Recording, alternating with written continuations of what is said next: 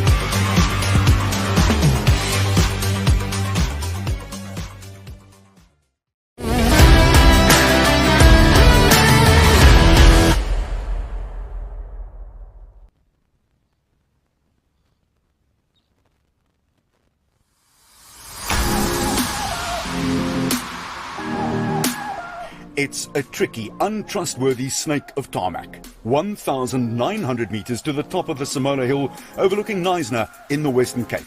It's narrow, serpentine-like ascent, has nowhere to make a mistake. And yet, these men and women, more than 130 of them, hurtle up it at breakneck pace in the most astonishing machines to win the honor of calling themselves the King of the Hill. Thank you for joining us and millions of motorsports fans around the globe as we bring you the 12th edition of the Simola Hillclimb.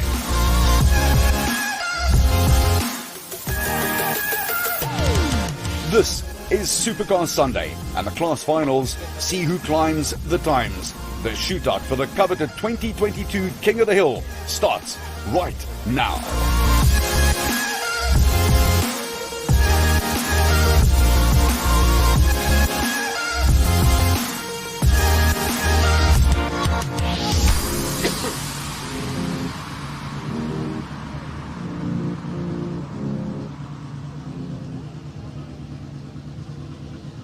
Greetings and salutations, race fans, motorsport lovers, and a special welcome to those of you who love hill climbing. Welcome to the final day, the King of the Hill Shootout Day for Simola 2022.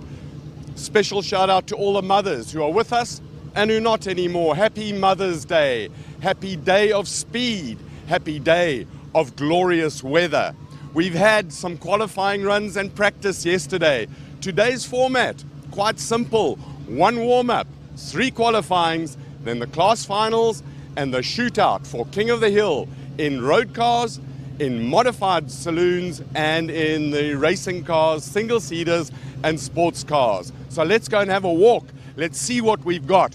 Cars are about to start running, and the cars that they come up in order. They park from the road cars at the bottom, ending up with the single-seaters and racing cars.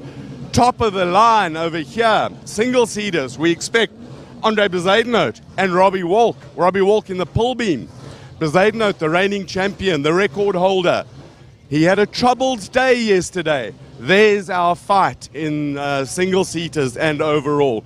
We come down to some of the smaller single-seaters. Andrew Rackstraw, let's have a quick word. Andrew, you having the time of your life at Simola 22? Oh, 100%, and I think today is going to exceed all expectations. I think today is going to be the biggest day we've seen in quite a long time, especially after COVID and everyone is allowed back at these amazing events. And yeah, I'm beaming. As you can see, I'm smiling the whole time and I'm really excited. Good luck. He's got a very interesting fight with Byron Mitchell in the Formula Volkswagen. Some lovely racing sports cars. Radical with a Hayabusa engine. Devon, Yes, sir. it's sounding magnificent. How's it going? Well, it made some good progress yesterday, so we're looking forward to one of the qualifying runs this morning. Hopefully we can put a decent time down and then go forward, eh? Stuff's got real today. Yeah, today is game day, eh? Today is game day. There's a different energy. There's nervousness. There's excitement. There's tension. It is magnificent. This is our shootout for the modified saloons. These are the big boys. Franco Scribanti in the Sheriff. I call it the Kraken. It is the most magnificent car. Huge horsepower, mega grip. Then you've got Richard Rutz. He's won this thing before, both overall and in the road cars. In the BB Motorsport car, ex-Willie Bard car. They've done incredible amount of work and development. There's our fight. Yesterday in practice and the qualifying runs, they were bouncing between the two of them. Absolutely magnificent. One of our favorites, and we're just going to come down here through the crowds, cars lined up already. One of our favorites is Wade van Zomeren in the Blue Beast. Wade, come and tell us about the Beast. You had an interesting day there, brand new car, just got it running. You're going to wind it up today. Yes, we'll try just sorting out a few issues we had yesterday and trying to improve the car. It's first time out with it, so also we're just trying to feel it and then get used to it a bit. It's a West Bank chassis with an RB26 motor, a Samsonist gearbox, still a Ford 9-inch as the West Bank car was, and 18-inch wheels. And I overheard a conversation where they asked you, can you handle more power? And well, your answer is naturally, of course you can. Yes, no, all the power the better.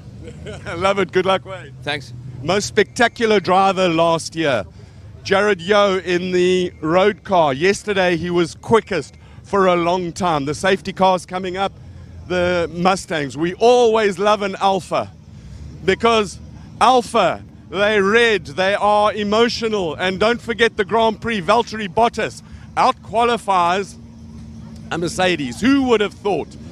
One of the other most spectacular cars, Lotari, a Lotus with a Ferrari and some little bits of downforce. Davy Joubert, the three Jouberts are here. It is just magnificent. They had some issues. They've done some tweaking and sorting out of the suspension, change the springs, the ride out. And of course, knowing Davy, wind up the boost and make more horsepowers. Jimmy Giannacaro, interesting car this. Got a NASCAR V8 motor in it. Lots of Chevrolet's finest horsepowers in it. Beautiful car, first time at the hill. You can just hear all the horsepower running through it. Everybody loves a Subaru. Tanya Watts in the Subaru, having a go in the modified saloon class. We also like Beetles, but this one is a little bit different. It's got a 1JZ Toyota engine in it, turbocharged, and huge horsepowers. We've got 1 minute to go for qualifying to start. We're getting down to some of the road cars over here.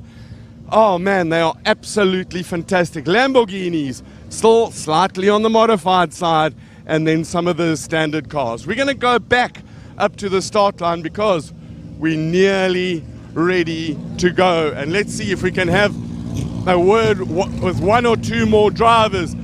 Adrian Dalton, are you ready for this thing today? We're ready, we're ready. There's a different energy here today, isn't there? Yeah, a bit of nervousness, eh? Yeah, because today you got to lay it on the line. This is when it all counts. That's it, that's it. Good luck. Adrian Dalton, always a favorite. Fast Freddy, the guy who makes super things fast. And here is our current champion, Peter Zeely in the Toyota MR2. Done a lot of development with it, aero, drag, powers, dropping the car down. They had an interesting bit of a run yesterday, but they will. Today is when it counts. Today's the real thing. And I see we've got some movement of cars starting as they all move up the Ford. We've just got to watch the line over here, and I think that we will go now. The cars are on the track. So, ladies and gentlemen, enjoy, because this is our shootout day. This is excitement. This is 2022 Simola, King of the Hill. Let's go and listen to Arnold Geertz, Sasha Martinengo, as they take us away with the cars up the hill. You cannot fault Colin for enthusiasm. They said, give us a scene setter. I think that qualifies. Hello, Sash. Good morning. Good morning, Arnie. So great to be here. There's an element of tension around. Cars are going out onto the circuit for their final warm-up, and then the qualies go. We're going to be watching very, very carefully, because one thing I did learn in science at school is gravity. And because you're climbing up a hill, we've had so much rain, water goes down. Yeah. And there are a couple of wet patches on the track as well, so everyone's just got to feel their way around. Yep. It's a little cooler than it was, but the sun is shining. We are so grateful. Which is wonderful. And from there, everyone is getting ready to go full send. How many years has it been since you were at school? A few. Okay, so a few years later, and he now realizes that Newton was right. I mean, that's apparently remarkable. Man, it is so exciting to be here. Simola 2022. This is the day. This is Let's Go Racing. End of story. People, the technicians, the electronic people, I was chatting to a couple in the pits. They've been working till 12 o'clock, 1 o'clock this morning, sitting, working on mappings, finding a little bit more. And everyone is ready for full send.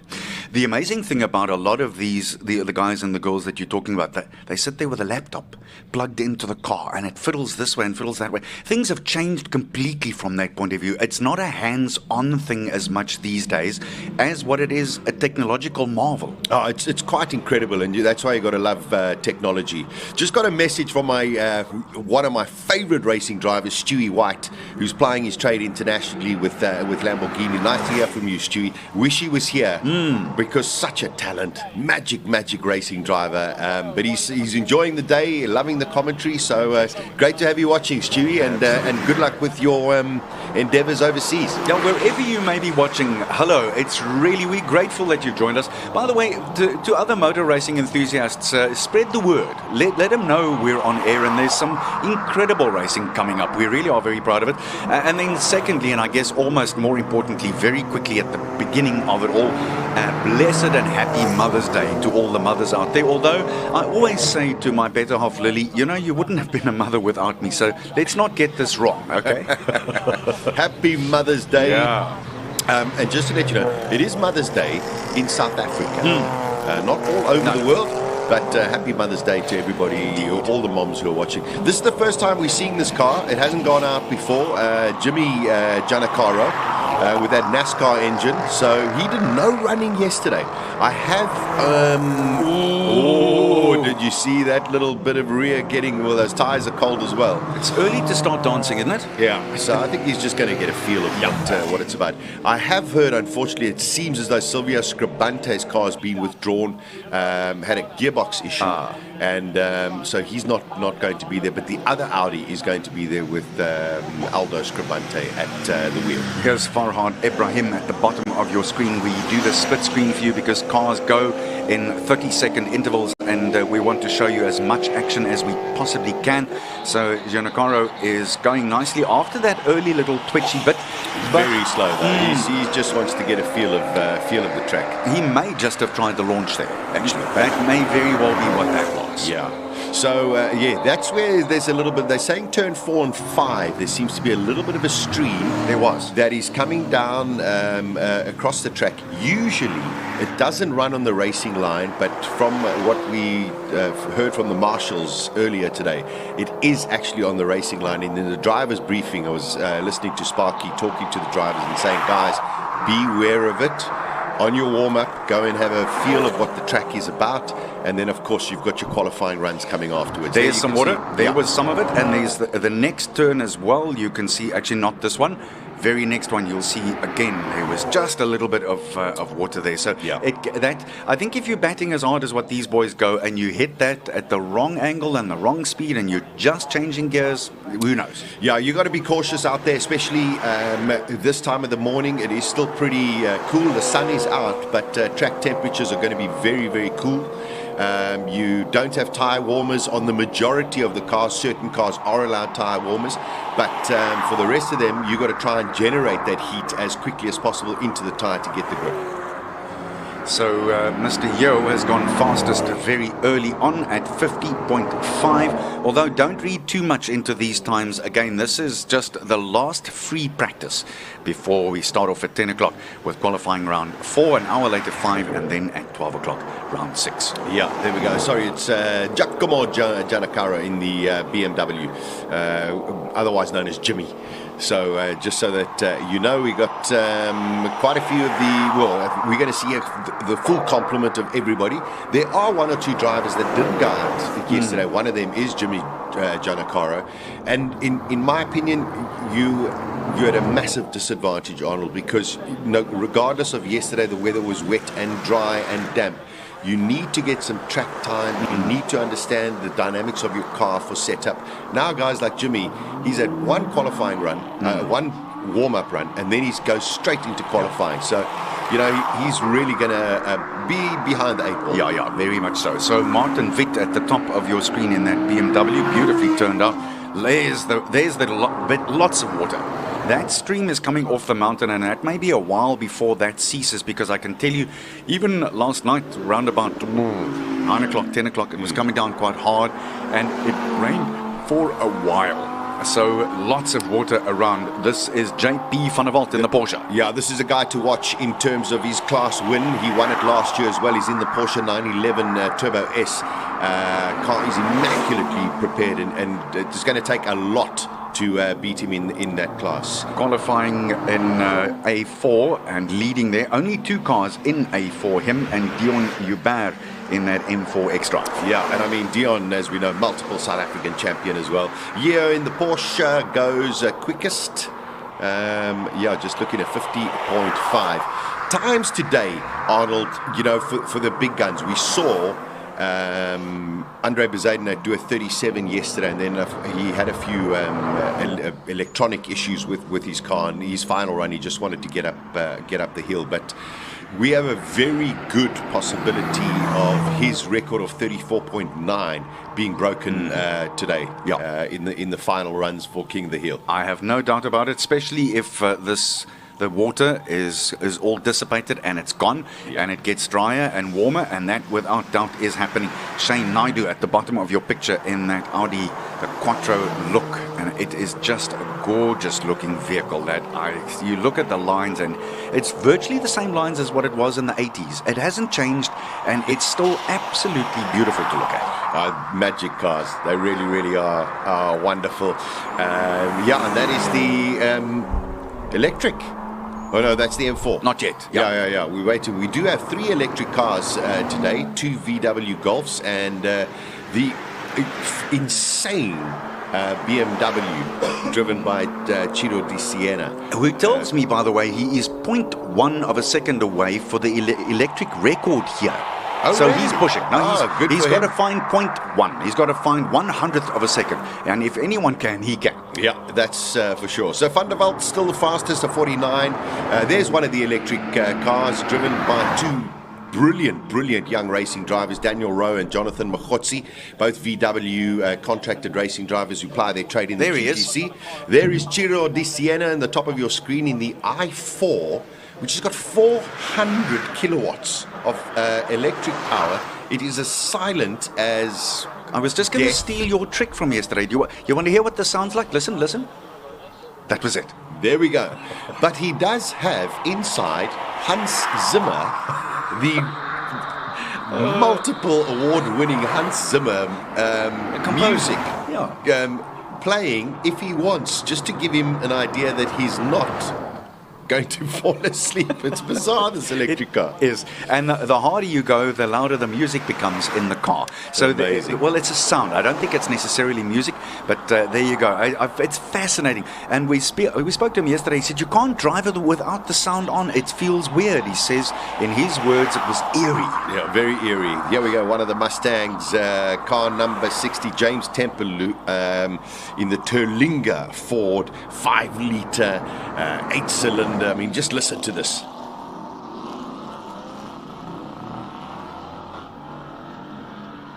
Yeah, that's just brute power. And the track being cold, the tires are cold, as you can see, very gentle going through turn 1. And then, of course, they're going to start winding it up. Just echoing what Colin Hasty was saying in the pit lane, there is a different kind of tension, Arnie. You walk down there and there are these sort of little grimaces as opposed to big smiles and happiness. It's a question of, you know what, this is race day. It's crackling. It's crackling. There's this tension, this electric crackling tension underneath the surface. And if you scratch a bit, you'll open it up. Yeah, it's race day, and the camaraderie will still be there. But I tell you, when that visor drops, the red mist is ready to go. The gloves are off. Well, they're on, but they're off. Yeah. So the two Shelbys working their way up the hill, and time's already creeping under 50 seconds. But again, don't read too much into it. I love that shot from the top of the hill overlooking the Isla Lagoon, and just short of the heads on the left-hand side. We'll tell you more about that as the day wears on, because this is a beautiful place and a rich history. Paige Lindenberg, top down. Yeah, there we go in the Shelby Super Snake. She's had a wonderful weekend, was driving a classic Ford Fairlane on Friday and pushing this Shelby Super Snake through its paces as well. It is a handful, and she's a diminutive young lady. But wow, can she handle brute power without a problem. Here's another absolutely beautiful car, the McLaren Garth McIntosh aboard. Yeah, 710 horsepower. What a car this is, the McLaren 720S. Drove it from Cape Town, burned it up the hill a couple of times, make sure you still got some rubber left, and then drive it back home.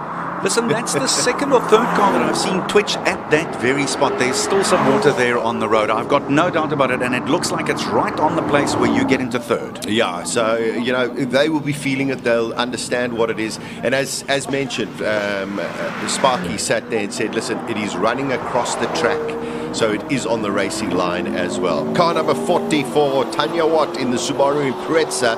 We also didn't see her yesterday. So this is her first run for Tanya. So let's see what she likes. I mean, a four-wheel drive. There's a few little extras inside of that car, as there are in most of them. Yeah, Arnie. Just some news. Udo had a big off yesterday in the Audi. I mean, that car was pushing close to 900 or 800 horsepower. Car did have a full roll cage.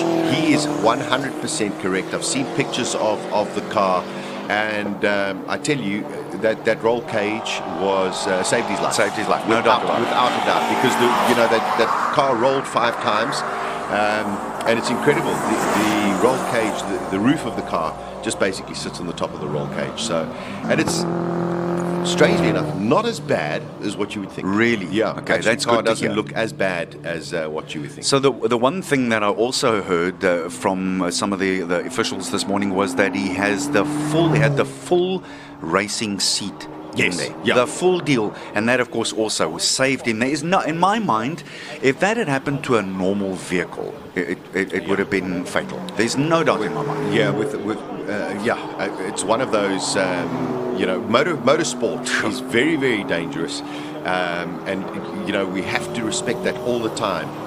Here is the crazy beast monster Nissan Patrol 370 kilowatt supercharged, the biggest grille you've ever seen in your life. Look at it. And I just love the way that it looks. I mean, yes, it's a box, but wow, it's the prettiest box I've seen. Stand back, it's the Patrol. You don't know how big this thing can get, because seriously, that is frightening. That is a really, really, really big car.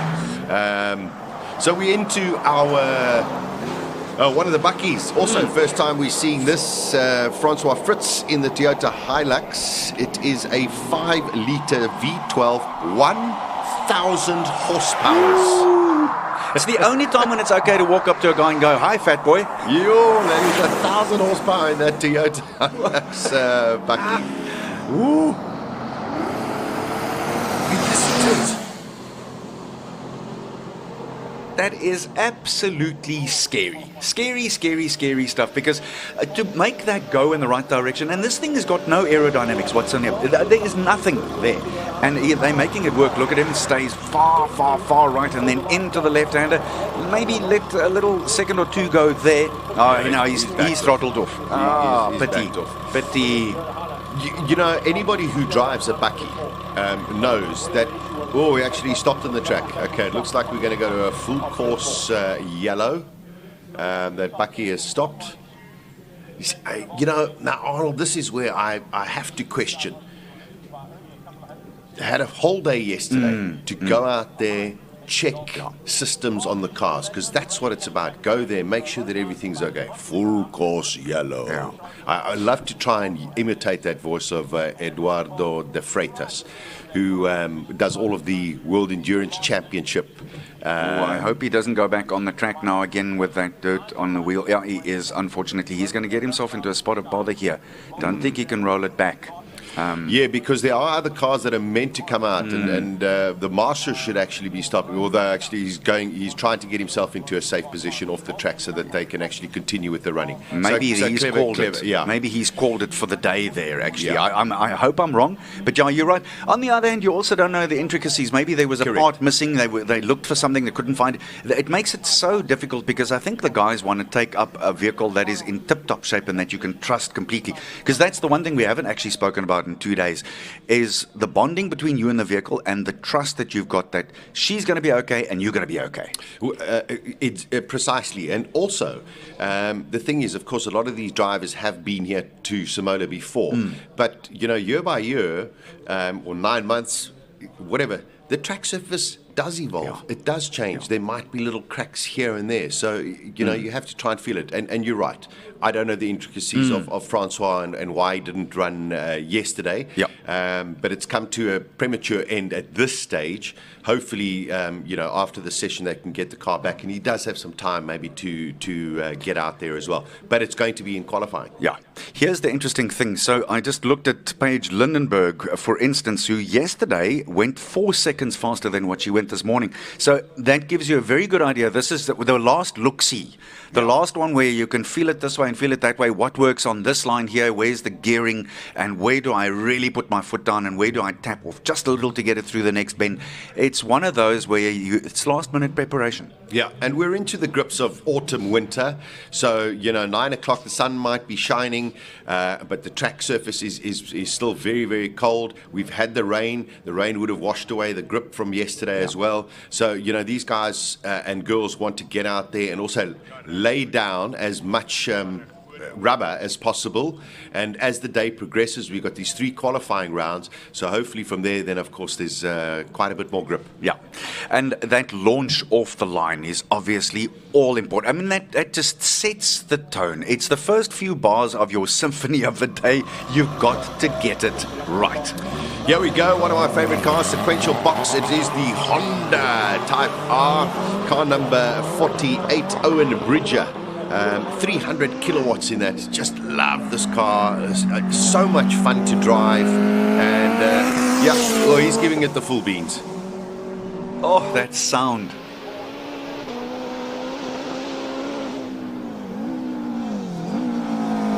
Yeah, changing down on that sequential box onto the brakes, under the bridge, into the left-hander, swing it to the right, then another left. Ooh, a little bit of a twitch there, a bit of oversteer.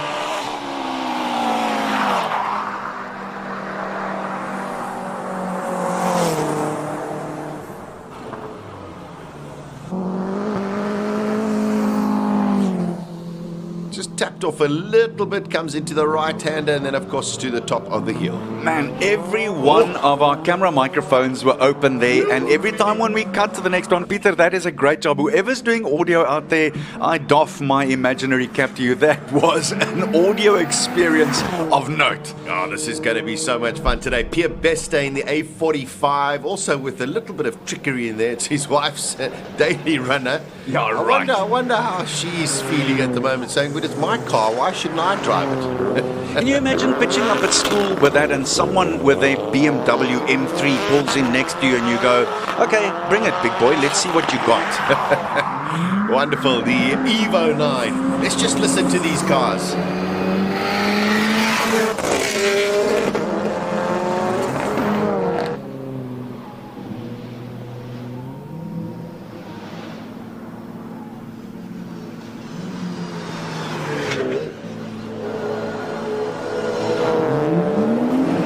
here is one that makes a massive amount of noise. That thing is absolutely frightening. Wynand de Plooy in the Volkswagen Beetle with a Toyota 1JZ engine in it. Yeah, it's not your standard Beetle. You think? Oh my goodness, it is twitching all over the place. I actually saw them a little earlier. They were tinkering with the turbo, and I said, "Is that turbo big enough?" It's about half the size of the whole Beetle. But man, it's brilliant. Let's hopefully got our audio open. Listen, let's listen to this Beetle.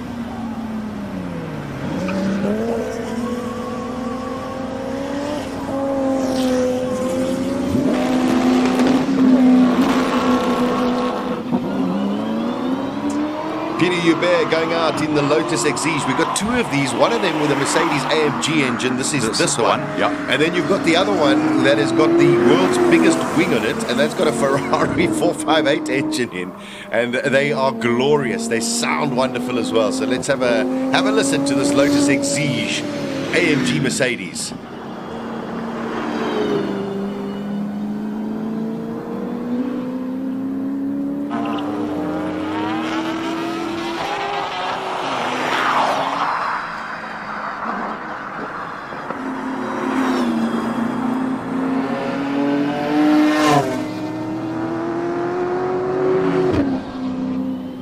It's just amazing, Arnold. I mean, we're listening to two different audios from two different cars, and you can hear a BMW. Yeah. You can just hear that clearly. It is beautiful.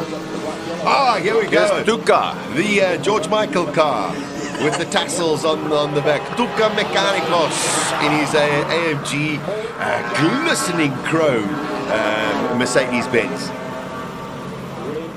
That is a DTN 55 car. So, I mean, 5.5 litre engine in it, a V8, 500 kilowatts, 1,200 kilos, and 900 Newton meters of torque. So you don't want him driving ahead of you or behind you in the middle of the day, because he'll blind you.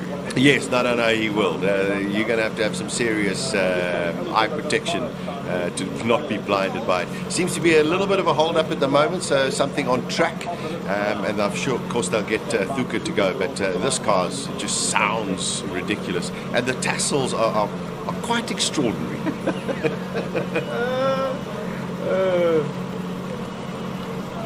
All right, so at the moment we still have JP van der Walt, who is fastest man. Owen Bridger, there we go.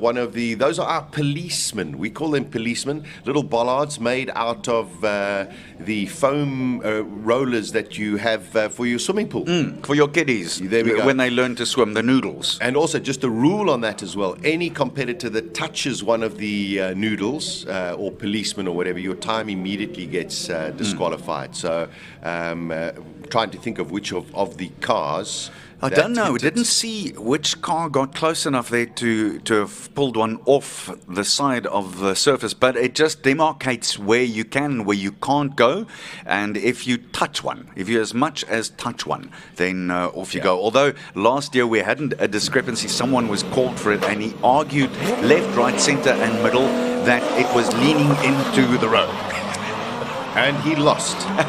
He did. Do not mess with the rulers. No. Here we go. Thuka Mechanicos. Also cold tires, but trying to, got to generate that heat because you've got qualifying runs coming up in a couple of minutes. Let's listen to the AMG.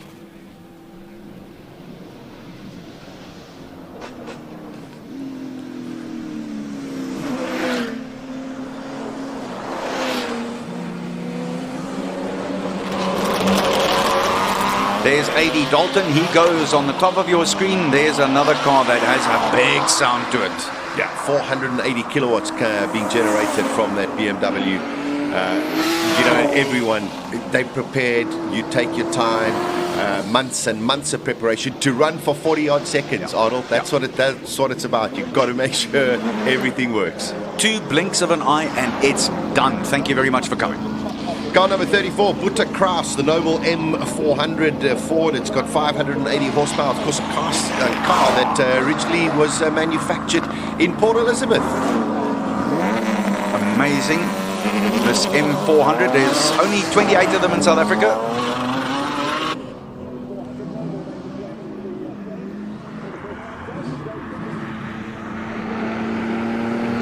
So tires at this stage are not important, although AD Dalton has gone fastest with a 46.6. But these are just practice runs. Here's Franco Di Matteo. Didn't do much running yesterday because he's only got slick tires and it was wet.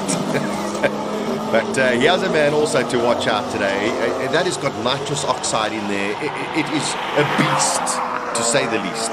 It's the Supercar V8 and dates from the year 2000. Just a superbly turned out car as well, and tuned, no doubt about that. And the amazing thing, 22 years old. Sounds gorgeous. Little wide there. Yeah, well, there we go. I think it's just, cold tires. Here we go. The world's largest wing, the size of a dining room table. It's got a Ferrari engine in there, but it's a Lotus Exige, known as a Lorari. Car number 31, Darby Hubert. 3.9 litre V8, 570. Listen to it.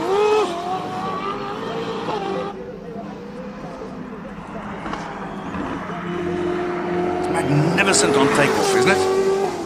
Oh, listen to that thing screaming up the hill.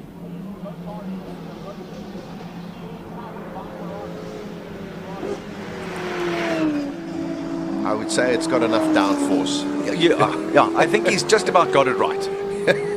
Took them 4 years to develop this vehicle to get it to this point, and he's making this thing sing up there. All right, Peter Zeeley, of course, winner here before.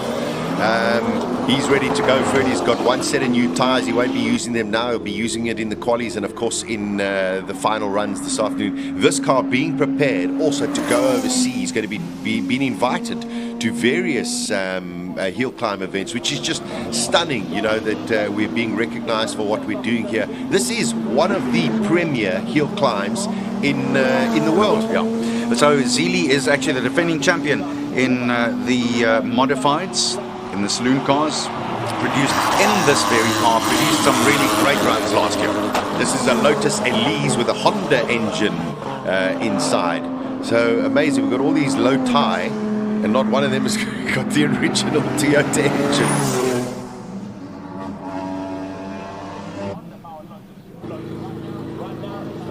Car number 28 going out, your Honda Brain M3. They say it smells beautiful in the car. Yeah, odor cure. Yeah, I tell you, I mean, this is one of my favorite cars of all time, and that is any M3, E46. Oh my word. That was a tank slapper of note. Well caught, well caught.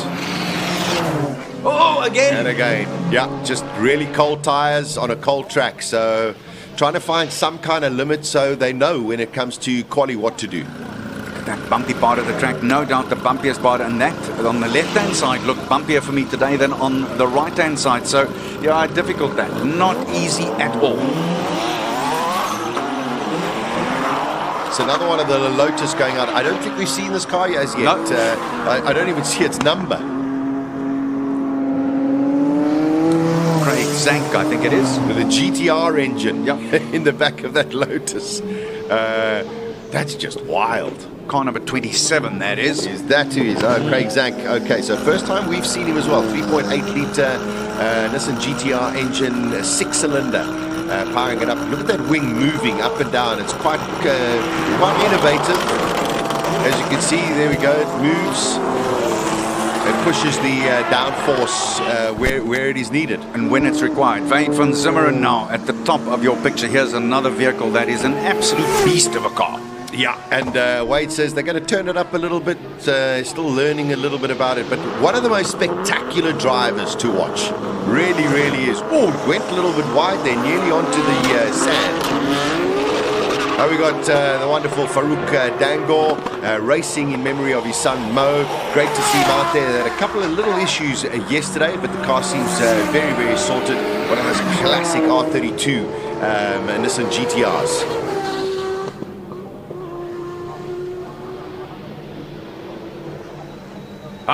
Van Zimmeren, 43.4 in these conditions early on. Not bad. That is huge. There we go. But it's Wade van Zimmeren. It's what you expect. Well, yesterday they went 42.9. in qualifying. So that's not far off from what he produced yesterday. Incredible. And the conditions are very different, and it just goes to show. Oh, wow. Farouk Dango seems to, well, commentator's curse. I said they had some issues yesterday and they'd fixed them. Doesn't seem like it. Hopefully not spilling anything. And one has, you know, one sits there and goes, hopefully it's a water pipe, as opposed to an oil pipe. But definite issues for Farouk Dango. Let's hope he can get to the top of the hill. But going very, very slowly at the moment. They did have water pipe problems yesterday, Yes. wasn't it? Yeah. So it may very well be the same thing. Let's hope that the vapor that we saw there was not smoke, but actually water vapor instead. So all bets are off at the moment. They'll let Farouk go to the top and over, and whoever was on their run will have another opportunity to go for a second one. Damon Goodman's in the Nissan R32. This car is 30 years old this year.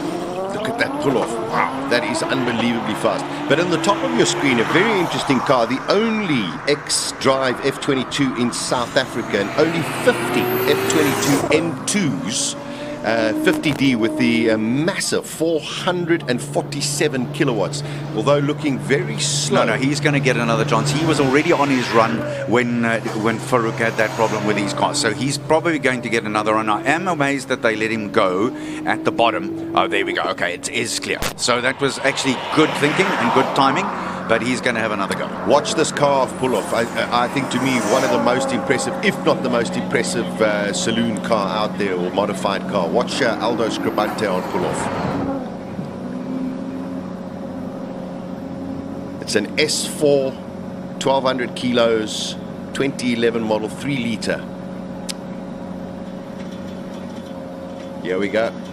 Marshals are getting ready. Watch this thing. Jeez, that's fast.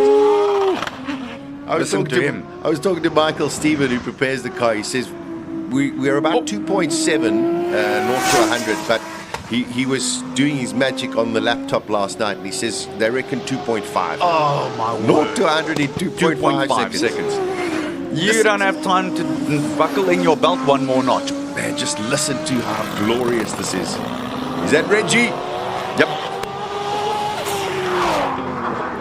Yeah, that turbo whistling. Uh-oh. Right from the word go. Don't think Rehard launched that the way that he wanted, and I think he's tapped off as well. Yeah, he's totally. also taken his foot off. Yeah. Unless maybe that's what he was working on, just to get the launch, and then of course they'll pump it in the next one. Giovanni Fantin in the Audi RS3. Yeah, this is also 1100 horsepower in this car, 1000 Newton meters, so a little bit of trickery. I think that's the lovely word. A little bit of trickery. Yeah, Reggie's definitely pulled off. Just trying to see, Aldo Scribante goes fastest with a 43 dead in his Audi S4. So, yeah, I mean, that car on launch is mighty impressive. I hope that's okay. Yeah, I hope I hope that's so as not well. a problem of some sort, because the two-time champion here at the Simola Hillclimb will want that car to be in excellent shape when they start qualifying at 10 o'clock.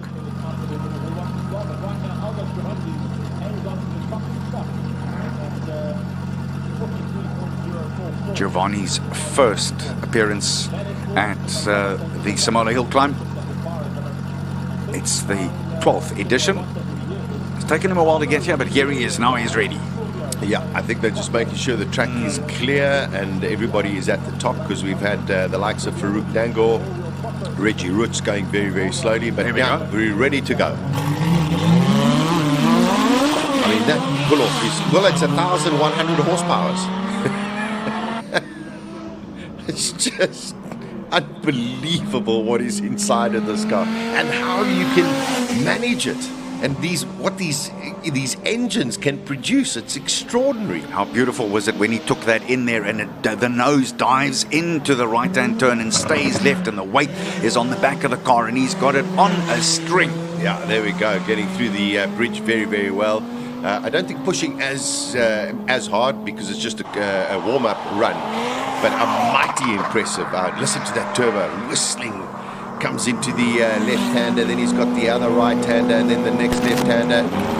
Look at how little water is left now. That water's going at a rate of knots. That's really good to see. So most of the drivers have done there. But here is what Colin calls the Kraken. I mean, this is a monster. Franco Scribante, I saw him a little earlier, and he says, yeah, today's the day we put the hammer down. Oh! Whoa! Bouncing all over the place. That was a foot off the tarmac. This car is so technically advanced. When you watch all of the technicians and mechanics working on it, there must be like 10 laptops. It's extraordinary. I was just going to say, last night they had two guys with their laptops plugged in both sides of the engine, and they had their laptops on the roof, and off they go. No, it's extraordinary what they actually do. Franco goes with a 42.3, so a nice little warm-up, you could say, for him. Little warm-up at 42.3. A little trundle. Yeah, I'm really hoping that that this car can get into, in my opinion, if it could break 40, it would be astonishing for a car like that. Another one of the Nissan GTRs out there as well. And now we start getting into the sports car category. I think it's car number 44. No, incorrect. I misread the number. So Franco did go sub 40 in 2019 when he won. He went 39.3. But I think that is about as fast as he. Although I'm convinced over the last 3 odd years there would be even more technology in there, because that thing is purpose-built just for this. Yeah, incredible vehicle, without a doubt. All right, the sort of single-seaters, sports cars that are coming out now. This is Craig Harper in class C5. It's the Type S Toyota, designed and built in Cape Town, is this Harper, and it is gorgeous. And I mean, the 1600 pushing out 200 kilowatts as well. Although it is very, very light, but that's an extraordinary amount of power from a 1600. By the way, I was talking about the car, not Mr. Harper, who was made and built in Cape Town. Yeah, there we go. Car number 7, here we go. Byron Mitchell, he was supreme yesterday. Let's see what he can do in his final warm-up run this morning. A young man, tall lad, and I don't know how he gets that big frame in there, but he makes this car sing. I tell you, they are just magic. Let's listen to them.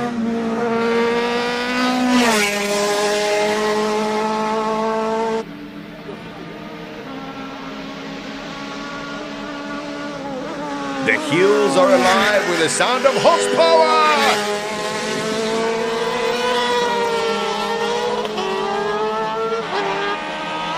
The moon rocket. Megan Verluck in that little Susie, the 600cc, and you may look at that and go, yeah, right. Well, she finished 10th last year in September when we had the last one, and she is absolutely mean. She makes this thing rocket up to the top. Yeah, I tell you, that is just such a wonderful car. I saw her yesterday. She was so happy with the day's event, how it ended off. She had so much fun yesterday. And I think her target for today is going to be around about a 45.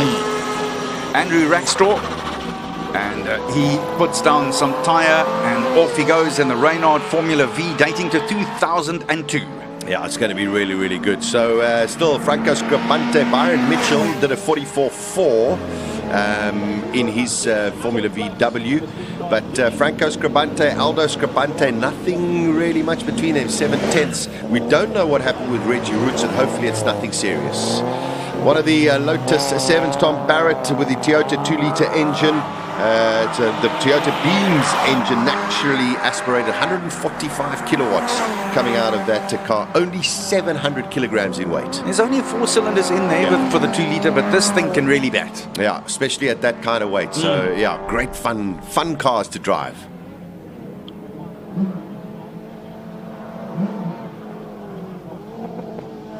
Interesting how that didn't show any of the bumpiness of that part of the road, isn't it? A totally different setup when it comes to the shocks. I think it sounds like, Andrew Schofield in the Formula Renault, 375 horsepower, only 590 kilograms in weight. These are magic cars to drive.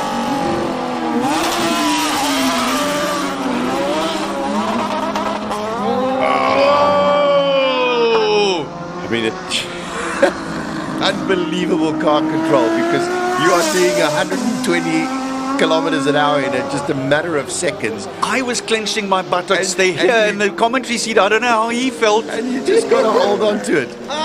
Fabulous stuff. Oh, my word.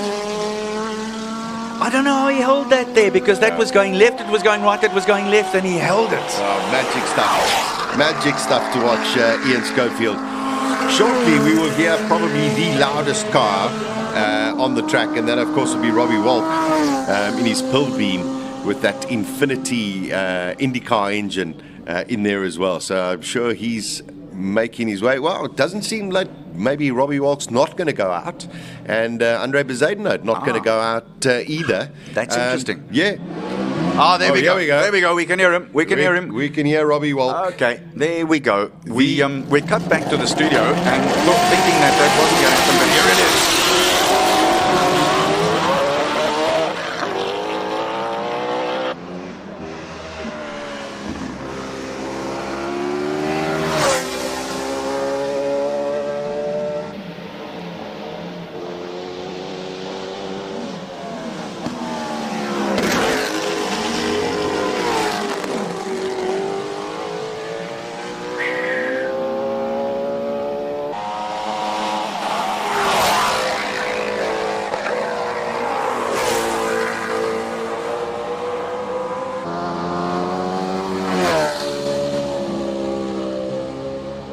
Up and over he goes. Let's see what that timing is, because that was quick. I think there are people in Mossel Bay that are going, what is that noise? Yeah. Here we go. Flew over. The champion for 4 times, Andre Bezuidenhout. He did a 37 yesterday on wet weather tyres. He's onto the slicks. Let's see what Andre Bezuidenhout can do. Oh, not a good pull-off. Purpose-built for Hillclimb, got a McLaren engine in the back of there. It's a GR55, it's a Gould, it's a 2007 model. Let's enjoy Andre Bezuidenhout up the Simola Hillclimb.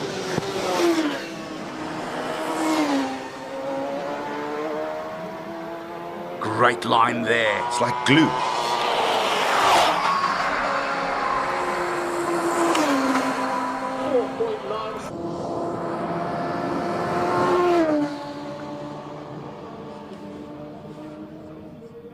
Across the line and 38.0. Well, not a bad little warm-up. Yeah, not a bad warm-up. He'll be very happy after the elements that he had yesterday, and has had a very troubled weekend. Yeah. Let's be honest. On Friday, in Classic Car Friday, for those who don't know, Andre Bezuidenhout finished his run, was sitting at the top of the hill, and just to explain what happens, sitting at the top of the hill, once all of the competitors are done, then all of the cars come down the hill, because the lower cars, unfortunately, cannot go through Simola with all the speed humps through the Simola estate itself. Yeah. There we go. And he was waiting to come down, and there was a Corvette Stingray that was behind him. And the one thing that the drivers are told in the driver's briefing all of the time, you must keep your helmet on and your visor closed. You got to wait there for 10 minutes, tough luck. That's what you got to do and come down. And this person took his helmet off, and while he was doing that, dropped glasses something. fell off. Glasses fell off. The car started rolling forward at 40 kilometers an hour, went into the back of Andre Bezuidenhout's classic car, broke the struts, broke the rear wing, and also sent Andre for a medical checkup because he had a splitting headache. Well, the frightening thing was desperately unlucky. Very, dreadfully unlucky, and it's unlucky for everyone. I guess. Infuriating. I'll be very honest, infuriating. Yeah, and unnecessary. Yeah, totally unnecessary. But what was scary was I spoke to Andre on Friday afternoon, and he was saying he was okay. He was 100% fine. Look, he said it was quite a neck jolt, and it was and then he started getting a splitting headache, and the next moment his jaw started trembling uncontrollably. Yeah. And that's when he went to the medics, and he said, look, I'm a little worried about the guy. I said, off, hospital, straight away. And obviously there was a little bit of shock, I think, the one thing, and then quite a bit of lash that he would have had. Okay, well, there we go. That is the final warm-up for race day at Simola 2022. Let's go to the pits with Colin. He'll give us the latest and the greatest from everyone up and down the lane. Right, that was warm-up. And what's warm-up all about? Well, warming the car up and warming the driver up and checking any last-minute changes that would have been done last night after the first qualifying. Now the real work starts, where the drivers have actually got to put together a run to get into the qualifying, A, for their class, and then B, the top 10 single-seaters, top 10 road cars, and the top 10 modified cars. It's an active pit lane, one of our really cool little cars, Megan Villac, and in the little speed car. It's got a 600cc Suzuki's motorbike engine in the back of it, sequential gearbox. It goes like smoke, sounds absolutely magnificent. In the modified section of the cars, Franco Scribanti with the Mahusive wing on it, trying to get downforce. Really sticky tires that they've got in it this morning. They were testing a launch, had a relatively relaxed launch. Now, one of the cool things when you stand next to these cars, A, you get the sound, and B, you get the smell of all the jungle juice exhausts that come out of here. The smell of the exhaust is absolutely fantastic. Interesting aerodynamics they've got on this car. Beautiful little car. Get them into the pits. Devon also, he didn't go out this morning. Let's just quickly find out. Devon, why didn't you go for warm-up? We've gone with new tyres and that, so we're just waiting for the track to warm up slightly. Awesome. Yeah. Right, he'll wait for it's got Hayabusa, two Hayabusas mated together to form a V8. Another guy who I didn't see go out was Roy Campos. He's not here at the moment. Franco Scribanti giving a debrief. Let's see if we can have a quick word. We'll come back to Franco. Let's have a look at the other protagonists in the modified class. Reggie Roots had a go this morning, but something went wrong. Let's quickly find out. You see, they run away. When they don't want to talk to us, they run away. Reggie, I'm going to come around that side. Stay over there, Ari. I'm going to come all the way around here. I'm not chasing you. Hey. Reggie, so what happened there? We saw you had a reasonable pull away and then something went what? Yeah, just one of the alarm levels that sort of keep the engine intact. The level was set a little bit low, so a soft limiter came in, which doesn't allow me to rev it over 4,000 RPM. It's not too much of a problem, is it? No, it's not a big problem. So we're just moving those parameters. But it's all good. Maybe a blessing in disguise because there was a lot of rubbish on the track, water, oil. So maybe better to have taken that first run easy anyway. So now you warmed up. You've got 3 more qualifying sessions. When do you give it full beans to see what you've actually got for the shootout lap? I think when the next qualifying start, we're quite lucky that a lot of guys go before us. So I've got a couple of markers down the line. I see what times they do, and that gives me an indication of how good the track is. And according to that, we'll see how much we're going to pin it. But maybe in the next one, but definitely the one after that. Awesome. Thank you. Good luck. Thanks, Colin. Reggie Roots, always nice and approachable. And he'll tell the story. He's never talked, I'm trying to find the word, rubbish to us. And I think rubbish is the right way of doing it. Let's have a quick chat to Franco. Your warm-up. Are you warmed up and the car warmed up? Yeah, we are. We treated that as a warm-up. You know, when I got up into the corkscrew there, I aborted the lap completely. I saw water everywhere and everybody was holding up oil flags. It was a bit disconcerting, so I thought, I'm not going to bin this now. So backed off, and now we start to put the hammer down. Yeah, now it gets seriously for real now. Now it's for real. Good luck. Thanks, Con. Also, another straight talker, and we really are privileged to be able to get close into the drivers, and they will tell us exactly what the story is. Serge Damso, always a great. He's not really Serge, but we'll take it. Serge Damso, the story is absolutely fantastic. Johan, tell us why Serge. Yeah, like I said before, it's they've just been our heroes from a young age, and we just decided this year, with the first time that I'm actually driving with a navigator, old Gerard Skutte, and so we decided to just bring some homage to the guys that inspire us, and so Serge and Vito, that's our nicknames. Awesome. So just turn around for those who missed it. Serge Damso, Vito Bonafide, of course, father of Giraffe Bonafide, who's gone off to M Division in Germany. How was your warm-up? Scary. It looked super scary from that launch. There's so many horsepowers you've got going. It's terrible. I'm so struggling to get grip on that car. And I just tried, we adjusted the launch control and I tried to get a good launch. But by the time I hit third gear, it was just crazy. But it's nice, eh? Yeah, we'll see if we can get it up the hill. We've got 3 chances. Nice is not the word. Exciting, exhilarating, ball breaking. But nice is... Yeah, definitely not nice. Exhilarating.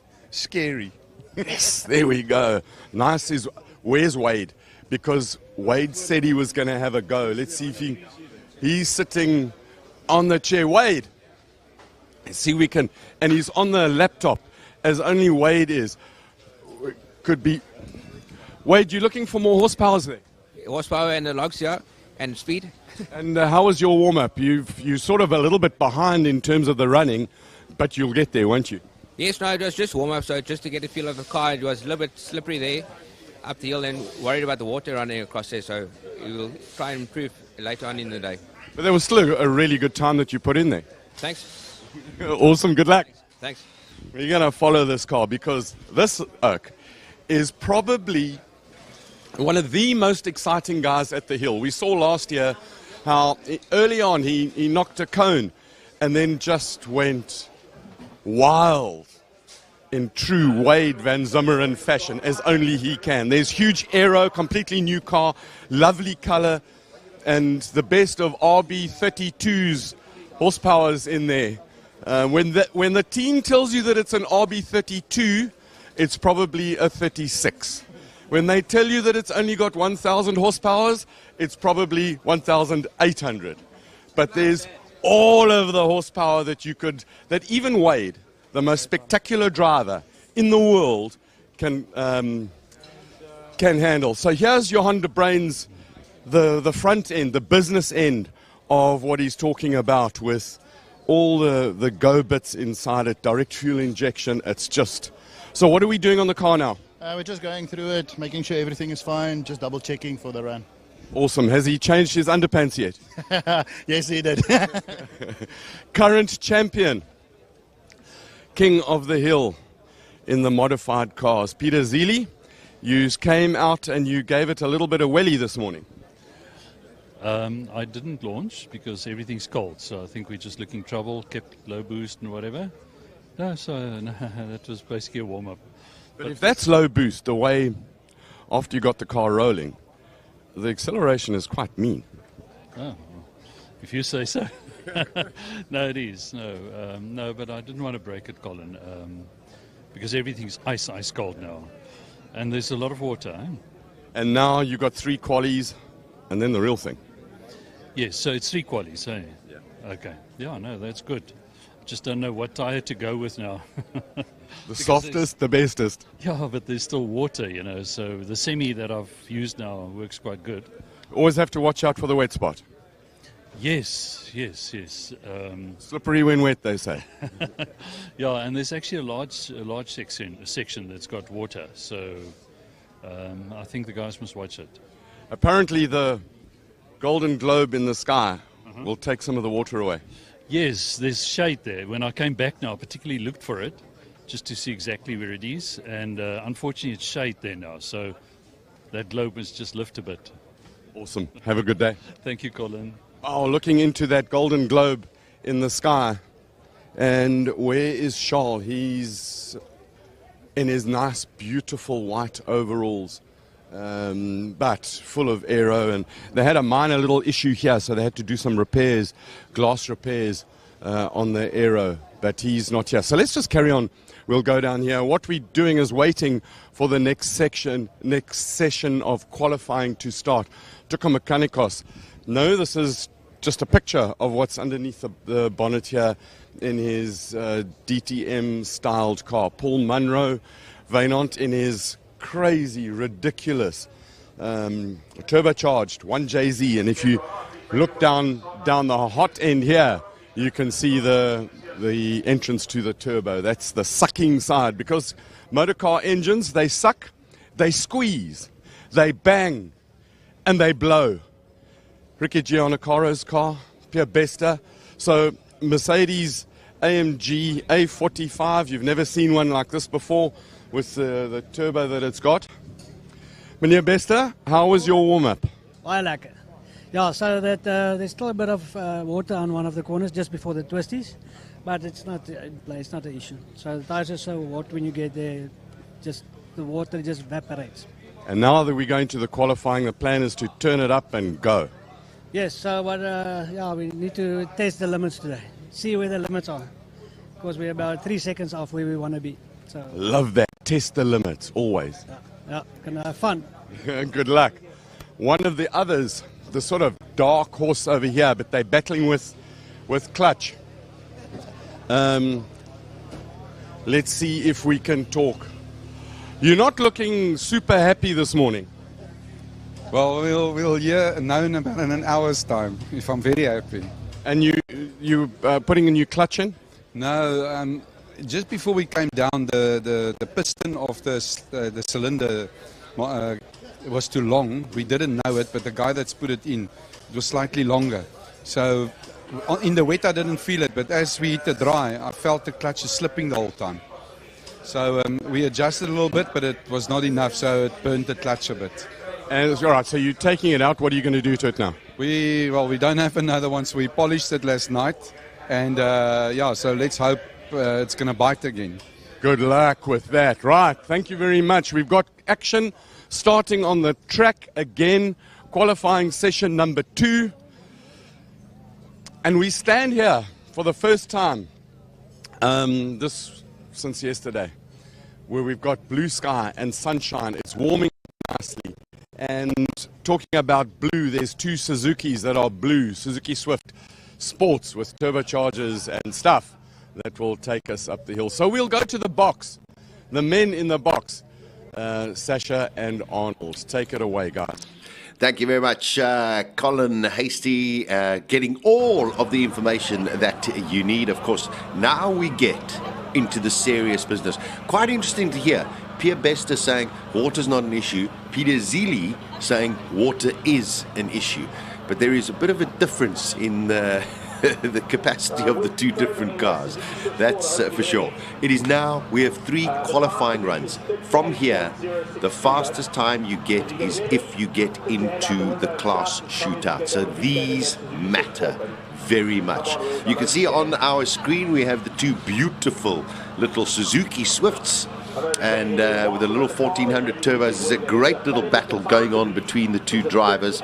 Of course, Ruben van Niekerk, and I think first up is going to be Wesley Graber in the other Suzuki Swift. Everyone is going to go out. We have had a couple of cars that have had a few issues. Silvio Scribante and his Audi unfortunately had a engine gearbox issue, so that is not going to be running. And you would have heard from Colin Reggie Roots, basically something just turned off, went into limp mode, but it's all okay. So I didn't pick up what happened with Farouk Dangor's car, because he also it seemed as though there was some kind of liquid. We're hoping that it was just water that went off. Interesting thing with those Suzukis, the 2 Swifts, in Class A1, which is where they're competing, Jared Yeo is the leader there at 48.504 with the Porsche Cayman 718. But the 2 of them, this is Graber and Van Niekerk, clock times of 55.0 and 55.9 respectively. You have no idea, folks, how quick that is for a little 16. I mean, it's off the scale. Yeah, it's incredibly impressive. And you know what? They are such fun cars to drive. They really are. Every time when you talk about them, you have this big fat smile that goes all the way around. Eh? You know, and you see these little 1400s and you look at the back of them and they've got these 2 big pipes, one on each side. It's just wonderful, wonderful to see. So waiting for the cars to make their way onto the start line. As you can see, quite a lot of people, lots of people coming in.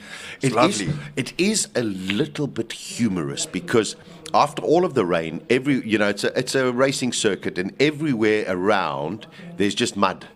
There's just mud. So Sasha and I were actually, it was like a spectator sport just outside our studio now. And while we took a quick break and stepped out for some fresh air, there goes Ari, our man who does the Steadicam. Boy, is he a technician and a magician at the same time. He's a master. So we were standing at it's like a spectator sport watching everyone ice skating. People were doing things they hadn't done since they were a teenager in the mud. And also, you come out in your Sunday best, your dad's just bought you a brand new pair of white Vans, you get out of the car and you're going, no, man.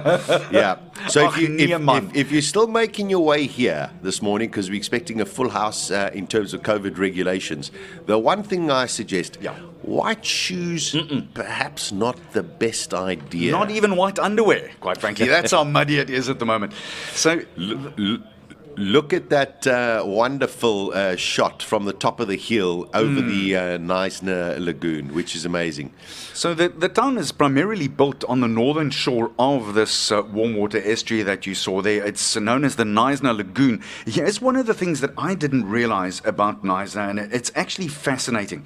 The name is probably derived from the Khoikhoi or the Khoisan, and the meaning is place of wood, or possibly also place of fern leaves in Khoikhoi. Okay, well, I mean, listen, it is a forest. It's a giant forest. We've got a 10-minute delay. Looking at, I wonder if they're trying to get rid of the standing water, or what the delay seems to be. Otherwise, it could well be Farouk Dangor. His car might have dropped and it might have been oil, so they are definitely checking it out. Okay, it seems as though it is oil. So are we going to go back to Colin in the pits? There we go. All right, Colin, we have a little bit of a delay. Seems like a little bit of oil on the track, and hopefully they'll throw some dusty cement onto it. So dusty cement, mixed cement and a little bit of gravel mixed together. They pour that down. They give it a second or two to soak up, and then they sweep it up. That's the process, eh? Yeah, there we go. And then they brush it off. Right. Colin, what you got for us? Right, what have I got for you? We've got a Formula Renault, and it's kind of nice to be able to see cars when wheels are off and stuff like that. So carbon fiber brakes, those of you who've seen carbon, it's absolutely lovely. They can handle super lots of heat, and carbon pads as well. There's been a lot of talk about wheel nuts coming off on racing cars, and so righty-tighty on the right-hand side on racing cars, when you've got a single one, always go forwards. And then this little pin over here, and I'll take it off again, this little pin has got, if I push it in, you're going to watch over there, well, there you go, pull it out, sorry. And those little pips that have just come out there, they prevent the wheel nut from coming off. So if we turn it on all the way, and then as the gun comes off, it'll pull out, and now the wheel nut will come off, but it can't go any further. So that's the cool thing about that. So we'll put it back in and then take the nut off and leave the car as we found it, and apologize for the guys for fiddling with it. Beautifully fabricated control arms, and camber setting in these cars is quite easy, because you'll see these little plates over here, they shims, and they'll know exactly, they undo the bolts here, take one shim out, and it can move to get the camber all sorted. Right, let's go, enough about cars and all of that. Let's go and find a driver. We've got Robert Walk. Robbie, that was one of the interesting bits for warm-up. We've heard about just in time. Guys cut it fine, and then you unleashed the fury of the sound of that IndyCar engine. Magnificent way to wake up in the morning. Yeah, thankfully it started, so it's been a bit of a saga this morning, but the guys managed to get it on the line. So, yeah, I suppose started on the right footing, I guess, but we've got a lot of work to do today. We'll see how it goes. It's wonderful how you and Stu and the WCT guys, DAW guys, you approach this event in a very professional way of building up to when it really counts, which is the last run of the day. I don't think it's that intentional, but it's turning out that way.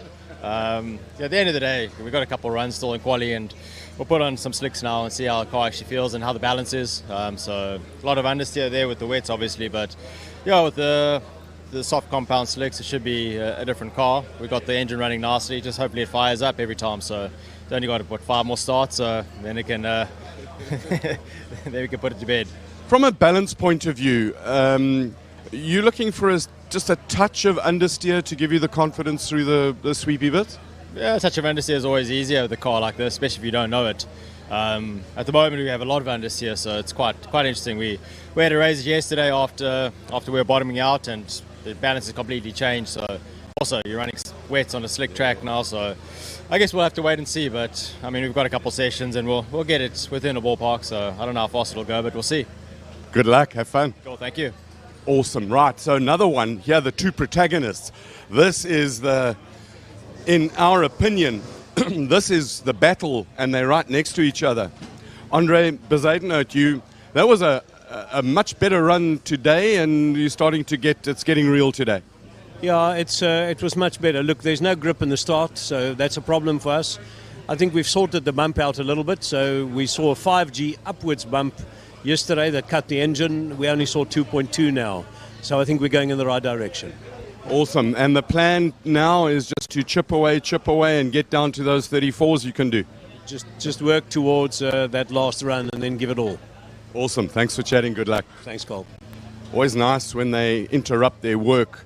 Okay, so this is the bits we don't see on Andre's car when the engine cover is on. Nicholson McLaren engine, based off a Ford DFV in its early heritage, YB, whatever you want to call it. It's a V8 and it's got 3.5 liters. So the exhaust comes out of here, nice big fat headers, beautifully fabricated, and I'm not going to touch this because it's kind of hot. Goes forward and then comes out through the silencers and out the back.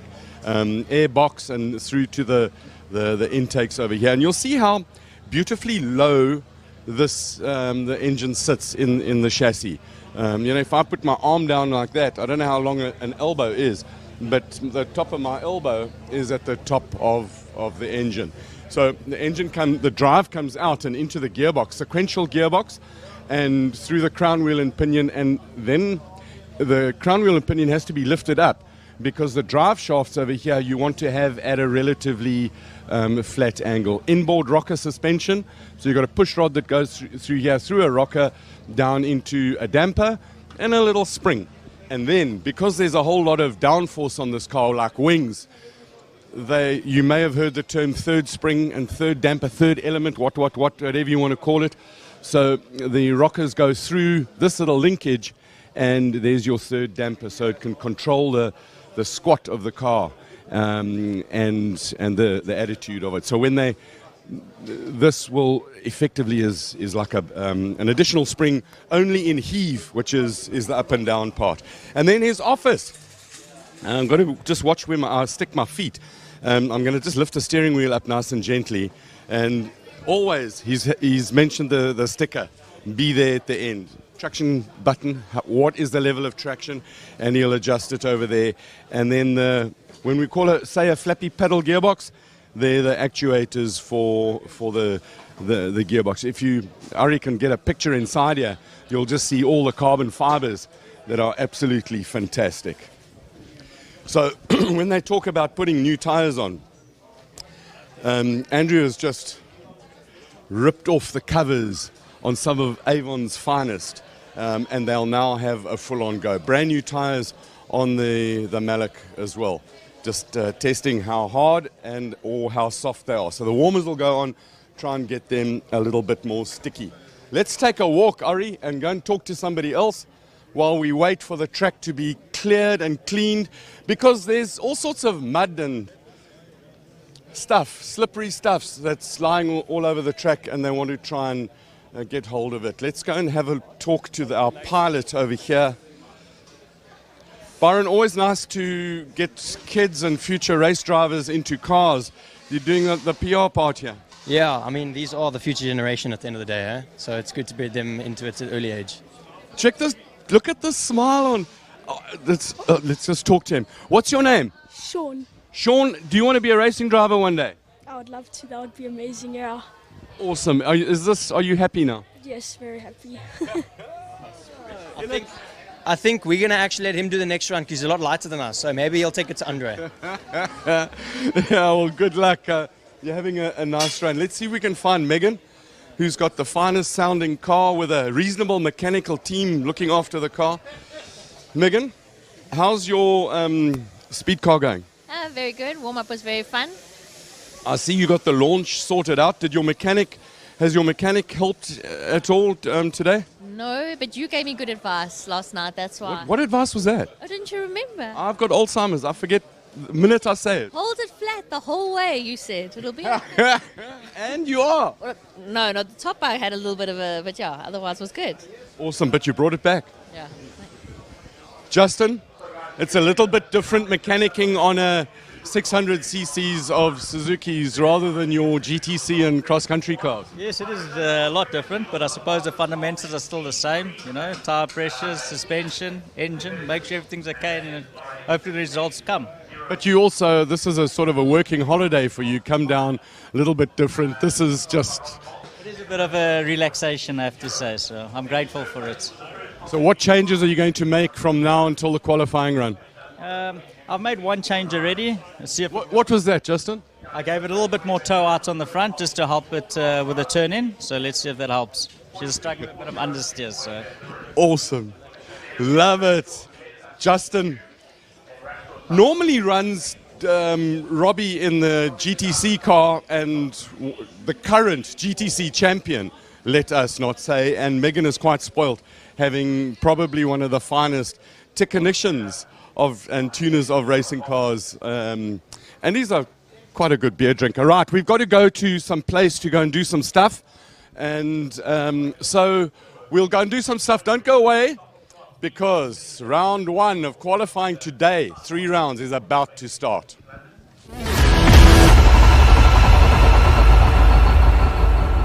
I can remember it like it was yesterday. I was 10, and Suzuki just launched Vitara.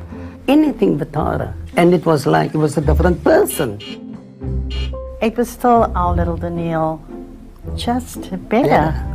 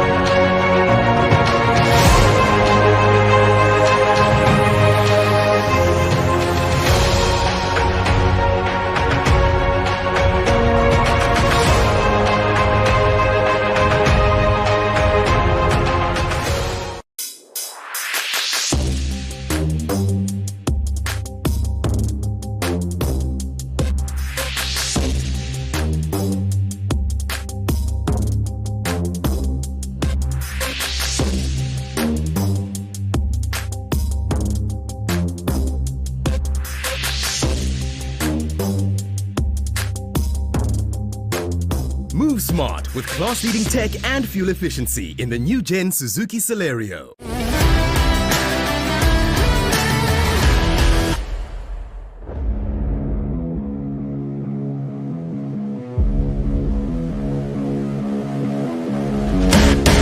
It is Simola 2022 Saturday. It is free practice and of course it is qualifying runs.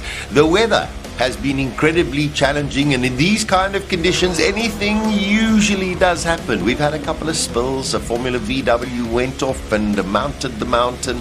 We had a little bit of a touch for a Lotus Exige and a very, very nasty accident for one of the Audis.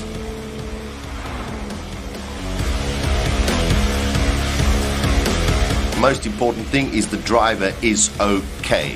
When it came to times, the duel between Franco Scribante and Richard reached fever pitch. And going up the mountain, those cars were singing symphonies. In wet conditions, Franco Scribante had the edge over Richard Roots.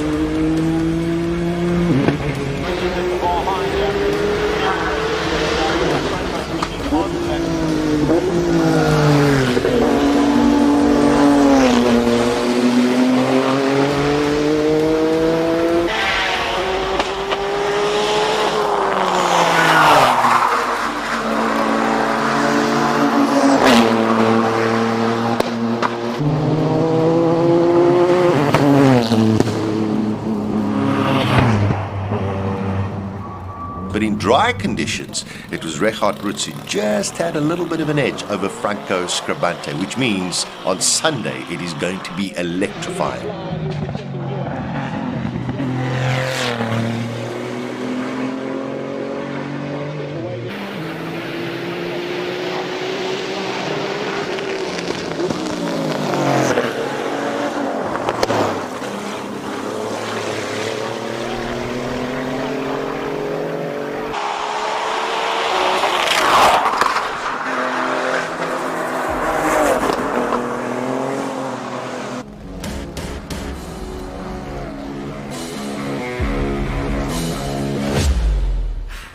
In dry conditions, our four-time winner, Andre Bezuidenhout, went and posted a time of 37 seconds, which is only 2 seconds off his record-breaking time from last year. However, he was on wet weather tyres.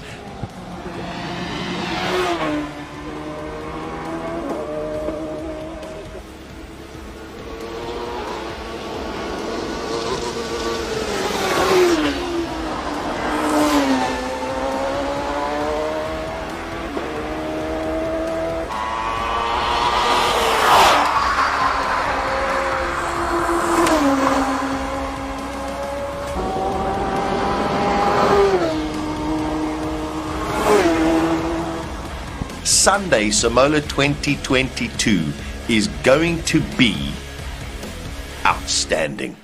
Don't miss it.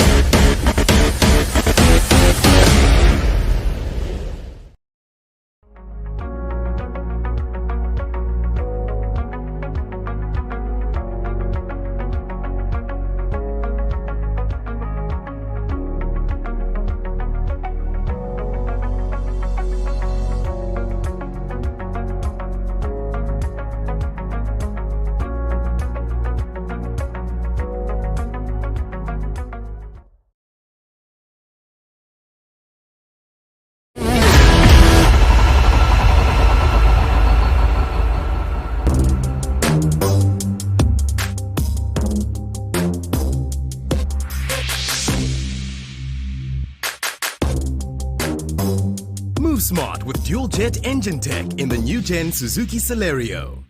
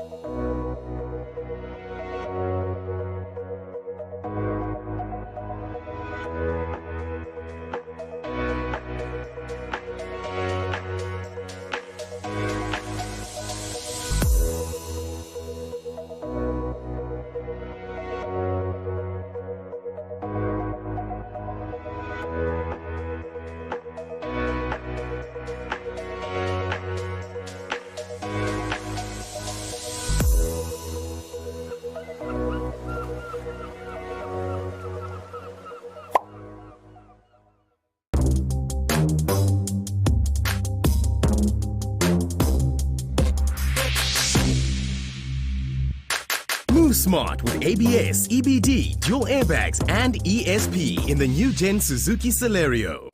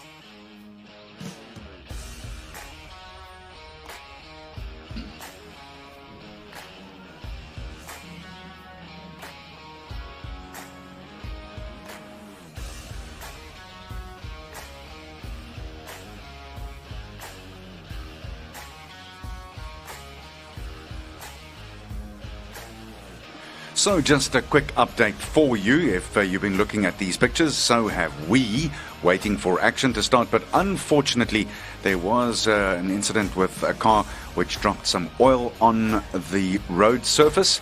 And unfortunately, these fine gentlemen then have to take out their brooms, the cement powder and some dirt, mix them together and make sure that they get all the oil sucked up. And that's what's happening at the moment. Unfortunately, this does take a while, but you cannot let someone race over that, not with this thin ribbon of tarmac. This is what actually happened. I think this is Farouk Dangor's car, and we'll show you that in a second or two, that dropped some oil on the track, unfortunately, and you cannot, on this piece of road, take that chance. Oh, with, you know, it's just... it's nonsensical. So unfortunately, Farouk Dangor coming up the hill through the second S's, and something has popped and broken and released oil onto the circuit. And you know, water is one thing, oil is incredibly slippery, incredibly dangerous. So they got to fix this up as quickly as possible. And as soon as they do, and as soon as the clerk of the course and the marshals are happy that the circuit is safe enough and ready, then we'll have some more action. Hello, Colin Hasty, joining us in the studio. Morning, guys. I just brought some news from Sparky. That stuff that they're putting down onto the oil is some special, like speedy dry stuff. It's actually made out of the husks from sunflowers. Ah, okay. So they take the husks from sunflowers, and Sparky did, in the old days, they used to throw cement down. So Sparky did some tests where he took cement, this stuff, and some imported speedy dry stuff. And this stuff, it's way better than cement. My word. It's environmentally friendly, and it's super absorbent. How's that? Although there is a shortage of oil across the whole world, Colin. No, but not sunflower oil, or is there now? It's actually, sunflower husks. Okay, so sunflower, I believe, is one of the things that is under threat because of the war in the Ukraine, funny enough, and they were expecting those prices to rise, for what it's worth, and that's your economic news for today. 100 Rand for 2 liters of cooking oil. I think it's a conspiracy.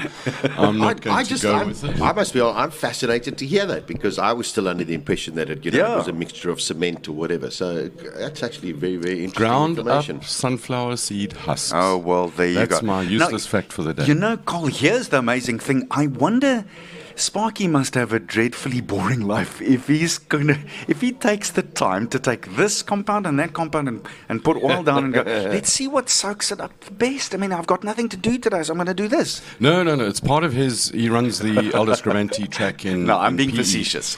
And cement is a big issue, even though Scribanti cement is... Yeah, I was just going to say, careful now. That's a little ironic. But apparently it's environmentally not so friendly. You know, the greener cleaners will get onto all sorts of things. Yeah. So, and it's also not that efficient. And makes dust, and engines don't like it as well. So they did the experiment, and it's made in PE, and you need very little of it. Well, I'll be danged. It's fascinating, and also I just just watching the pictures, the attention to detail, ensuring that it is 100% sorted and cleared. Because also coming into a corner. You going full beans and you touch a little bit of oil, it's catastrophic. Remember we had that about 2 years ago where someone dropped oil just in the first corner here, just in the first right-hander, and that caused problems later. I remember smelling that stuff, and I called it as power steering thing. It was the GTR from... No, that was PE, last year. 2 years ago, 3 years ago, I think 2019, we had someone who actually, and that caused a major problem as well. But but that was last year with a Nissan that went parking in the Simola estate. Oh, there we go. We're off and running. It seems like a replay. This looks like a replay. Oh, it is a replay. I beg your pardon. That's one of the electric VW Golfs. And I was talking to both Jonathan Mofonsi as well as Daniel Rowe, and they're having this lovely little ding-dong battle between the two. Daniel Rowe yesterday put his suitcase into the back of Jonathan's car to add more weight because he says he's about 20 kilos heavier. He says the only way that they can beat each other, the only way they can make time is through turns 1 and 2. He says there afterwards their foot is flat. Never all the way to the top. Yeah. I'm actually a great fan of electric cars. They've got their place. And I think that if you get enough powers out of them, the response is actually lovely. Well, look at Giro de Siena's 400 kilowatt BMW. That's enough pace, power. Yep, and but I do still like noise. Our contention is that a super efficient, well-tuned internal combustion engine is still the way forward with some proper environmentally friendly fuel, e-fuel. Well, you know what, we could just debate this for days on end. But if you look at what 1200cc, 1400cc, 1600cc engines, ICE engines, are producing power-wise, producing efficiency-wise, to me it's a no-brainer. Stay there. Formula One engines are a prime example. 50% efficiency. Yes, they've got some electric stuff in it and what. But it's a 1600. Yeah. What's the figure, Sashina? About 1,000 horsepower? Most probably just over 1,000 horsepower from 1600 cc. It's incredible. Engine. And they're running 10% e-fuel. Yeah, with ethanol. So now the debate comes with, to get ethanol, you grow stuff on the ground. I think they should find a way of putting cow flatulence into fuel. That would be... The problem is getting the buy-in from the cows. That would be your biggest problem. Yeah. And also, most probably to capture it, Colin, you'd most probably need plastic bags which are not environmentally friendly. So it becomes a little bit tricky. It's just a vicious circle. Yeah. Just as you find you believe you have a solution to one of the elements of a problem, there's another problem there pops. So Sash and I had a long conversation about this yesterday, and there's the idea of electric vehicle, the principle of it is lovely. But in the end, I was honestly within 3 centimeters of buying one late last year. And then when I really started doing a little bit of homework, I don't want to say I did my homework, I swatted it up for it. But in the end, I don't think it's justified right now in South Africa with our electric problems and whatever else there is from an ESCOM point of view. That's the first thing. And then the second thing is, if you're going to buy an electric car, you're not saving the planet. I think one is under a false impression that you're actually saving the planet. There is as much ungreen in an electric car these days as what there is green. Arnie, I don't know. I don't know the facts. I once listened to a scientist in bullshitology, and they came up with all sorts of stuff. Is that a degree that you can go and do? That's a course you do. Many woke people do discover it, and they become PhDs in it. I think Greta Thunberg is. Yeah, she's got the PhD cum laude.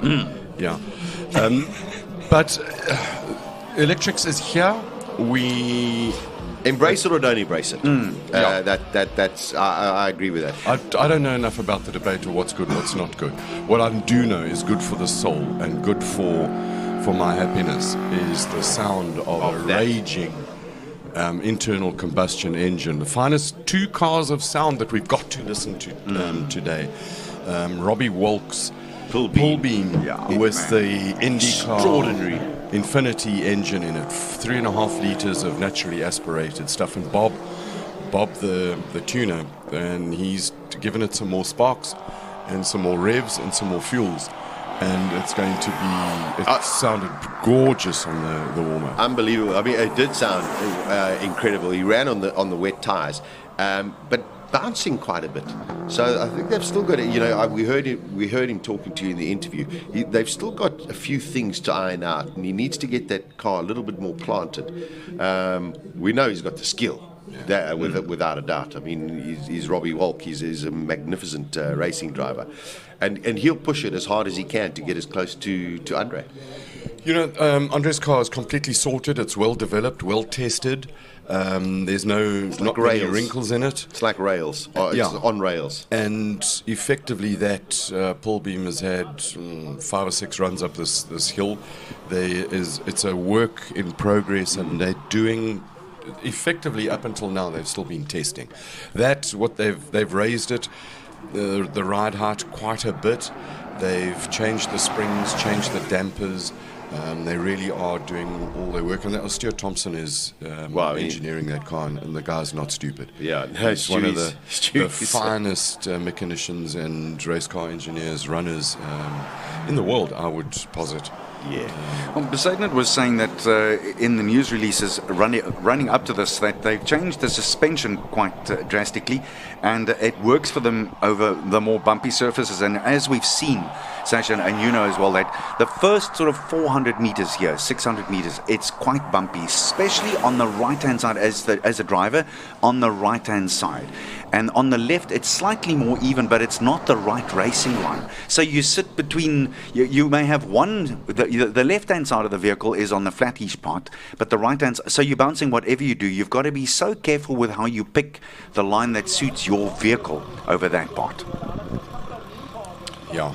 It's between a rock and a hard place. You know, the driver does so much. Well, the engineer does so much. Yeah. Eventually, it's down to the driver. The driver's got to pick the right spots. So we're talking about sound.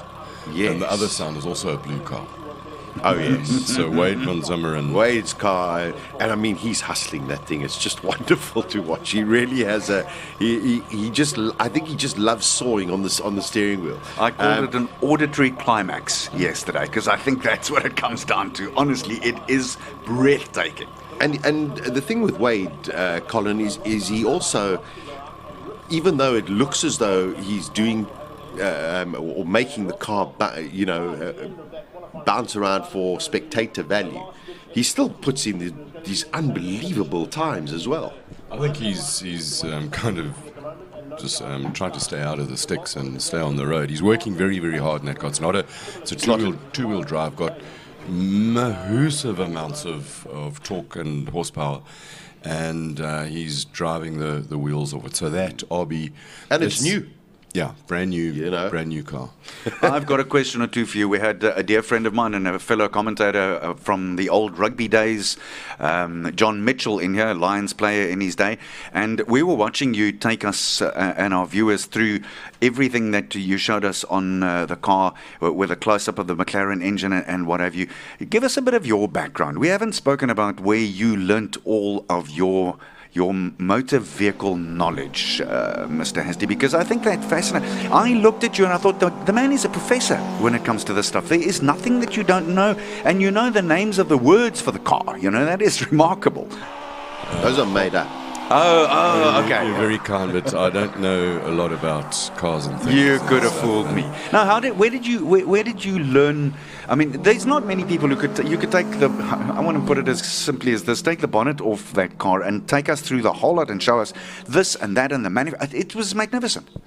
Well, I suppose my father gave me a a mini engine when I was about 7 years old, and a spanner and an instruction book, and said, take it apart and put it back together and it must run.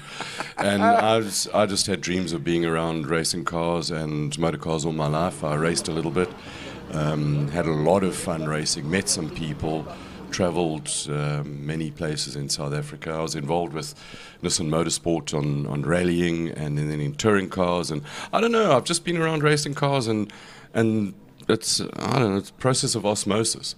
It sort of just got stuck in somewhere, and I got that petrol virus early on. And I just love cars. Stuck. That's one of the viruses we don't want them to find a cure for. There is no cure for it. Once you have the bug, got petrol in your veins, it's magnificent. Cole, there's someone who really doesn't truly, I'll admit this very gallantly, I really truly don't understand the workings of a car engine, how it actually, I understand the combustion and what happens in the turning, but there's some intricate things that happen with race cars that we really truly don't actually understand, and how it creates what it creates to make you go as fast as what it makes you go. I think the simplest way of putting it, Arnie, is just think of a process, and there's a motor car engine is an air pump. So it just takes air in, so it sucks air into the engine, then it squeezes it, and then it bangs it, and it blows it. So suck, squeeze, bang, blow is as simple as it is. I think so we'll leave that there. No, it's serious. So it sucks in you. a mixture, some kind of an explosive mixture. Yeah. You have a controlled explosion, and you can do many ways of doing that. That pushes something down, that turns something around, and then it blows the spent gas out, which is what makes the noise, and it's not very efficient. The louder the noise, the more power is going out of the thing. And then it goes, and then they're just variances of how much fuel you give it and how much spark you give it, and when you say how much, the exact timing of it, because when the piston gets to the top and it's squeezed, you want it to bang and control that explosion all the way down, so that you convert the energy that's in the petrol and the oxygen, convert that into kinetic energy. I love it. So Mr. Newton, it's just simple science. Convert one form of energy in a liquid into another, which is rotational. Incredible. I love the way you do explain it, because I think it makes so much sense when you listen to it like that. It's actually a very simple process in the end that creates a very intricate output in the end, isn't it? And that goes from your lawnmower at home to Wade van Zimmeren's beast. Yeah, exactly. And also, but nowadays, the electronics involved of controlling these explosions. You know, before it was a question of you with your screwdriver adjusting fuel mixtures. Nowadays, it's mainly electronic. So you were a DJ back in the day, and you went wiki on the on the vinyl.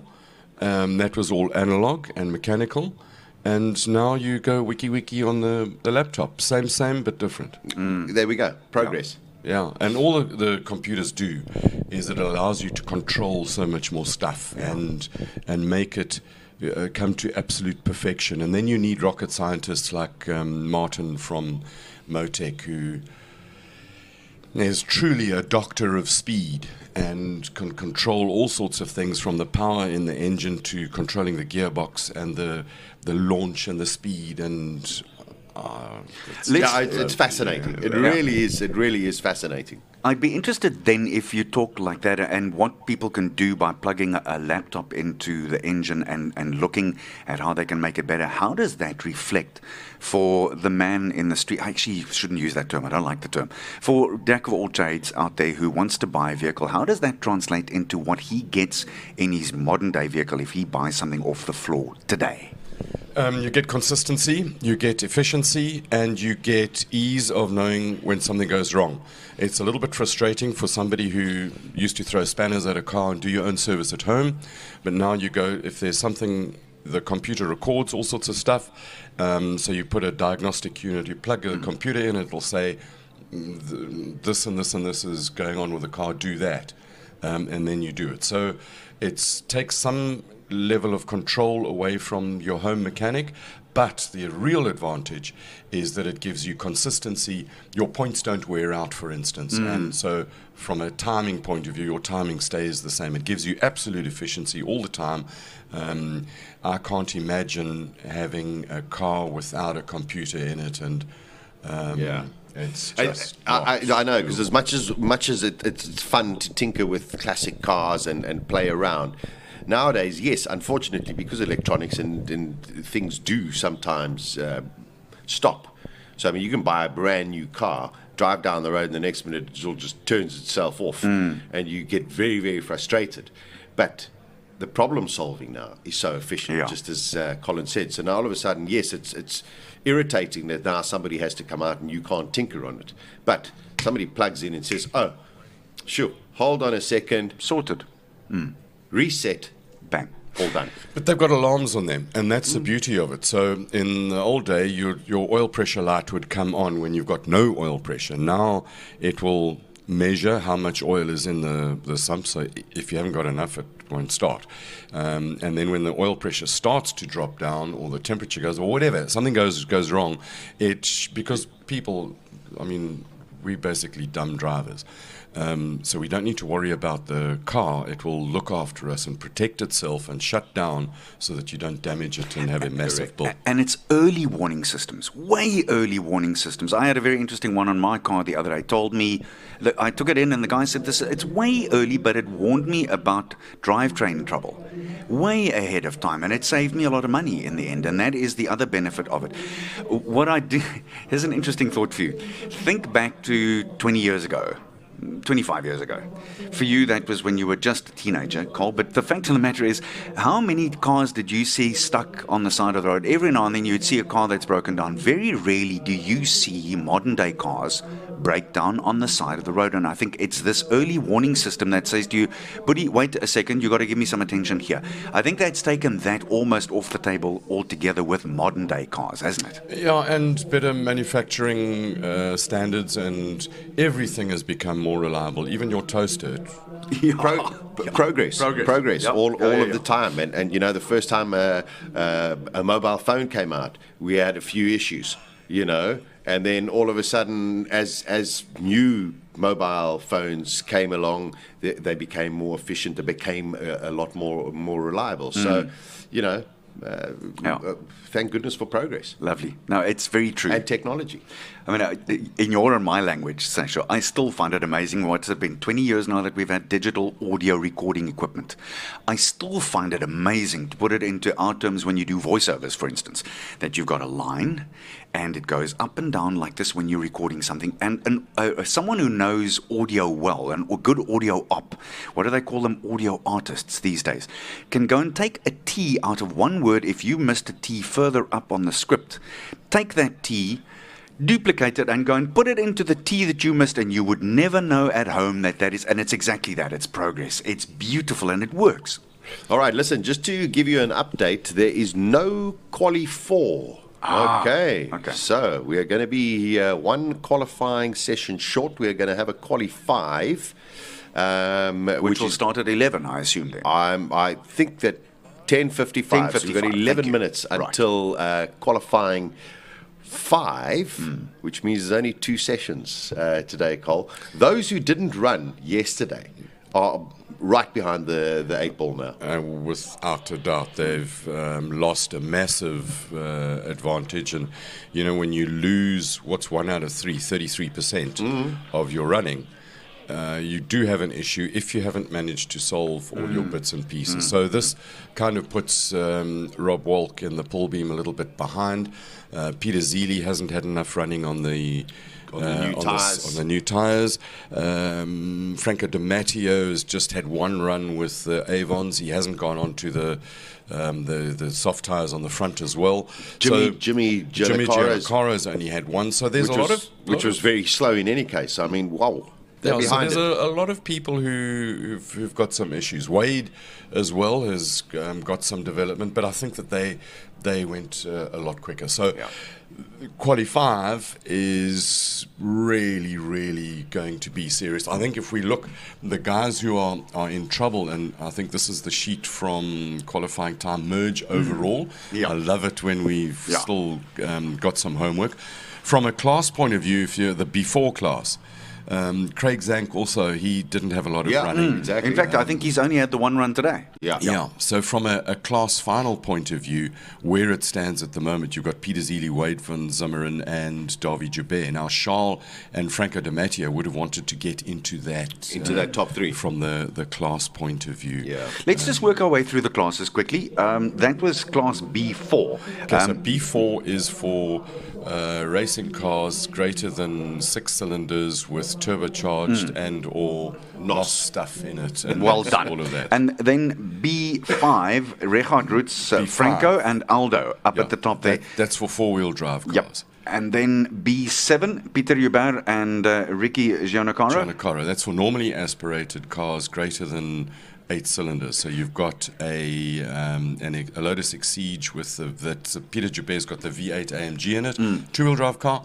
and Ricky has got the 10 V10, I think, of Volkswagen's finest in his Lamborghini. And then the B9, a guy with the nicest name here, Arnold Duplessis. B9 is for SUVs. Right. So the Toyota that was going to run in there has pulled out, and the other one it blew up halfway up the hill. Yeah, and the other one has the Nissan Patrol. No, the Patrol. That's the Patrol. Arnold is still in the Patrol. Yeah. Yes, he's in the Patrol. No, the Toyota pulled went out, out. and then the Audi is crumpled at the top of the hill. Yeah. Then C2. C2 is for single-seater racing cars up to 2 liters. Yeah. So And that's Formula VWs. Yeah. So Byron Mitchell's got a VW 2-litre fuel-injected motor in it. Andrew Rackstraw's got a Ford Duratec in it, and Megan Verlack is 600 cc. 600 cc's, but it's weighs a tiny little 10 thing. kilos. Yeah, and she's having the What absolute engine time. is in that? Is it a motorbike engine? It's a Suzuki 600 cc. GX. Okay, GSX. And there's got to be an R in it, because if there isn't an R in motorbikes, it's not a proper engine. Tom Barrett in his Lotus 7, he's not going to get quicker than Megan, because that thing really flies. There's an 8-second gap between the two of them from qualifying yesterday, so that top three is probably settled. In C3? C3, there's still things happening. Single-seaters that are more than 2 litres. So the Formula Renault, the Bull Beam. The Renault, assuming that all the cars run properly, the Renault isn't as quick as the Gould or the Bull Beam. Yeah. Right. So, okay, and in then my opinion, we move on to A1, where it is the Porsche Jared Yo, up against the two for- Suzukis. 4-cylinder, sort of turbocharged road cars. Right, and then Two-wheel drive road cars. A3 is made up by Farhad Ibrahim and then Faraz and Martin, but we wonder if the Ibrahim car is now going to be okay, because that looked like it took some No, serious... that was the Dangor car. I That beg your was the pardon, Dangor sorry, car. the Dangor car. Yeah, that was sorry. the Dangor So car. those are Supras with a BMW engine and Martin Vid. That's actually quite a nice fight there. Yeah. Martin in the 240i, so you've got 48, 49, 50 seconds. So there's 2 seconds in that. Today it'll start getting serious. JP van der Walt, I think, and Dion Joubert. JP should take it. I mean, that 911 Turbo S Four-wheel should have the drive, so grunt. he was actually very clever. Took his car from last year, which was the two-wheel drive GT3 version. Wanted particularly for the launch, that was his main decision, is to go with the four-wheel drive to get the launch. So that's in A4. A5, it looks very interesting between Daniel Lamprechts and Sean Mackay, and there's not a lot to choose between those two in the Nissan and the Porsche. Yeah, that's the two-wheel drive, and I'm starting to run out of you don't have to naturally aspirated bits and pieces. Then we've got the poor boy class. A7. This is for the guys who are really struggling. Yeah. And there, Gus McIntosh in the 720 should take it. Glorious looking motor car.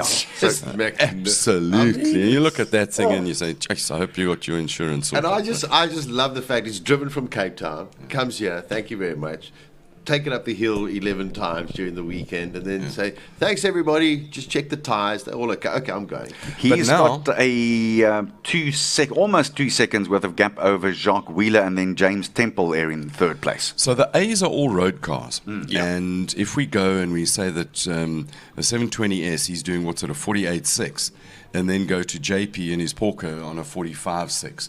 So from an overall point of view in the road cars, JP should sort that out. He should be, and he's improved so much as a racing driver over the years. JP, he really just season in GDC is helping him a lot in the Super Cup. Very much so. But prior to that, he did a little bit of regional stuff. It wasn't really committed, and then he decided, no. If I'm going to do this, I'm going to do it properly. And man, his skill levels have really, really improved. He's driving magnificently. B8 is alternative energy, which is electrics, and there my fellow commentator from last year, Chiro Giena, is in the BMW M50 i4, and he is just 0.1 of a second off the electric record up the hill here. Yeah, so he reckons he can find that and do. Just talking about records, what's his name in the BMW thingy, the BMW M250? Yeah, yes. Gary Martin's. Yep. The thing. It's the 400 kilowatt thing. The thing. The 1,000. It's got 1,000 3 Newton turbochargers meters. on it, and it's also got nitrous oxide on it. Oh, I didn't know that. Yeah, he was very upset to hear that Franco De Maria has also got nitrous on his car. So Franco this morning said to him, "Have you used the nitrous?" He says, "Hell no, it's got too much actually go." Two more classes to go here. The B2s. There's Graham Nathan in that beautiful Polo Super Cup. And Owen Bridger and Dane Riley. But it does look like Graham has got 2 seconds, almost 2.5 seconds over the rest of the crew there. So he looks like the man to take the line honours there if all goes well. Yeah, but Owen hasn't had the boost turned up on that car. Okay. They're going for a front-wheel drive record, and they've got to get into the 44s, which I think they will get into the 44s. Somebody else who in the where's it in the Subaru? Yes, that's Anton. Yeah, Anton. He's doing a clutch change. They had some issues with what a pity. Okay. What a pity. Because he went magnificently yesterday. He's going to make like a it little into the top 10. dark horse. Yeah, he definitely will. If they can get it fixed. Yeah, he'll get it. Which I'm sure they'll get it done. That Scooby yesterday, dry or wet, just looked incredible. Yeah. Got a few little extras in it, I believe. It's just a few. All the groceries that you can throw. That is in B3. So that is there's no fight there between the two of them because Cronje went in 42 flat, and Pierre Bester produced a 47.6 in his Mercedes A4S. Yeah, Pierre says that he's going to wind it up a bit now, but I don't think that he'll get to Anton's time, because Pierre's got more of a road car than Anton's car, which is full-on racing, and that is what we've got all the classes about. Unbelievable to go through them like that, because that gives you a really good insight into where things should go. Because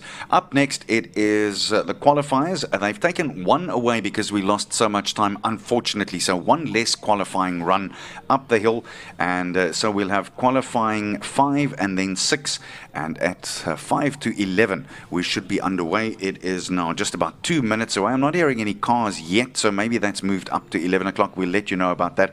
And then qualifying round 6 is at 12, and then 1 o'clock it's lunch. You also look, let me just say this, and for those of you watching overseas, when you say, are we going to a jawl, that means, are you going to a party in South Africa? You look like you have a jawl out there. Hey? It's one of the finest events I do, and it's just so nice to be able to go up and down the pit lane, talk to people I know. Some of them are friends, some of them are not friends, but everybody is so friendly.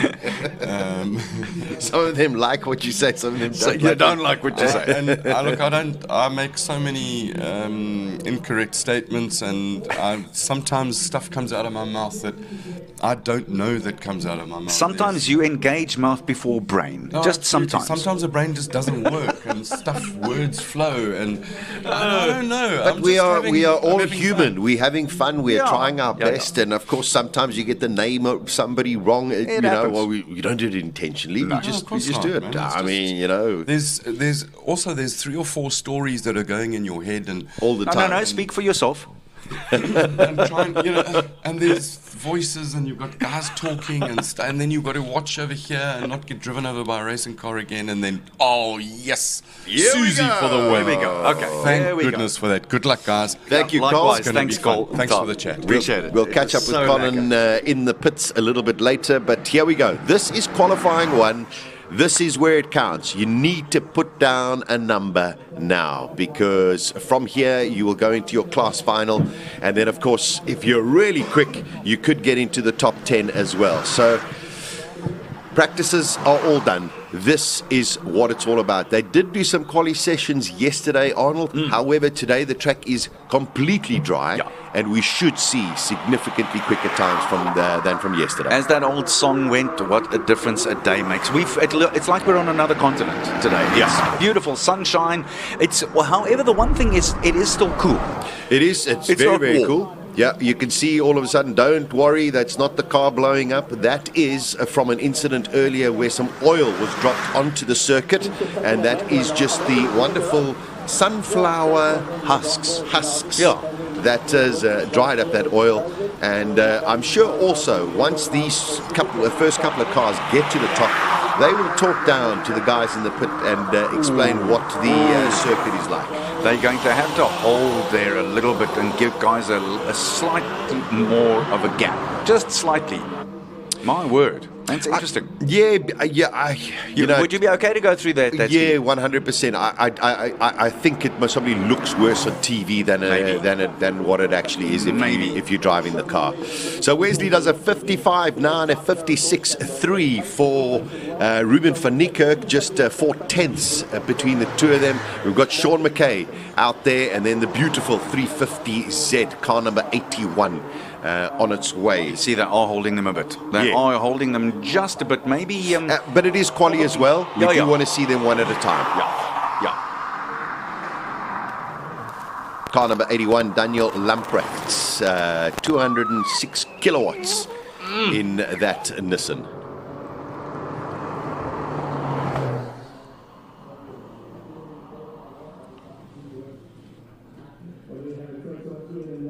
Yeah, so they let the 2 Susies go, and then they realized that maybe we just need to slow this down ever so slightly.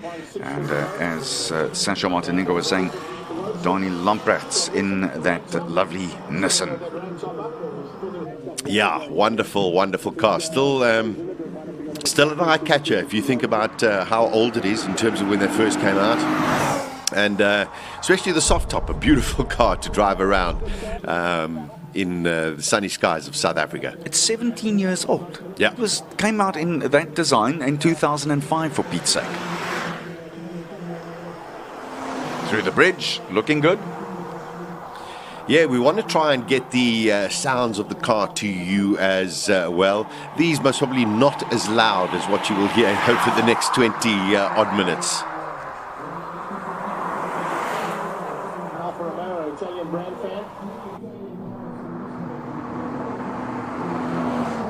Interesting, you can see exactly what the racing line is here, and unfortunately there's a lot of those sunflower husks which have been mixed up and put down en route to make sure that it gets rid of all the oil out there, and you cannot hit a slick of any sort. Yeah, no. You don't want that to happen. It becomes very, very dangerous for everybody involved. But within a few more cars to go up the hill, that dust will disappear. Here we go. I saw this on the road yesterday on my way home, which was lovely. So go for a little bit of a run up the Simola Hill, and then, just go out for dinner. If you've perhaps just joined us for the first time, the hill is 1,966 meters long from go to woe, and it climbs 150 meters from the start line to the top. So you are working the car and human to the bone in a matter of 40 to 50 seconds. Yeah, these guys are really going for it.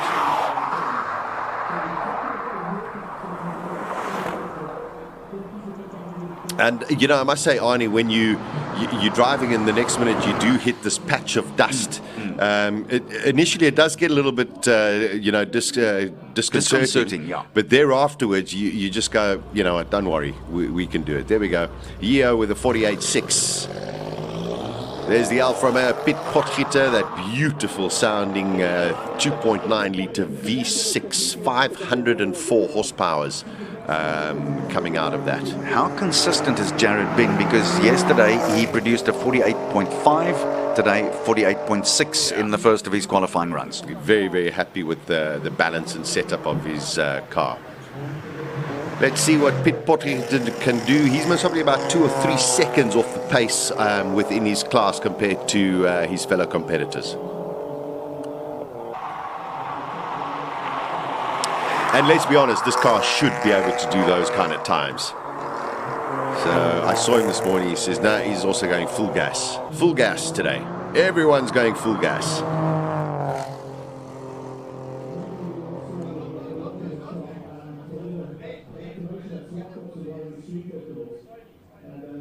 $53.1.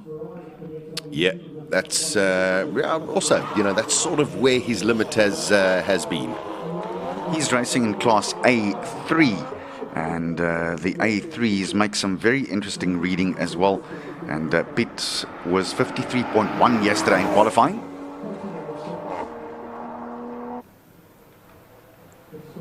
So exactly replicating the time that he did. Very impressive. Yeah, these Supras are just such beautiful looking cars as well. They're funny enough, they look like, oh, I tell you, going into that left-hander, the back squealed out a little bit. But this is the time to push. Yeah. Arnie, you know, this is you only have this and one more run in order to try and get into your class final and you know, into that top 10. So you've got to push. You've got to give it horns. You can. No, you've got to give it horns now. Now is not the time to back off, and he certainly didn't. That looked like a really good run. There we go, 47.7, and that is that lovely Farhad Ibrahim Toyota Supra with a BMW B58 engine in it. Yeah, wonderful. Here comes another one of these Supras. You know, it does. It looks like, you know, something out of just a computer game. You go like, oh, it's really real. It's really real. This is Faraz Ibrahim. Yeah, so Farhad has gone quickest with a 47.7. Let's see what his brother can do. It is a beautiful car. Yeah, exceptional. Beautiful lines and curves. Rubens couldn't have thought of it any better. and it's incredible that people buy these cars and then they just send them in immediately to get totally tuned up. Big different wings on them as well. They really are sort of like a plug and play kind of car. Oh, okay, well, let's have that fender. Okay, stick it on. Yeah. Just do it. Magic cars. Brilliant engine, of course, based on the BMW Z4 as well. 50.5. So, yeah, quite a bit off his brother. By nearly 3 seconds. Wow. 47.7. That's the time to chase at this stage. Here's the Mustang. Let's listen to this V8.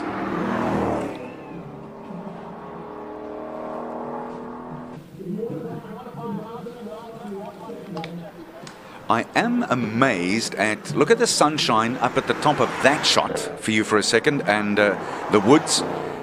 But very little on the track so far. So the sunlight hasn't as of yet started playing its role to warm up the tarmac as of yet, which is what we need for the single-seaters in particular to go fast with those big tires of theirs and make sure that they can actually go as quickly as they possibly can. Ah, here we go. That V8, you can hear it.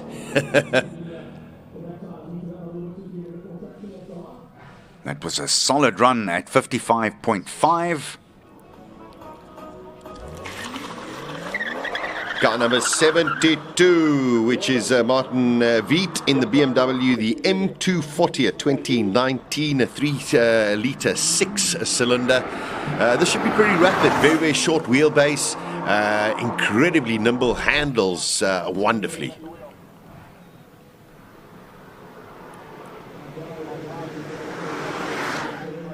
Very nice line. Kept that on the right-hand side of the road as far as he possibly could, and then took it hard into the left. Yeah, there we go. Trailing it on the left-hand side of the circuit, then dip it in. This is the tricky part because you got the right-hander, the left-hander, then the left, the right, the left, the right. And this, you have to have the right gearing. You have to be in the right gear. Because you're also able to, with the right gearing, well, it just went a little sideways there, didn't he? With the right gearing, you can throw the weight of the car around, which gets you through those very tricky parts. Yeah, you really have to, just get your turn-ins spot on and make sure that you're in the right gear, because you're not going to change until you're out of that last bend. Vit goes 49.688, and that is third right now. Oh, the Audi R8. Wow. Battle to control that off the line. That was very scary. That's Gordon Nicholson in that 2017 R8.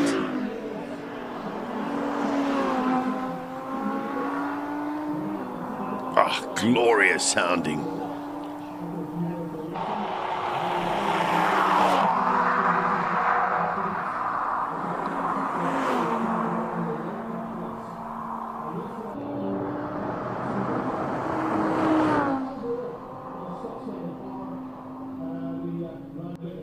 One of the most underrated sports cars. Gordon Nicholson goes third with a 48.991. So still Farad Ibrahim on the Toyota Supra. So that has come out. This is wonderful to see. JP van der Walt, this is a guy to watch for the overall win in the supercar category. Winner last year. This year got the four-wheel drive Porsche 911 Turbo S. You've started falling in love with this car during the weekend, haven't you? I really love the 911 Turbo.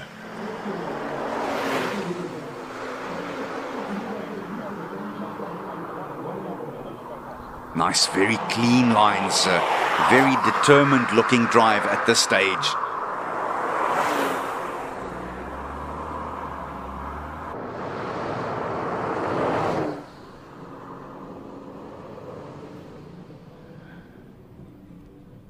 Oh, JP, what a time from him. 45.707 for JP van der Walt.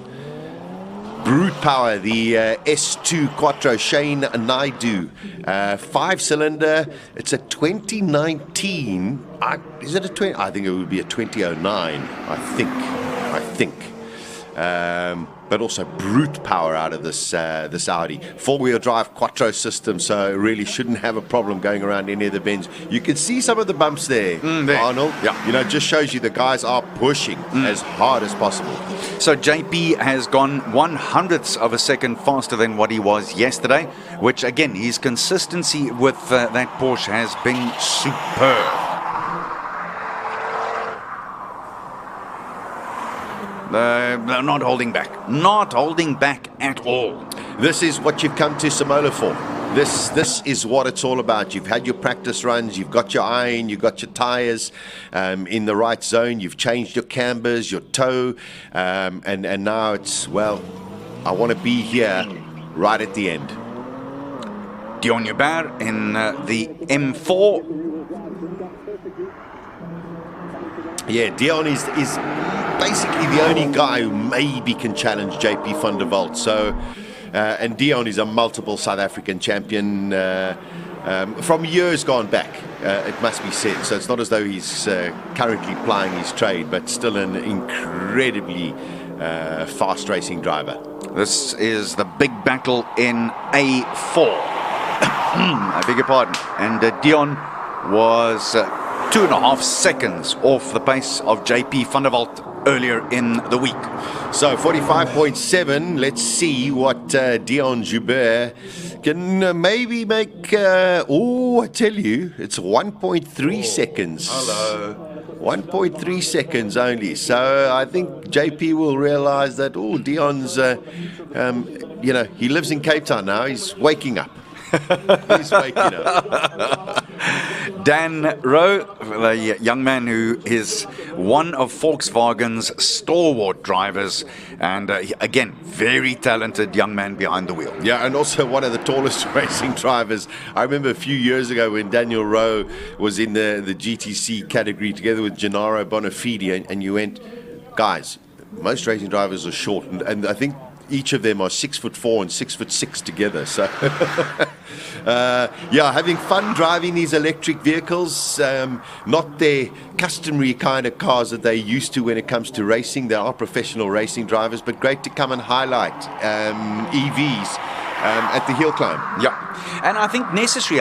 It's something that Volkswagen hasn't trumpeted a whole lot about as of yet, but apparently these will be released next year in South Africa, they're talking about. Yeah, I'm sure. You know, out of the Volkswagen group, you've got Porsche, who's got a lot of electric vehicles. You've got Audi that have got electric vehicles, and now VW going to be doing it as well. A minute, I think they're going to try their hardest to break 1 minute. Here comes Gero de Siena, and Gero is looking to find 0.1 of a second. He's looking for 100th of a second to break the E record here, and he had that look in his eye. He had that glint. It looked like he was ready for it. Let's see how he goes now. I mean, 400 kilowatts of power coming from this electric engine. The only one in South Africa purposely brought in by BMW specifically for the Simola Hillclimb. We had a chat with Chiro yesterday. He's having so much fun. He's back completely off. Oh boy, something has gone wrong somewhere. You see, now I wouldn't know what to do here because it's an electric engine. What could have gone wrong? What can go? I don't know. Whoa, this is a problem. I hope you can get to the top of the hill, because at least getting down, Arnold, is a lot easier. Oh boy! But there's definitely an issue with Giro de Siena's BMW. The good news is there's no oil. No, there's definitely no oil. But yeah. We'll find out. We'll find out from Colin a little bit later, I'm sure. Yes. Jonathan Machotsi, he's got to try and beat a 1 minute 0.7. So let's see. Yeah, 1 minute 0.7. I think between the two of them, Machotsi and Daniel Rowe, definitely their target will try and break 1 minute in these little VW electrics. So Dan did do it yesterday in qualification, but by 100th of a second. He went 59.9, and Jonathan was 1 minute 0.045 of a second. So 4,000th of a second. Yeah, the target's got to be breaking that 1 minute again today, and especially in your final runs. Let's see what Jonathan can do. He is 20 kilograms lighter than Daniel Rowe, so yeah. This could be under a minute. Throwing it around, eh? He is giving it the full beans, and I can tell you, his foot is planted. It is right to the floor. Here's the first of the Shelbys. Charlie Needham in the Super Snake. Jonathan Machotsi at 59.8. Wow, there you go. Wonderful stuff. Wonderful stuff.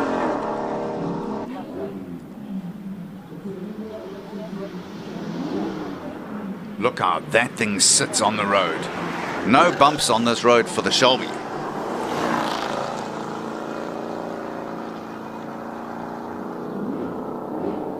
No wrinkles in the sheets. No, looking very, very good.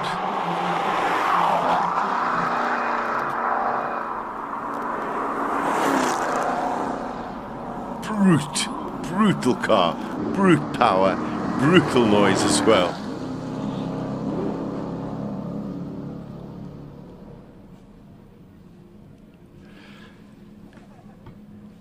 Yeah, 53.5 for Charles Needham. Here comes another one of the Shelby's 8-cylinder, 5 litres. James Temple, who's had a great weekend so far, also took part in Classic Car Friday. So a full complement of work for him. Car prepared by the Lindenberg family, Peter Lindenberg and his crew. And this should be a great little tussle between him and Charles Needham. And then, of course, Paige Liebenberg as well. Lindenberg. Lindenberg. I've got it. You got it. This is known as the Tilingwa.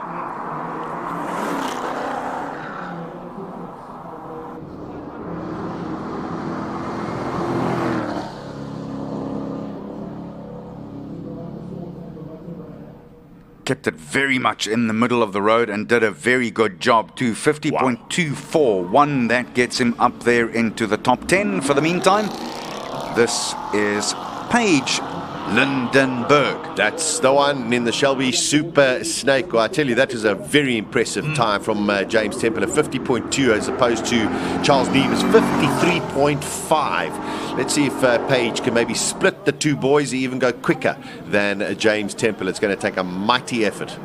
So Paige's best yesterday was 53.064.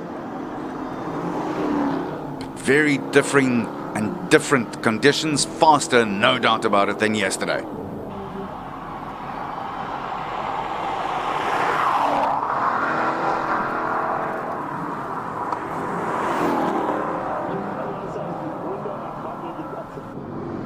Got a camera strapped to the top of the car as well. That should make for some very interesting pictures.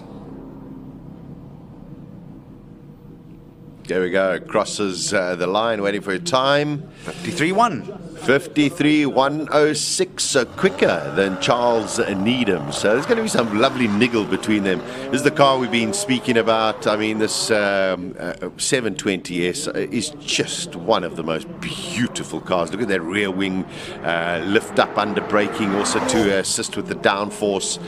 And this car is just rapid.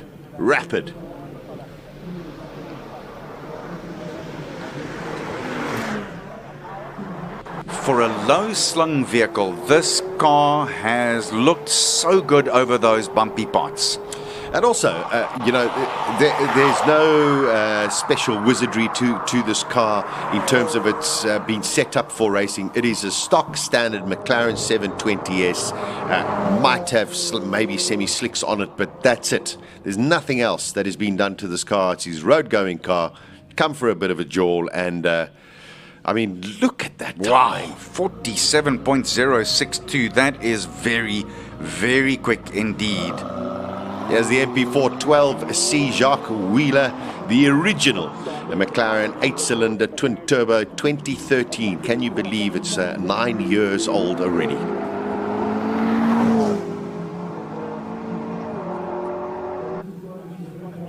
The Pavarotti of the road. Can you hear it? Listen to it sing.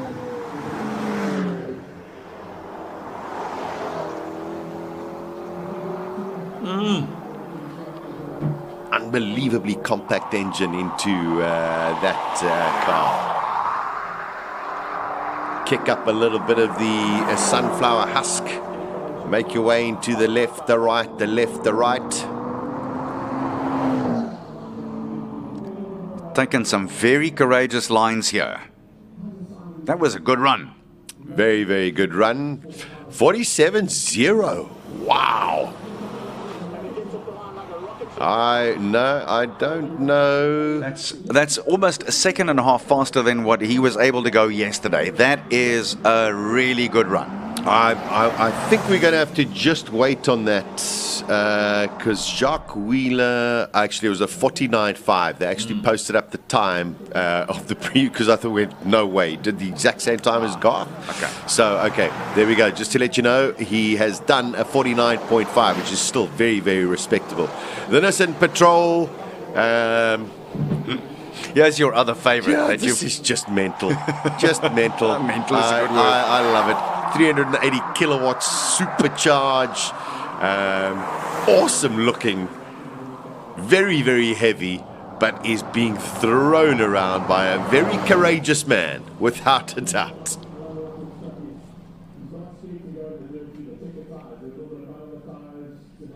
Arnold Duplessis, a 57.432. The Toyota is back. 1,000 horsepower. Francois Fritz with the Toyota Hilux. We saw him only for the first time today. He's slowed up again. Or has he? No, he's going. It was just gearing.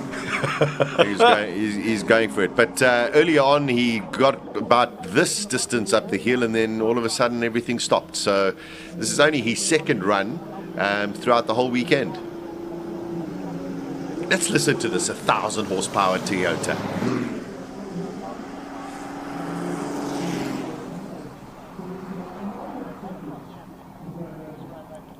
You've got to admire it. That cannot be easy to handle, Sash. Eh?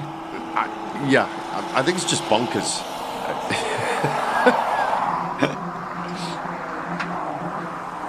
I don't think he's pushing very, very hard. Or unless maybe that's just the capability of the vehicle.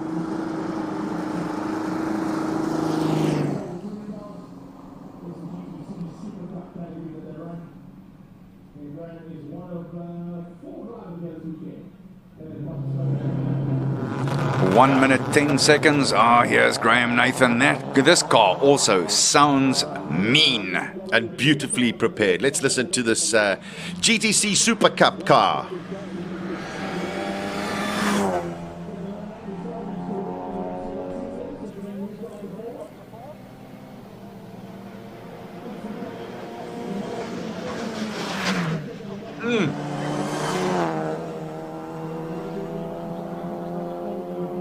The balance of this car is just outstanding. Graham preparing the car himself. He basically licks the corners.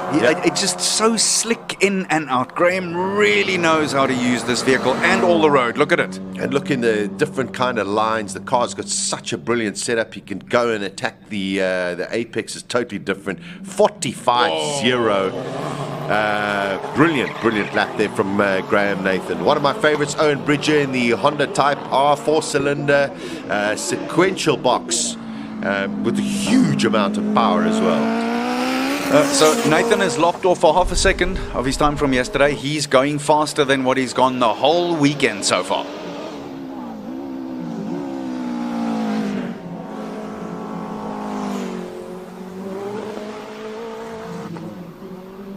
Oh, you can hear it there on the edge.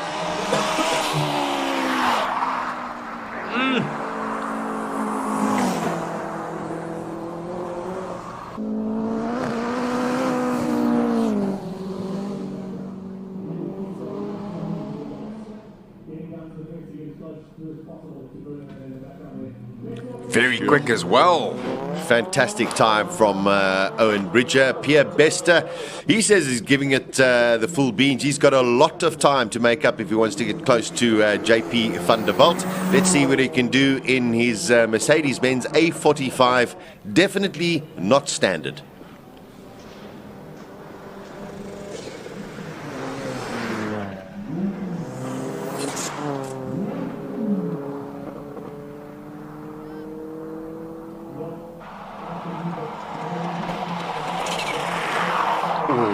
Lovely to hear those two. Just reminds me of Chris Aberdeen, Terry Moss. Yeah, the old days. Back in the 80s with those Audi Quattros. Wonderful. That high-pitched canary sound as that turbo works its way through. Wonderful. Let's see what Pierre Bester has managed to do. Haven't got his time coming up on the screen. This is the Evo. Evo 9.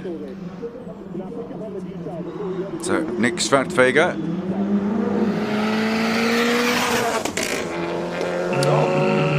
I tell you, very impressive from Pierre Bester, putting it in 6th position with a 47.1, which is only 1.4 seconds of JP van der Walt. So very impressive from Pierre Bester.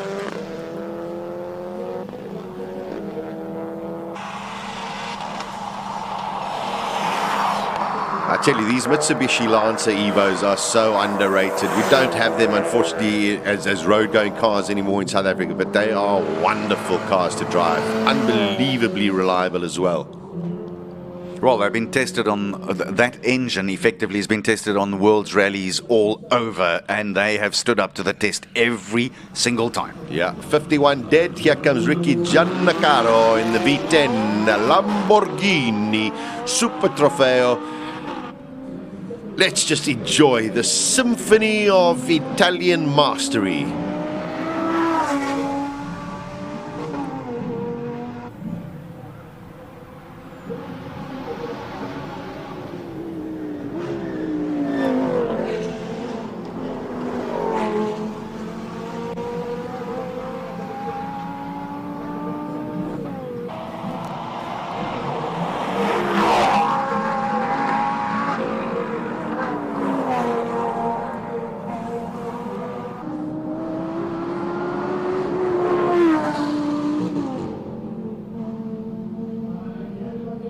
just beautiful. You know, if you live in Neisder and you're just sitting outside enjoying the wonderful sunshine and going, just turn everything else off. I just want to hear.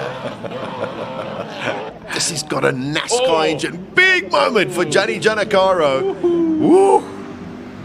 Didn't get off the line particularly well, so I think he was probably pushing a little hard and it almost got away from him. And listen, don't forget, this is only his second run. His first run also just got off the line and crawled up the hill. Good point. Take point. Yeah, he's not pushing. You can see totally different line. He's just cruising up this hill. Oh, he's hit a policeman. Hit one of the policemen, so that is going to be a little stop in proceedings as well at the same time. And there'll be no time recorded for Gianni Giannacaro.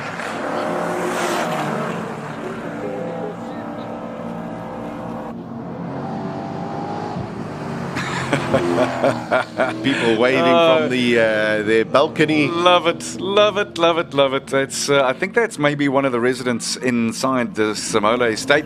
I'm not sure, but yeah, good morning to you too. Yeah, there we go. Jimmy did record a 57.4, but that time will not be allowed. Here's Tanya Watt, I think. Yeah, quite right. Also only the second time out for her this morning. Correct. Didn't do any running yesterday. That's the Subaru WRX Impreza.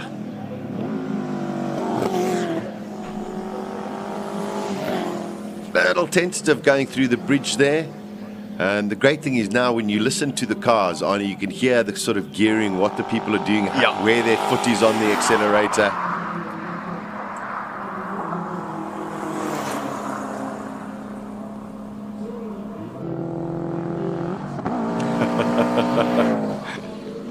It's become a sport now.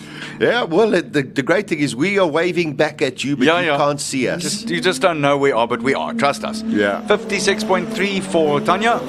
The most bonkers yet car today. It's got a Toyota Yamaha turbo engine inside a VW Beetle with a giant wing on the back, and it's just magic. And forgive the sound, but unfortunately when a car sounds this loud, sometimes not even the top of the line microphone can handle the sound output.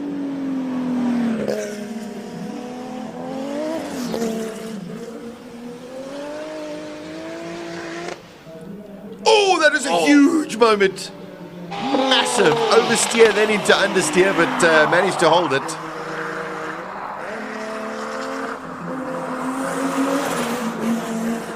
I think he scared the paint off that policeman.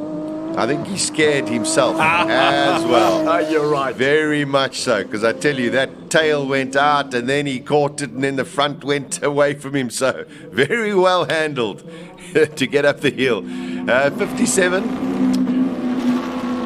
Peter Hubert in the Exige with a Mercedes AMG engine. Yeah, I mean, that's just extraordinary. We've got two Exiges, we've got an Elise, and not one of them have got the standard engine. But it's wonderful to see. Had a little bit of a moment yesterday, actually spun off the track, but no damage to the car. And yeah, I think this is going to be very, very rapid. Let's listen to this AMG in a Lotus Exige.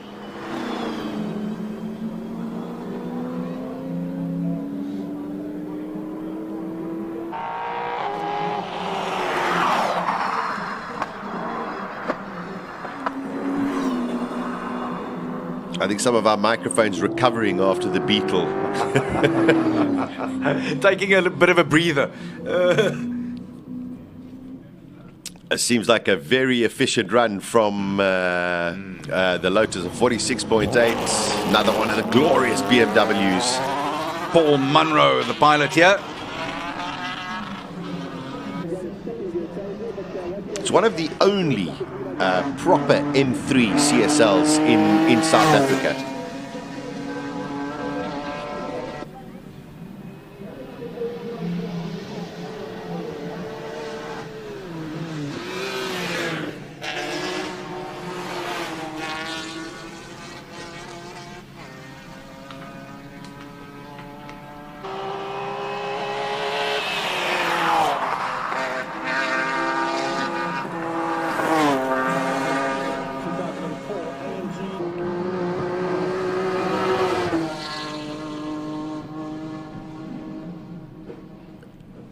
Yeah, great run from Paul Monroe, 47.3. I think he'd be pretty happy with where he is at the moment.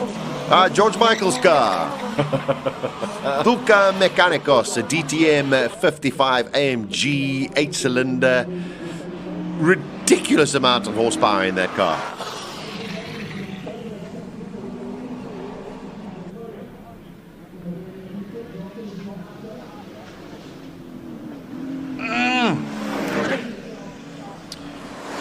Squeezing it. Just so difficult to control that kind of power. You know, you all say, oh, give me more power, give me more power.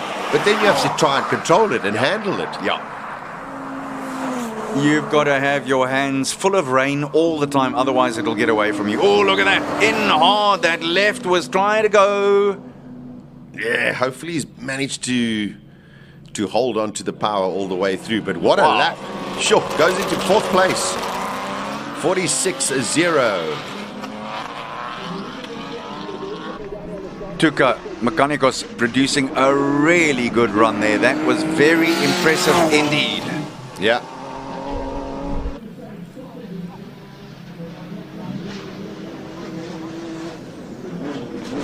So Tuca's gone almost 2 seconds faster than what he managed yesterday. Yeah. It's just amazing. Now when you got to really put the times in, you say, okay, I got my eye in, let's have a go. Don't forget, yesterday the weather was very, very different in terms of conditions.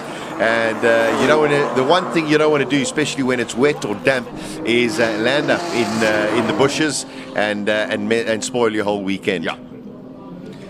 Now also, you must say that when we pointed this out to you at the beginning of qualifying, 44.264 for A.D. Dalton. Hello and welcome. Yeah. Good morning. Now, this guy's impressed me. They did have an issue. They've changed the clutch on this car. But yesterday, everything he did, Arnold, he was really on the money, no matter what the conditions. So let's watch Mr. Roo. It's going to be good.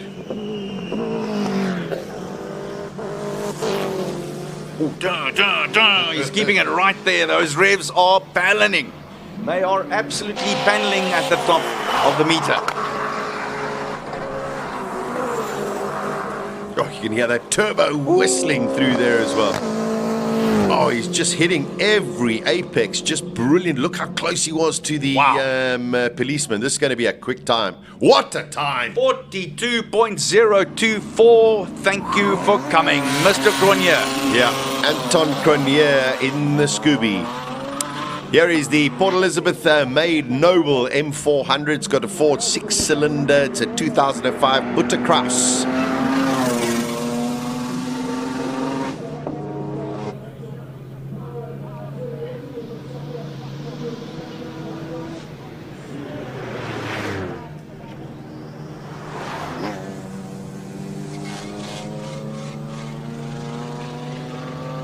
Goes through the second set of S's there. Now we come into the right-hander, the left-hander, the right-hander, the left-hander. Critical part of the Simola Hillclimb. So Cronier has gone 0.02 of a second faster on this run. So it just shows you how consistent he's been. Yeah. Franco Di Matteo, nitrous oxide inside this vehicle as well. Just a man who is crazy about cars. Will push it really, really hard. Only got the one set of tires here, and they have been slick, so didn't do that. But a little bit of a turning oversteer moment for him, but he's experienced enough to catch it. Coming into the final complex. Come on, let's see what you can do, Franco.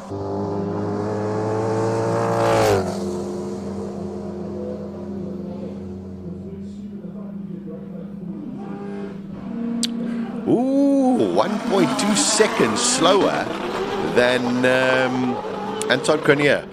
Darby Hubert, this has got a Ferrari V8 in the back of a Lotus. Just listen to the screen.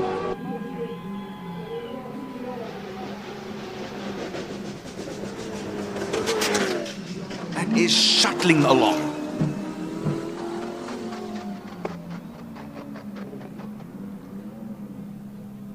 Oh, there's a looks like problem. he's backed off. I thought that something didn't sound right.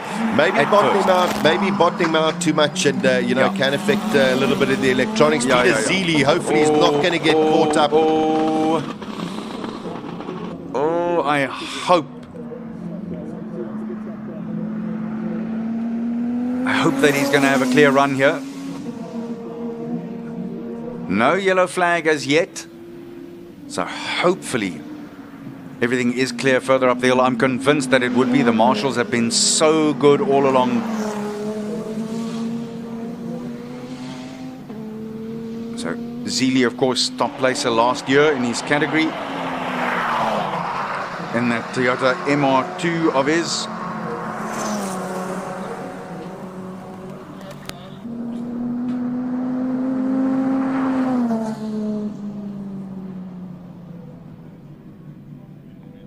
Yeah, red flag. So, Peter Zeele, that might be his first run on his slick tyres, so he won't be very, very happy about But that. he'll have another go. Luckily, I think the red flag came out. I think he may have tapped off there before he even got up the line, so he's probably going to have another go at the line from this run. No, because they stuck at the top of the hill. Yeah, no, he'll come down. I'm sure they let him down because he tapped off before the time when that red flag was waved. He tapped off immediately. So the rule for them is that he'd have another run. For sure. All right, so green, which means that the Lotus is at the top. Peter Zeele's at the top. Here's Charles Hubert in the Lotus Elise. It's got a Honda 6-cylinder engine. Let's see what he can do.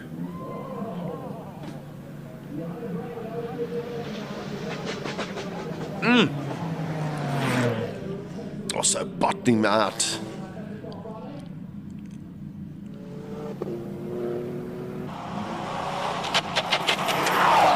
You hear that front splitter bouncing. I mean, they want to get as close and to the floor as possible, and with those rear wings just pushing the car down as well.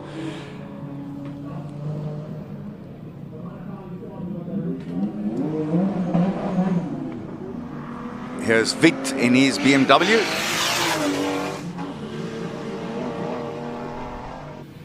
Still the fastest time set up so far by Charles Hubert in that Lotus with a Honda engine.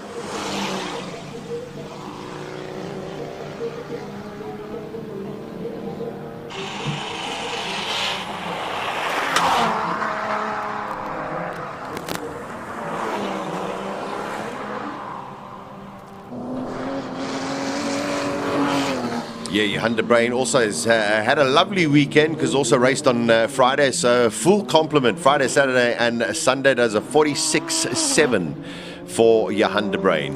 Rui Campos? No, Craig Zank. I beg your pardon, Craig Zank. Here we go, the Lotus Exige. Also, we only saw him for the first time this morning, so yeah, got a lot to make up in this these final two sessions. Car number 27. That's got a Nissan 3.8 litre engine in it. Most of those oil husks that was used to suck up the oil has now been driven off the road, which helps a lot. Yeah, we're very much so. Now we're getting to brute force. Wade van Zumeren, the R34 Nissan 6-cylinder. It's a 2002 car with a lot of... Oh, what a moment from Wade van Zumeren. Woo, gee, my heart. But he managed to catch it as well. This is just the...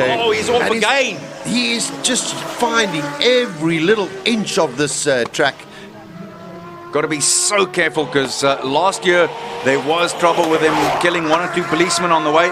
Look at that. He is as tight as can be. Oh, he has astonishing car control. Wow. Oh, my word. 42.1. I tell you, and I think he lost most probably at least a second or so. Charles Hubert, though, in the Lotus, the quickest so far.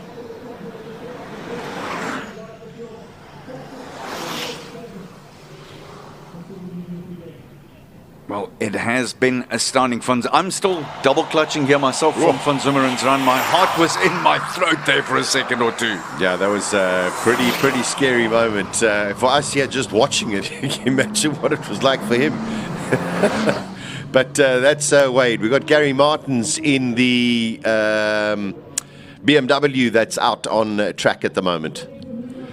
And Darren Goodmans, he's out in his Nissan GTR. This R32 version. Was built in 1992. Yeah, it's amazing. 30 Absolutely years amazing. old. Incredible.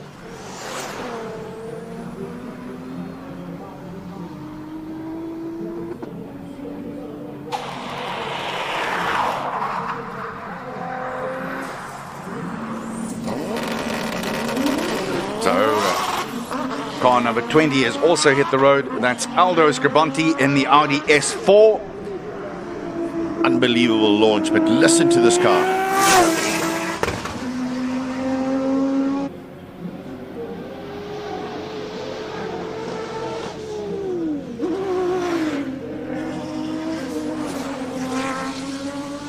Tight into the left-hander and then into the right. Look at how much road he's using.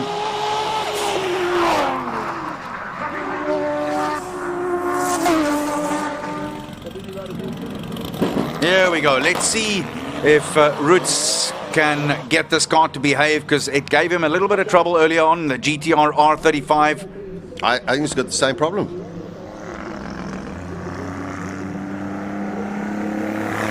It didn't look great, did it? No, I hope it's not the same problem, but he's definitely not going rapidly.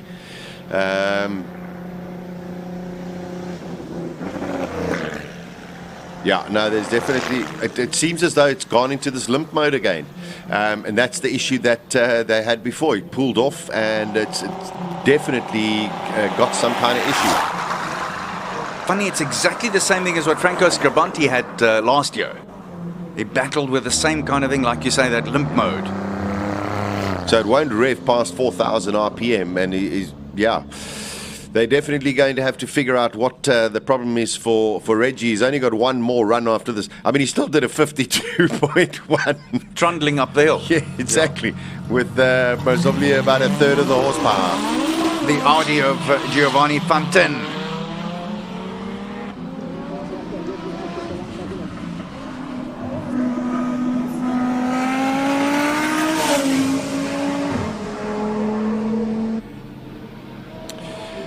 Yeah, the one thing to remember, of course, is yesterday there were qualifying times as well, so he still has a very, very competitive time from yesterday. But there clearly is definitely some kind of issue with his Nissan at the moment. Here we go, the beast, Franco Scribante in the Nissan R35 GTR. Just the craziest looking Nissan you will ever see. This, I think, is going to be very quick. The Hammerhead is on the road. Stand back. Yeah, so Roots yesterday produced a 40.2. Scribante looking to get closer to that. 40.619 is what he had on the scorecard yesterday at the end of the day. Yeah, I've got a feeling this is going to be quick.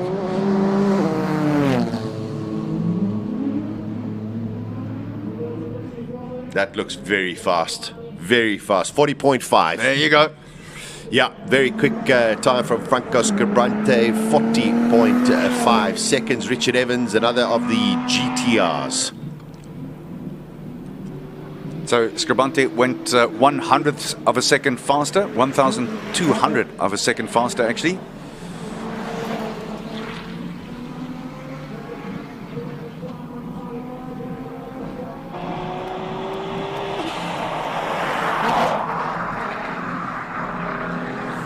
Also, just not looking. I don't know if it's my eyes, but not looking quick.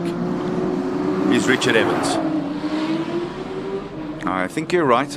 I do think you're right. It looks like that was also just maybe another discovery, another look-see. This is now Rui Campos in the Shelby Can-Am.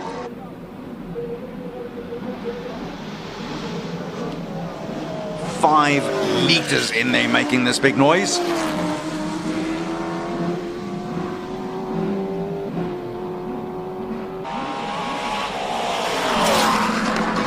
Yeah, this should be a quick time from Rui. Purpose-built race car. I mean, gee, the setup is incredible. Very low to the ground. Coming up to complete his time, he does a 42.0.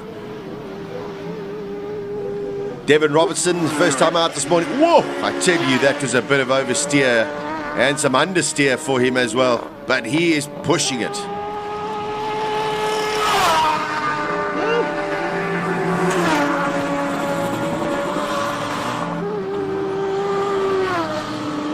He is really throwing this thing around. Yeah, I tell you, I think this is going to be very rapid from Devin. But he is holding on for dear life. 39.0. Wow. That is put down a marker for everybody else today. 39 dead for Devin Robertson. This is a car that built in Cape Town. The Harper.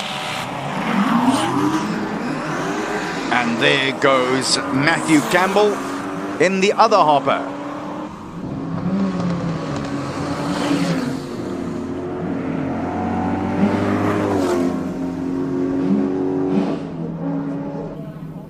.830. That's very solid indeed. Yeah, just looking at these times, Arnold, Richard Evans did a 49.7 in his Nissan, Rechard a 52.1, whereas Franco Scribanti did a 40.5. So definitely issues for the other two Nissans. Car number 7, here we go, into the single-seaters. This is wonderful Byron Mitchell. Man has been rapid the whole weekend. One to watch out for.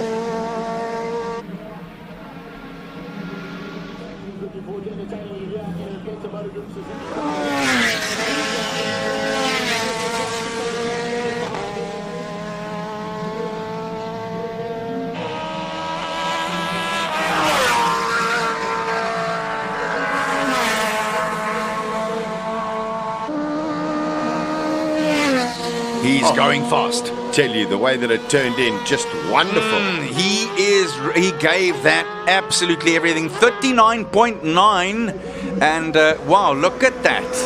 Yeah. Will you ever? Megan Verlack on the road now. Well, Mitchell gave it everything he got, and that's still not quite good enough to better Devin Robertson in that Radical of his with a Suzuki engine. Yeah, listen, they are different kind of categories, but to break the 42nd for Byron Mitchell will now put a lay down a massive marker for everybody else.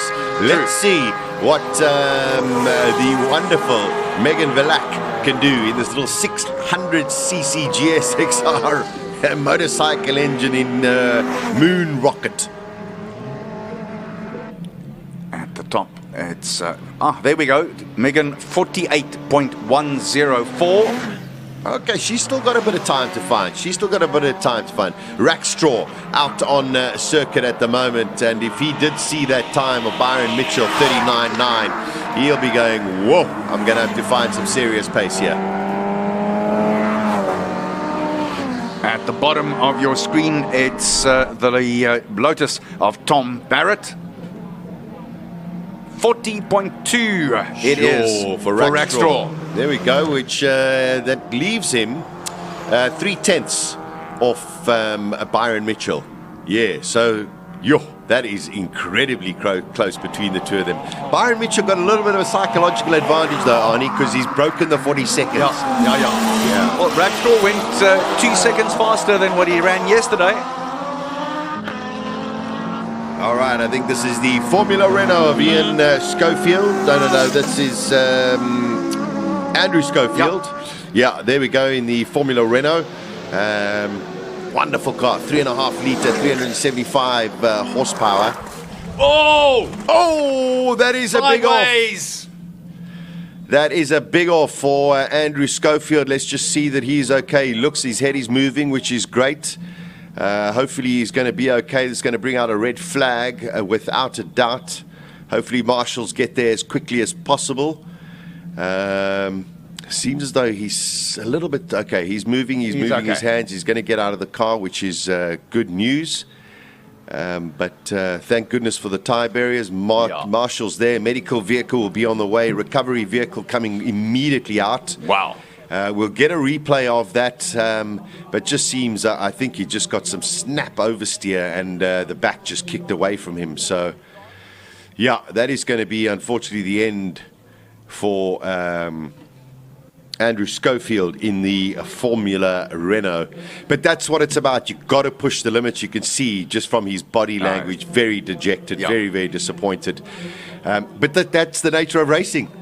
You push the limit, and sometimes mistakes do happen, and crashes do happen. So, you know. And this is our first one of the day, actually, if you think of it. We've had one or two little oopsies, but nothing major, nothing that's resulted in anything like this. And again, I have to say, it was fascinating yesterday. So Francois Jordan came and visited with us yesterday. And, of course, he's from MSA. He's the MSA steward. And then he asked our production crew to please show him the Audi crash, the prang from yesterday. And they went and put some barriers there. Here we go. Just watch. Yeah, just gets a snap oversteer. And probably went in slightly with the wrong line, didn't he? I think he was a little bit wide. Yeah. And maybe not, didn't have the grip that it had. Put his, tried to correct it by putting his foot down, and the back just said, I'm not going to allow that to happen. Main thing is he's okay. And that's all we want to know, is he's okay. The car is, you can see it looks like all four wheels have sort of broken off that car. So we can confidently say that's definitely not going out again today. That's the end of that. And it would have been so nice to have had him here, because he's been going well, and that Renault is an absolute beaut. It sounds enormous. It's a lovely looking vehicle as well. But yeah, there you go. That's not great. But we are pleased that he's okay. Yeah, also the thing is, everyone's now pushing as hard as they can because they want to get into that top 10 for the shootout later. They also try and want to win their category. And the thing is, if all of a sudden you're sitting and watching and somebody shows you a time that Devin Robertson has just done, or Byron Mitchell, or Rackstraw, now you start saying, oof, that's a hell of a time, I better start pushing. And sometimes you over push, you make mistakes. Other times, something just lets go on the car. So, it's the nature of motorsport, and this is what it's about. It is race day. We are expecting everyone to find the limit, or push the limit as far as they can. Well, he had to push, because yesterday fastest at 43.2, so the pressure was already on. He knew that he had to produce something special. Let's take another look at it as he loses this. Very wide through the bridge. So, the mistake actually happened way before the bridge, where he just had the wrong line, and now was trying to correct it, because he knows that after this corner, if he doesn't have the right gearing and the right amount of revs, he'll lose a huge amount of time going up the hill. And it's interesting that it happened here at the bridge, which, when we listened to a few drivers so far, they've said this is the most difficult part, because you cannot see the next turn. You cannot see the left-hander going in here and then the right-hander. So it does make it very difficult. Gero De Siena was saying to us, for him, this is the scariest part of the route. Yeah. Okay, so we are going to take a little bit of a break, but stay with us. And as soon as this is all been cleared up, we shall be back with more of the action from Simola 2022 Hillclimb. Right, interesting times in quali, second last quali, whatever number it is. Just very quickly, Devin Robinson, Byron Mitchell and Andrew Rackstraw on the single-seaters. It's the modified cars that are super close. Franco Scribanti, Charles Joubert and Anton Cronier, 40.5, 41.4, 42.0, followed by Rui Campos. Rita, what happened to Peter at the moment? Zeely's doing a rerun because the lap he had to abort his lap. So let's just follow, we'll go and follow him right now.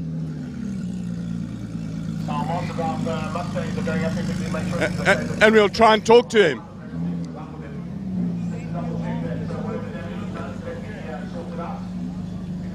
Right, now we've got a door open. Now we can try and talk to him.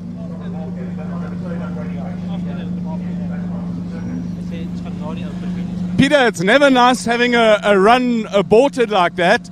Can you still get your run in and achieve what you want to achieve? The guys forgot to set the tire pressure, so it was a horrible run in any event. But we hope everything's fixed now. So you can have another go at the tire pressures, get it sorted, and off you go. Yes, only problem is I'm now going with cold tires. Swings and roundabouts, Peter. It is. It's a challenging weekend so far. It's been, but let's hope it's all better now from now onwards. Good luck. Challenging weekend, certainly it is. With the runs yesterday that were in the wet and then in the dry. One of the other issues that we've got is on the pull beam with an Infinity engine. Let's go and have a look here. They've got an issue with the starter, and the team were trying to get the car started as late as possible. But then they got it running, got the car here, and then he had to shut it off. So never ideal when sitting here, and the starter, they can't really get it. There's some issues deep inside the starter that preclude them from getting it 100% reliable. So it's a bit of a crapshoot at the moment where they're just rolling the dice and seeing what happens. There's limited cooling on these cars as well, so you've got a blower to try and get some air through the cooler. So the team are a little bit nervous. Let's talk to Stu. Stu, you're a little bit nervous about getting it up and running again. Colin, we've got a bit of a starter issue, and we banked on having to start it 5 times. Now we'll have to start it 6. But yeah, no, it should be okay. It's just an issue to get the car started. And has Bob wound up the sparks and the fuels and the horsepowers in here? Well, Bob and Greg are a formidable combination, and between them they're finding all of the missing horsepower. And for the first run on lovely sticky slicks. Yeah, so these are the tyres we'll be on for the rest of the day, assuming, of course, it doesn't rain. So we just want to see where we are. Stu, chances of rain at the moment? Minimal, I'd say. Yeah, the blue sky is bluing. Yeah, indeed. Awesome. Thanks for chatting. Pleasure, Colin. Infinity X-IndyCar engine. Got to love the sound of a raw V8 that revs to way over 10,000. What does it rev to, Stu? Currently, we've got it at 11.2. I think it used to run 500 miles at about 11.5, so should be up for that. Can you lift the limiter if you need?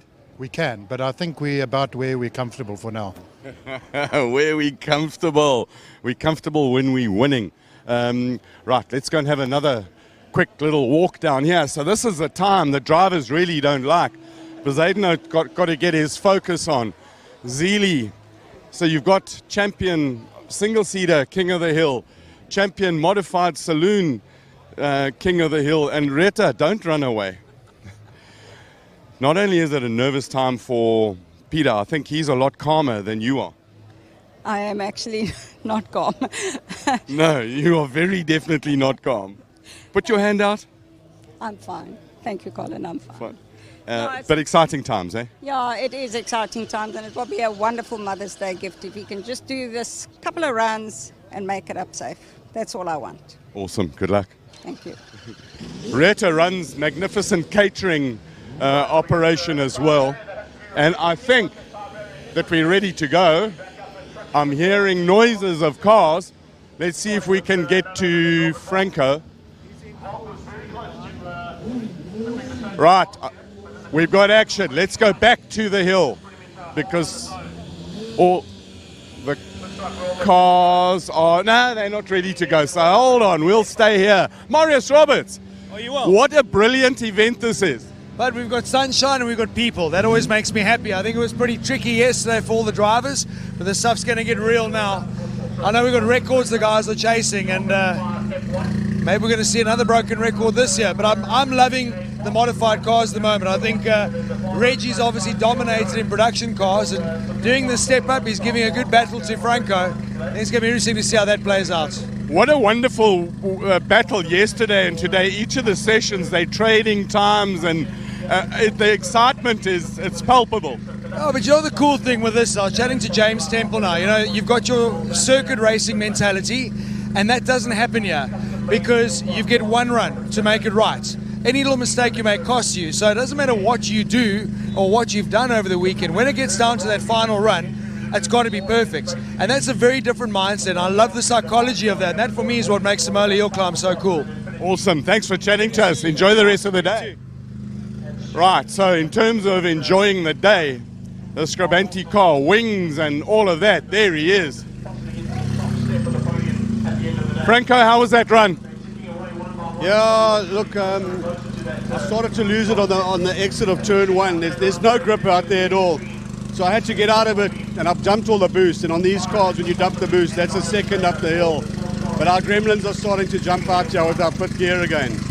That's when you're in fifth gear and you want to go back to fourth. The clutches don't like it. They don't like it. I think we're going to have to, you know, it's lunchtime already, not long to go. We're going to have to just wring its neck and forth and stay away from fifth, and let's hope it's fast enough. Because going that fifth, fourth thing cost you the win last year. That's exactly what happened, so we can't risk that now. We'll just have to bounce off the rev limits on the way up the hill. The sounds are amazing when... Sounds nice, doesn't feel so nice. Good luck. Thanks, Colin. They've got issues. The other guys who've got issues is Reggie Roots. But hold on. Never mind Reggie Roots. Dagmar, come here. Dagmar is Reggie's co-driver on the boat. Come and talk to us about boats. You crazy enough to hang in the front of a rubber duck with Richard Racing in the Agulhas. But it's a magnificent feeling with of freedom on the water, isn't it? It is, and it also takes lots of trust. So there's a huge trust between the two of us. And sitting here, you're quite calm and collected, or looking calm and collected, while watching Reggie wring this thing's neck. I think he's got the skill, and he's definitely got the talent. Yeah. He's got the skill, got the talent, straight from Dagmar's mouth. Thank you very much for chatting. Paige, I see the sun's out, guns out, put the hood down, and let's go for a cruise. Yeah, it's been a really cool day. The weather's a lot better than yesterday, which is really promising, but now the oil on the track hasn't been great either, but we're just out here to have fun. We're not here to prove anything, so yeah, keeping on the black stuff and doing our best. Awesome, good luck. Thank you so much. Right, let's see if we can find Reggie. He's still in the car. Let's see if we can talk to him. Richard, your sensor isn't sensing. No, we still got a gremlin. Eh? We're trying to get to the bottom of it, but so far it's beating us. But we don't give up. Guys are in there with a laptop. I'm sure you can find those limits, and then all you need is for the crank to crank and the cams to cams and the pistons to do their work. Yeah, the pistons must do their work. They must all do their work. You're looking a bit tense. Yeah, I just hate it when you got a problem that you don't really know how to solve yet, but we're working on it. And also I've only really had one dry run in the car, and to find those last couple of tenths, I need to practice, I'm getting old now, so it would be nice to get another one or two before the finals. Dagmar says that you've got the skill and she trusts you to do it. I'm glad she does. Special chick that. Yeah, I know for sure. You're a lucky man. Thank you, sir. Do it for the dogs, Reggie. I'll do it for the dogs, always for the dogs. Great friend of dogs and spaniels and rescue animals in particular, Richard Roots. He's a very, very kind man. One of the other cars we're following, and I know it's a bit sort of up and down as we go backwards and forwards, but that's work with us. Hold on a minute. Let's talk to Tom. Tom, never mind how we're doing. How are you doing? No, I'm doing all right, man. I'm just chilling in the sun waiting for my spot. And how did your last run go? No, it went well. The track is warming up nicely. Car's feeling good. I think I'll just have to take a little bit more speed into the corners, I think, eh? It's always like that. There's always something a little bit more power, more speed, more stuff. Yeah, it's a race against yourself. Isn't that part of the enjoyment and the challenge? Exactly. No, I'm enjoying it very much. Yeah. Good man. Thanks, Tom. Thanks, man. Lotus 7 with Toyota's finest horsepowers in it. So he'll come back here and park with Megan, who is Franco Di Matteo. Come here, please. Sorry, I mean, as the guys walk up and down, we've got to try and catch up with him. How's the tyre situation, number one? Well, the old tyres that I pulled out the van is much better this morning. Got the car sorted out last night, and it seemed to go better. Now it's just a mind thing, you know. You're expecting the car to do funny things with the old tyres, but the car's neutral at the moment. So no, I just need to put my foot down and do the job. Have you unleashed the full fury of all the horsepowers that you've got? No, not really, not yet. Do you want to tell everybody about your special little device in your car? Yeah, look, to compete against the guys with the turbos and that, we've just put a big bottle in the car. It just makes about another 100 horsepower on the wheels, and yeah, and it's thrilling, I must be honest. Nitrous oxide for the win. Yeah, it just makes it more exciting up the hill. So you can't go through a corner with it. But yeah, a button on and off, and I just need that 2 squirts to make it a few k's faster, and that's all I need. It's awesome excitement for us as well as for you. Yeah, I promise you, Colin, just pressing the button just makes it just different. Yeah, so yeah, let's see what happens on the next qualifying, and then hopefully we get into the finals, and then we give it the full leash. Full beans. Thank you, Franco de Maria. Be well. Always fun to talk to him. Right, we wanted to talk to Megan, who has got her 600 cc's of Suzuki-ness. Let's see, what is she like? Oh, there she's smiling again. So Megan, you're smiling again, which is always a good sign. That start was probably your best ever. Very nice. Great launch, all the gears into turn one. Yes, and then my mechanic changed something, so when I turned into the first corner it was a little bit out, and then I didn't logically think that it's going to be a bit different up, so I had a little bit of a moment. Motorsport is about moments. I'm told your mechanic did brief you on exactly what to expect, but you may not have listened to him. Yes, I didn't listen. Megan, full briefing from your mechanic. You need to sit him down carefully and give him all the instructions so that he can give you the information. Yeah, proper feedback. It's difficult. It's really difficult work. Justin, come here. Justin, I believe you briefed your driver, and how frustrating is it when you brief your driver fully on the changes that you've made to the car and she doesn't listen? Colin, some things are out of our hands, so let's just leave it at that. Justin, and tell me something else. How is it having your girlfriend as a driver? Because this is something that can test most relationships.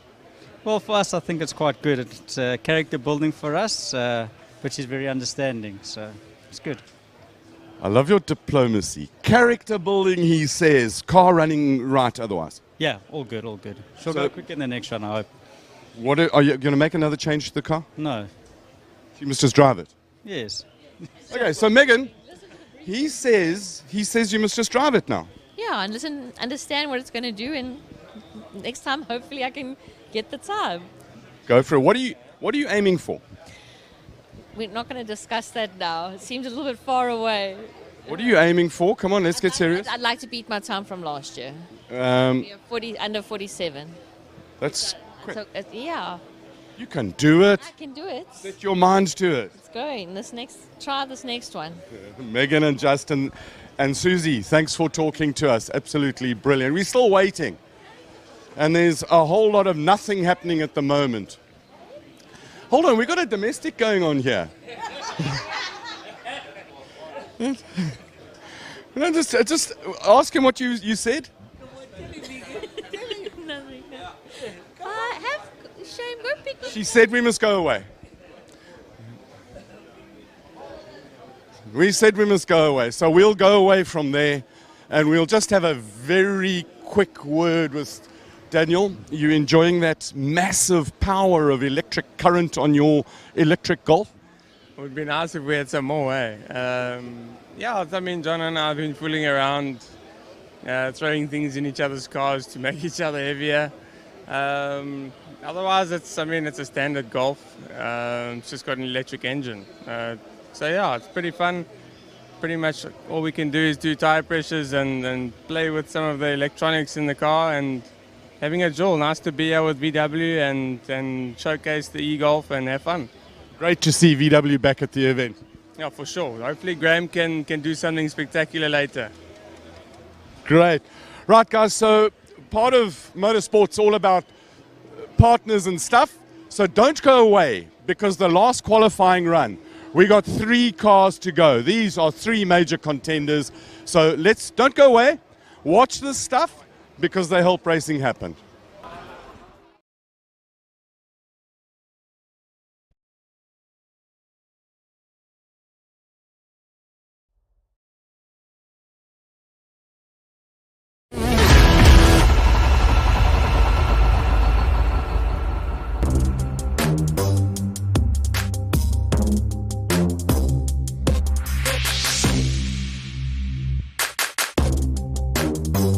Move smart with dual jet engine tech in the new gen Suzuki Celerio.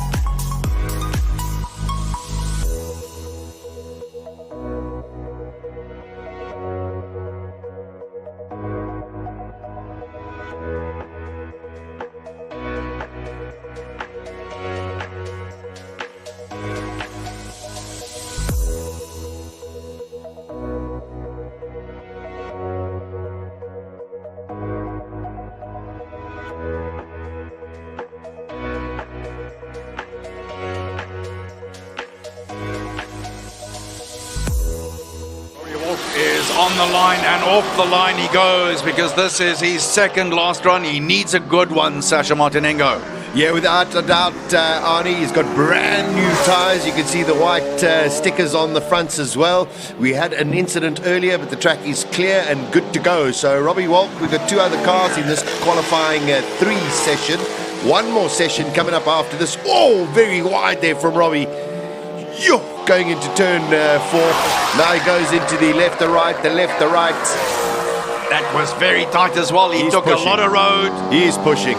This is Robbie, Robert Walk at his best. He's just going, here we go, let's do something special. 38.7. There you go. Wow. And now Andre Besaidnout is also on the road, and he needs a good one too. He's got even more pressure. Well, I tell you, he did a 37 yesterday, but he wouldn't have known that was a 38. But that is a brilliant lap from Robert Waltz. So fresh tyres as well. So I think there's still a bit more that can come from as well. Oh, Andre went wide and wide again. That wasn't a great line. I think that bridge is catching out more and more drivers, and particularly the 4-time champion Andre Besaidnout here, pushing all the way up the hill now. There we go, 38.7 for Robbie Walk. Yes, you are right. Peter Zeely having another run because of the red flag incident a little bit earlier.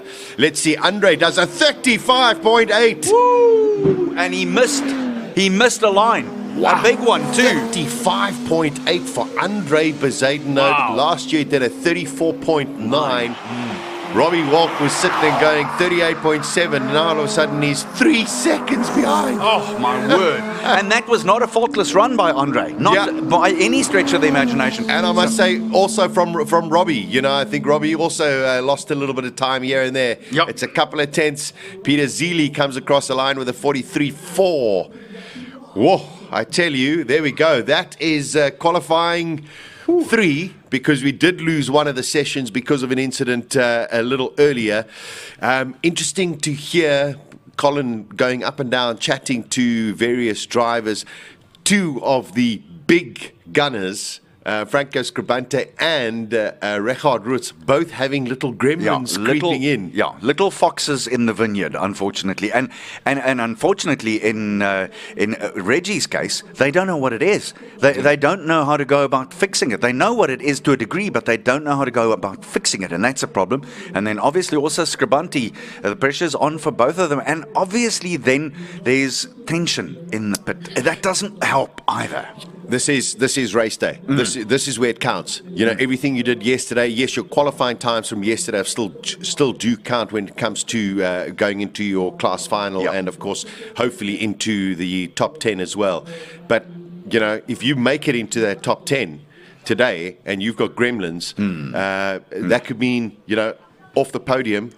Or 10th. So absolutely, everyone working furiously now to just fine-tune, iron out those gremlins flat out, and really hope for the best with one more quali run to go. Well, here's as they come down the hill, I'm sure that Colin will be chatting to one or two more of these men. I know that Besaidnout would have been overjoyed with that. At the very same time, I think if you ask him, he'll tell you he made one or two mistakes there, and there's still. If that is the case, and he made 2 line mistakes there, it's not the fastest line without any doubt. So call that 700ths of a second, then he is so close to breaking 35 again. And 34.9 the record, average speed of 195 k's an hour up the hill. It's only 1,900 meters long. He can find more, I am certain. Yeah, and I must say, great laps from Devin Robertson, Byron Mitchell, Andrew Rackstor, really pushing it.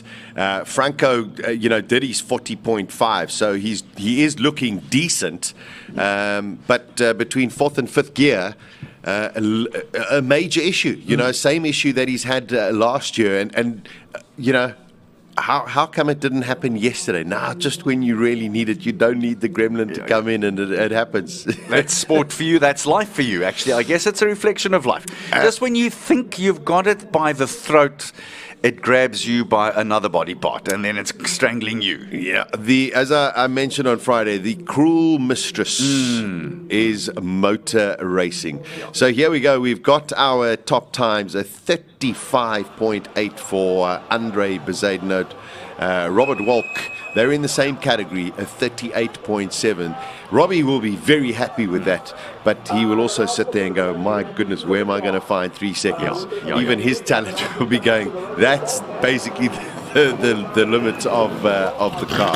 So in last year's results, Besaidnout in that Gould of his produced that 34.9, and then Volk had the A1 GP car that he raced to, and the fastest he could go with that was 37.205. Sure. So it just shows you Besaidnout, I think, has got, look, that it's a car built specifically for hill climbs, and it does make a huge difference. But by the very same token, Volk's car is also the kind of car that the Bull Beam MP58 is the type of car that is dynamite up here. And I think it just shows you that Besaidnout's bunch have got it right. They've got it spot on right. Not that Volk's people haven't. I think they've just specialized with it so much. The 4-time champion looking like he could make it 5 this year. Yeah, it's going to take a mighty effort from anybody to beat Andre.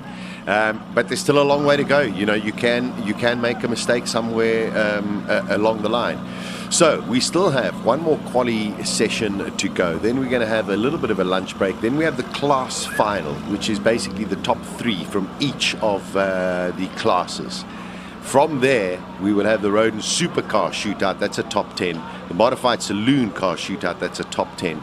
Single Seater and Sports Car Shootout, which is a top 10 as well. So you want to get into the top 10 of each of those categories that your car is eligible for. And that last one, the Single Seater and Sports Car Shootout, is at 3. Modified Saloons at 3, and the Road and the Supercar Shootout is at 10, beg your pardon, just before 3 o'clock, 3. So there's magnificent racing still to come from the Simola Hillclimb in the Western Cape. It's nice now. If I look at what we're looking at, if Richard Roots can fix up whatever his gremlin is, if you look at the top 10 from that last qualifying session, you've got times that range from 35.8 to 42.1, which is Wade van Zumeren. If you all of a sudden add Richard Roots into that, and you add, just Richard, more than likely he'll be in the 40s, somewhere there. It is mighty close between 9th position and 13th position. So there is a lot to play for to get into that top 10. So Richard yesterday was good enough to produce a 40.2. Yeah. And I think that is going to make a difference in the end. But he would want to have one or two good, because it comes got to have the down, runs. Yeah. And you've got to get confidence from it. Let's hear from a man who doesn't exactly lack confidence. Colin Asty. Right, that was the end of the second last qualifying. Robert Walk, before you run away, you got a very nice time there, wrung its neck. You made some good progress. Yeah, obviously first time running on the slicks. A lot of understeer, so entry and power understeer. So yeah, we've got a couple changes to make. We'll get it right. A bit more wheel spin than I wanted to the start as well. So yeah, we've got work to do. It's an ongoing exercise. Go and do your work. Yeah, we'll make it. Cheers. Awesome, Robert Walk. He did. Just for those of us who are not so good of seeing, a 40.2 is where he sits on the qualifying side, and the cars are coming up to start having a go. 39.1 Devon Robinson in the merge, and I'm just looking at this lot and I'm thinking, now hold on a minute, I don't like what I'm seeing from the timekeepers here, because I see Robbie walked at a 38.7 and Andre at 35.8. So the merge, the one, basically what it does is just adds it all up together, and then you see where you are. Didn't work so well. So let's quickly talk to Andrew, who also had a really good run, and Andrew and Devon. Now, Devon is just down over there, excuse us. Let's see if we can get to Andrew. Are we coming to you now, Byron? So Andrew, it's getting really tasty in the 2-litre single-seater class. Yeah, I mean, the other boys are amazingly quick as well. This was the first time we could really push with the new tyres, and we extracted. There's still a bit more time out there, so I'm going to try find that in the next run. And again, just loving every second. The smile says it all. Love your enthusiasm. Oh, yeah. No, thank you so much. Go and have some fun. Another right at the sharp end of the 2-litre single-seaters is Byron Mitchell.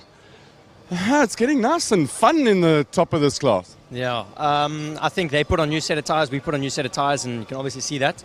I do think we've got quite a bit more in the car though, so we're just going to have to see if we can extract it. That's always the difficulty. Yeah, it's the difficulty at this place. Good luck. Thank you. Let's go to Devon, who surprised everybody. And in the... Devon, you've got a nice surprise there. You got the time sorted. Did you get the launch all right? Yeah, the launch worked nicely, and we actually did a run with the new tyres now, so hopefully it stays there for the weekend. So this next session is going to be your quick one? We might skip this one, just check at the data and everything's happy, and then we'll go from there. Awesome, good luck. Thank you, man. You can see there's definitely been a little change up from earlier today when guys would talk a little bit longer. Now there's just a little bit more seriousness, and they're not so talkative. But let's go and talk to Jared Yo, just chilling out here. Jared, you're just chilling out nicely with the aircon on and ready to go? Yeah, definitely, yeah. And I've got the traction control off this time, so here we go. Are you happy where you are on the quali? Very much so. I think I'm punching above my weight, to be honest. I think many people have commented and said, oh, whoa, where the hang is that time coming from? Yeah, I think it's down to the tyres. I think I might have put some good tyres on for this year. Last year I was a second slower. This year a second faster. The only thing I can attribute it to, maybe I'm getting a better as a driver. It could be that too. Who knows? Oh, well done and good luck. Thank you. Thanks, Bob. Awesome. He talks about the tyres. So they've got Michelin 275 40 ZR 19s. And these are the important part is we're going to look at if it's the Pilot. There we go. Yep, Pilot Sport. that's where you get the grip when you go to pilot sports and all that. The craziest, most radical car in the history of the world is a diesel BMW with 3 horse turbochargers and nitrous oxide. Gary Martin, some say that you're crazy. Yeah, I think so. You'll own it. I'll take it, yes. Fastest diesel ever in the history of Simola Hillclimb. Yeah, we're doing good. We're getting stronger and stronger every year. So hopefully we start taking all these little gremlins away, make the car lighter, and then we can go even more faster. So What gremlin are you busy chasing at the moment? it's auto shifting. So I'm running up into a high RPM, and the automatic will just change to a high gear. It won't hold it for me. Then I try lower the shift again, then it goes back up, then it changes again, then it keeps upshifting. So the car's got a mind of its own. the gearbox does. The rest I've got it, but the gearbox. Gearbox with a mind of its own. Got to love. Thank you and good luck. My pleasure. Appreciate it. Got to love the little bits of aerodynamics, and we're a firm favorite of carbon fibers because it does two things. It adds lightness, and oh my, does it not look so cool when you see the patterns on the carbon fibers, because carbon is, it's like silicon. It is magnificent stuff. Here, talking about favorite stuff, all the hoses are made by silicon. Wade, you just dialing in more powers there. Hope so. Getting it better. You've come out and straight into the seriously good times. Thanks. We're trying. It was a little bit looser than I expected, but we'll try the next round too. But you love a loose car, don't you? Yeah, for sure. Slideways is the best way. Best. Good luck. Completely slideways. Somebody else who he had a bit of a frustrating run up the hill was Johan de Bruin, but we can't find him now. But we'll just go straight to Peter Zeely, who didn't look so happy when he came back. Peter Zeely, how, on a scale of 1 to 10, how happy are we? No, I'm not happy at all. No, I had to go out with cold tires, but I nearly lost it just over the bumps with the car jumping sideways. So I think the tires, the pressures are still too high. But I'm hoping that we can get it resolved because it's brand new tires. You know, I was hoping to do a fantastic time, and instead I did a terrible time. Well, you've got one more qualifying session, class finals, looks like at the moment, and then the big one, the top 10 shootout. Yes, so I've got to get it right now, eh? Good luck. But it's like the guys say, small problems makes big trouble, so I hope we find the small problems. Good luck. Right, we've got some action on the track. If we go here, we can see over my shoulder as a Suzuki Swift are blasting us up the hill. So, back to the guys in the box. Thank you. Yes, we are in our little box over here, the Suzuki Swifts. This is the final qualifying run. All of these guys will know the times that they have to achieve in order to make it through to the class final. And of course, you also want to try and make it into the top 10 as well. Incredible when it comes to race day. All of a sudden, you turn the wick up a little bit on the engines. And now these little gremlins just all of a sudden creep in. So there is some fast and furious action between the technicians, the mechanics, as well as the drivers to overcome these little gremlins and have a very, very quick final run. This is just looking more and more exciting, watching these little Suzuki Swifts, Arnold. I mean, they are pushing it now, and their times have been incredibly impressive. They have been. They very much have been. A 54.8 for Wesley Graber.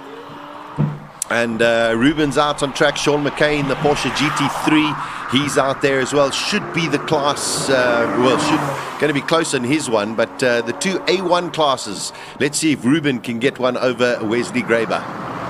These two Suzukis have been very impressive indeed, and I see they got them a bit out of shape. They got them sideways once or twice now. Yeah, a 55.1, so just 3/10 between the two of them. So in their class final, all to play for. So great to see. It's going to be the last of our qualifyings here, and hopefully we'll be able to get you the sounds of some of the beasts that will be flying up this hill in a short while.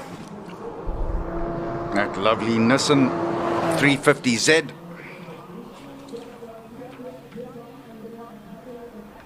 And the Porsche across the line as well. Yeah, 54.3 for Sean McKay. I don't think it's his quickest. I mean, that is only 1.5 seconds quicker than a little Suzuki Swift. How is that? Quite extraordinary. It's amazing. Here's the beautiful 917 Cayman. Porsche that's also going up. That's Jared Yeo, and he's been very, very impressive so far this weekend. That is a stock standard Porsche Cayman 718S 2017 model. And again, in his hands, he really knows. Little wide there, but lovely line through the next right-hander. And hugging the left-hand side here. And over she goes to the right. Through the S's now. Right, left. Let's see what he can do. His best time so far, well, this morning has been a 48.6. That was in the previous session, so we'll see what he can do. At the moment, top of the times, Jared Yeo does a 48.5, so improves by 1/10 of a second. Piet Potgieter in the Alfa Romeo Giulia Quattro Valvole. So let's see if he can do anything with the Alfa. He's definitely going to have to put the hammer down if he wants to get a chance to continue today. Feroz Ibrahim at the bottom. Look at him spin those wheels and off she goes. Maybe a tad too much spin there, but the transponder is activated as he goes across the line and away he goes. There we go. It's got the BMW B58 engine inside. We're watching Piet Potgieter in your top screen, kicking up a little bit of the dust that was laid down earlier after the oil spill of Farouk Dangar's Nissan. 52.1 for Piet Potgieter. I'm just trying to see where he finished a session earlier. Let's have a look where Piet...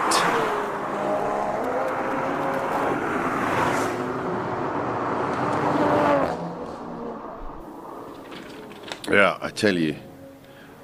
Not easy to find it when you've got 88 cars to look at, all told. Although, here's, we've got very kindly, Colin has again got out there for us and found the qualifying list as things stand.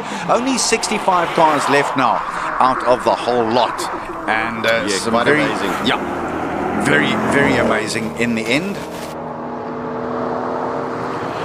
All right, so Feroz goes quickest with a 48.4. Jared Yeo, 48.5 at the moment. Martin Weed in his BMW, 49.8. Oh, that Audi R8. Let's just listen to this.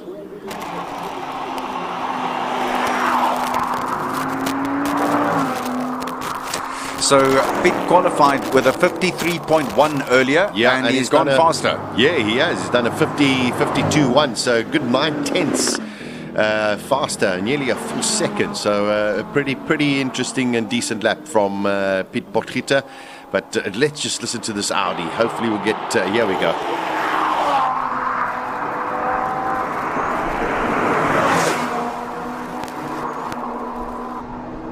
JP van der Walt in your bottom of your screen. He's a guy to watch out for today in the Supercar Shootout. 46.7 for the Audi.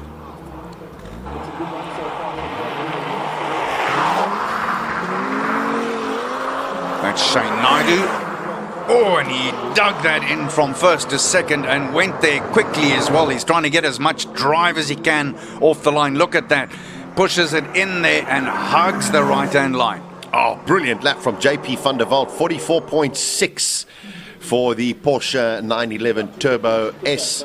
Now we've got another one of the BMWs. That's Dion Joubert, car number 65 in the M4X Drive. And his target is JP van der Walt. So JP produced a 45.6 as his fastest time right up to this one, and now he's gone almost a second faster. That is incredible. Yeah, let's see what Dion Joubert can do in the BMW, because they're basically fighting for honors in that class. Big battle between them. Oh, everyone pushing the limits here, Arnie. You know, you hold your breath at times. Here's the first of the electric Golfs out of the 8.5 stable, the factory down there.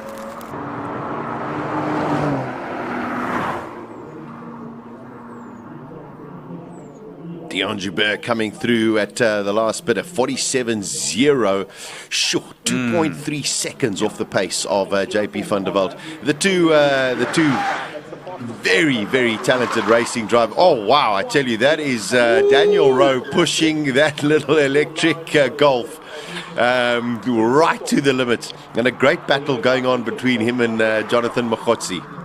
I think this is the most tarmac we've seen them use so far. Honestly, they have not used, well, Rose certainly hasn't given it that much welly so far. No, he's giving it the full beans now. Their foot is flat after turn 2, he was telling me. From turn 2, the foot is flat with that electric engine. It's only got 100 kilowatts. And he's broken the 1 minute again, so 59.3. I think that's fastest for them so far. That is excellent. Jonathan Mokotsi on the track, another one of our alternative energy vehicles. This is Ciro Di Siena, who is in this beautiful and very interesting i4 M50. 400 kilowatts of power, 800 Newton meters of torque coming from this electric engine. And BMW. He's looking to clock 49.6. That's a new record. That will be a new E record here at the 12th edition of the Simola Hillclimb. And I know that Jero had trouble with it previously, but he looks like he's got it going now. But don't get fooled. The top picture, there's no sound whatsoever. Yeah, I just got to, looks like Daniel Rowe's time has been disqualified. He did a 59.7, but it was Mokotsi who did the 59.3. So great lap from Jonathan Mokotsi. There we go, he's done it. Chero's done it, 49.366. So he's got himself the E record here. He will be chuffed like there's no tomorrow. Oh, that is outstanding. Well done, Chiro. 49.366 in that electric BMW. Outstanding. Now we've got the Shelbys, some of the Super Snakes that are coming out on the track, a whole bunch of Mustangs as well. Brute power, but man, a handful to hold on to coming around some of these corners.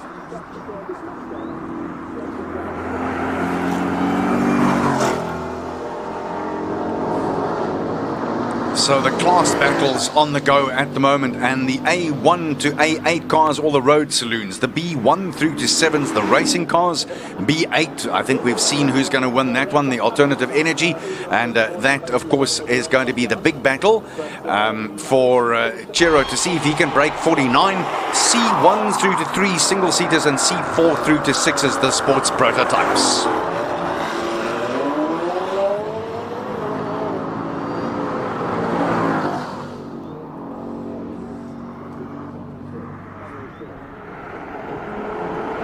We got that immaculate McLaren 720S. Of course, it's a 4-litre twin-turbo V8 in the back of that, 720 horsepower. Got the MP412C, also the original McLaren, going out onto circuit. So wonderful to see two McLarens out there on the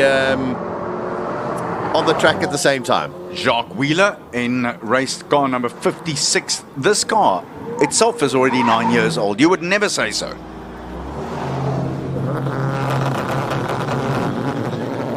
There's Graham Nathan.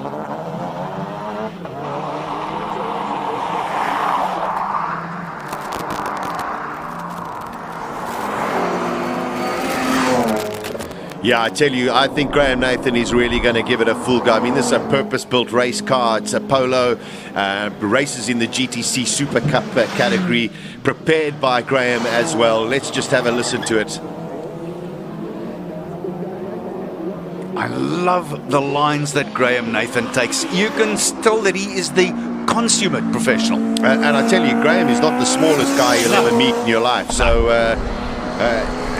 it's just extraordinary what he manages to get out of this car. It's just brilliantly set up. Wow, Graham Nathan, 44.247. Extraordinary time from Graham Nathan. We've got Pierre Bester out in the track. We've got the wonderful Honda Type R also out on circuit. This is final qualifying for the King of the Hill, Simola 2022.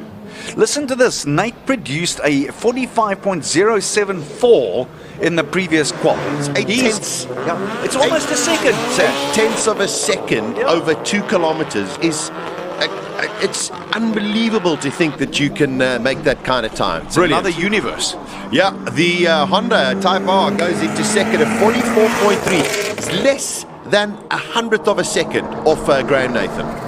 Unreal. Oh, was that the wind that brushed that, or was that policeman hit? I'm not sure. We'll see. Will Pierbester has gone across 47. Here comes the massive Nissan Patrol. Arnold Duplessis in it. It's just still makes me very happy to see it. That Subaru looks to be in trouble. He had issues yesterday, which is so sad because I tell you that car has been phenomenal during the course of this weekend. I think he's going to get out the way early enough. He's got one more little right-hand turn and then he's over the brow. I think it's the Evo. It's not the Subaru. I think it's the Evo. I can't see the number. I think it's the Evo. Yeah, it's the Mitsubishi Evo 9, which is really also has been so consistent and competitive up until this stage. I think that's Nick Schwertweger. Yep, in it is. The Evo 9. Yeah. Now, okay, so he's over the line and he's not going to affect anything for the patrol. The Fat Boy Fab Works car number 54, 1,000 horsepowers for Francois Fritz in a Toyota Hilux. Car prepared by Fat Boy Fab Works, and I love how this thing, it looks like it's rolling up there like a tractor, but it's going as quick as what it can possibly go. I mean, 1,000 horsepower. I mean, I think the exhaust coming out the top and just blowing excess exhaust gas. Oh boy. Well, you know, it's a Hilux. You can only go on the straights. It must be incredible. Through the corners, it must be incredibly hairy and heavy. Very, very scary stuff. Hopefully the Evo can get itself sorted because it definitely seemed to have some kind of an issue. He did a 1:17 in that Mitsubishi for Class B3. They will get it back at the end of the session and then, of course, work furiously during the lunch break to see if it has a chance to go out again this afternoon. Ricky Giannacaro in the V10 Lamborghini. Let's just listen to this Lambo, Arnie.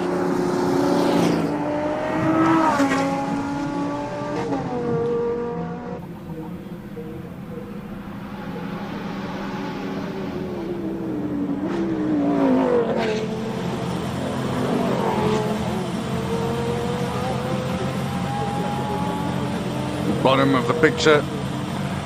It's Gianni Giannacaro.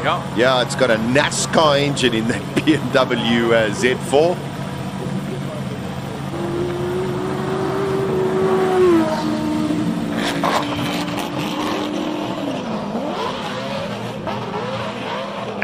It's just a massive handful. You know, it may look spectacular, but it's not doing itself any favors whatsoever in terms of getting any time. Going faster. It just seems to be way too much power for that chassis. It looks like the chassis is just going to bend. He puts down the foot and it wants to dance sideways. It doesn't want to do anything else but a foxtrot. 45.3 from Ricky Giannacaro.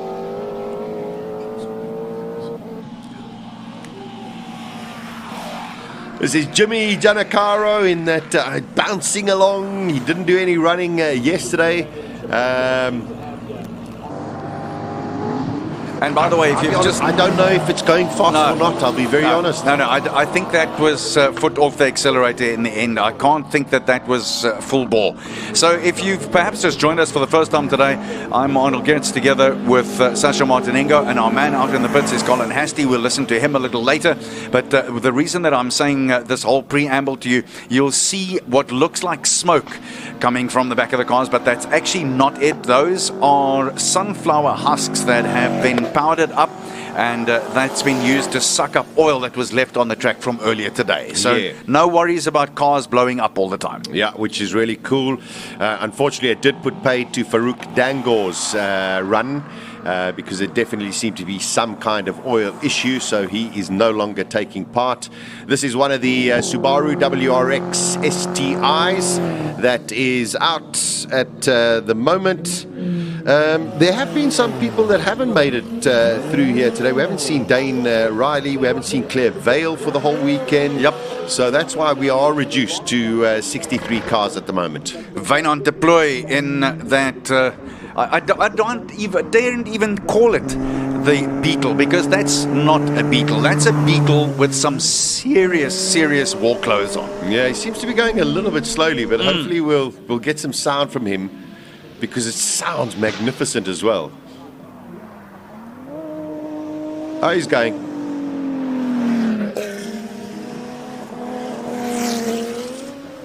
Through the most difficult complex of the whole lot, the bridge complex, and then into that left-hander that you can't see now through the right side. And at the top of your screen, car number 40 in the very capable hands of Pieter Hubert, the Lotus Exige with a Mercedes AMG motor in it. Yeah, 570 horsepower. Just listening to that VW, it's got a Toyota engine, and then you open it up and it says Yamaha, because Yamaha made the head for Toyota. It's very confusing. Very confusing. Sorry, can you run that by me again, please? Don't worry. Let's focus on a Lotus Exige over here, Arnold. With a Mercedes AMG. With a Mercedes AMG. There we go. Okay, run that by me again as well. Yes. Here we go. Oh, listen to it.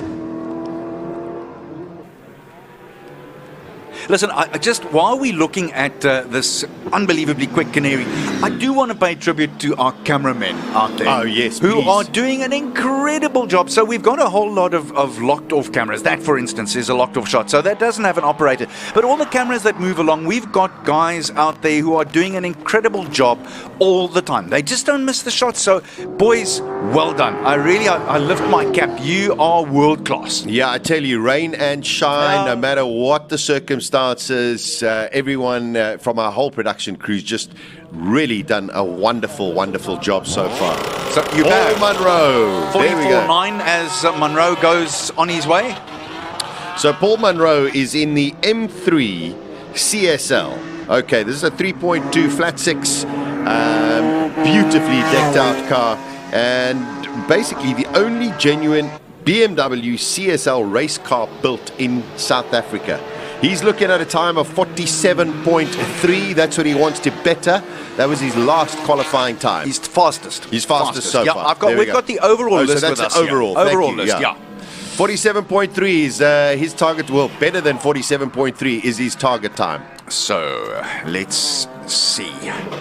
Munro will want to go a little bit faster because obviously he's contending in his class and he wants to make this as quick as possible. There's something so special about the sound of a BMW engine. 47.8, half a second off. Here is the George Michael Thuka Mechanicos, the DTM 55. The reason I say that, it's got these little tassels on the rear wing. Like George Michael's leather jacket. There we go. Yeah. There we go. Interesting kind of livery with the chrome. Listen to that turbo.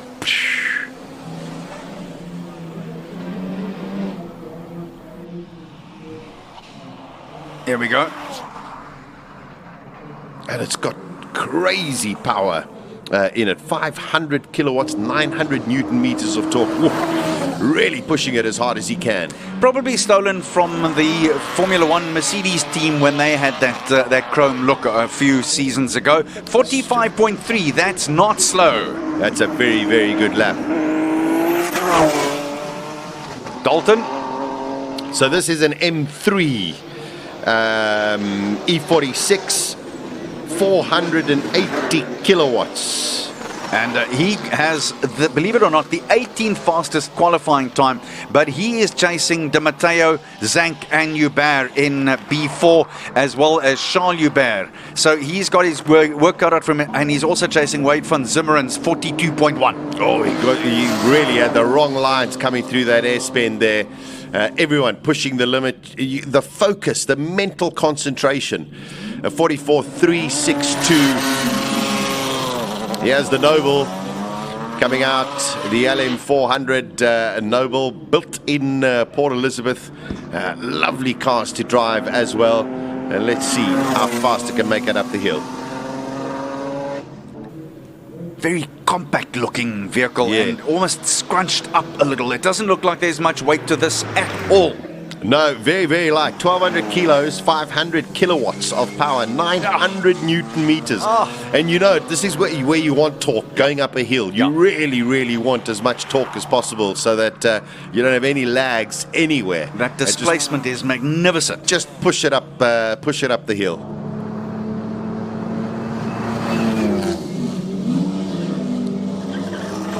Still, Graham Nathan in the VW. That is an outstanding lap from Graham Nathan.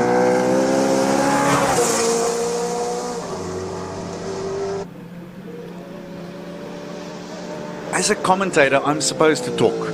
But I don't want to. I honestly sit here and I marvel at the sound. Just want to listen. Yeah.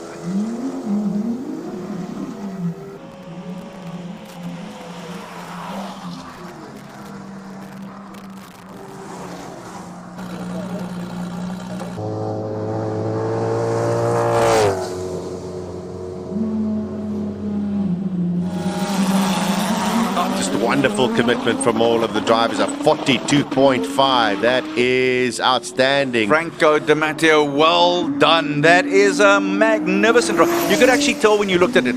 Good, clean lines, nothing crazy, but good enough, almost controlled fury, if you like. Yeah, this I think is going to be big. No, it seems like something was just on the track. I hope nothing broken off the car. But me too. I have a feeling this is going to be very quick from Peter Zeele. So Di Matteo goes 42.557. What can the defending champion in his category in the saloon cars, what can he produce?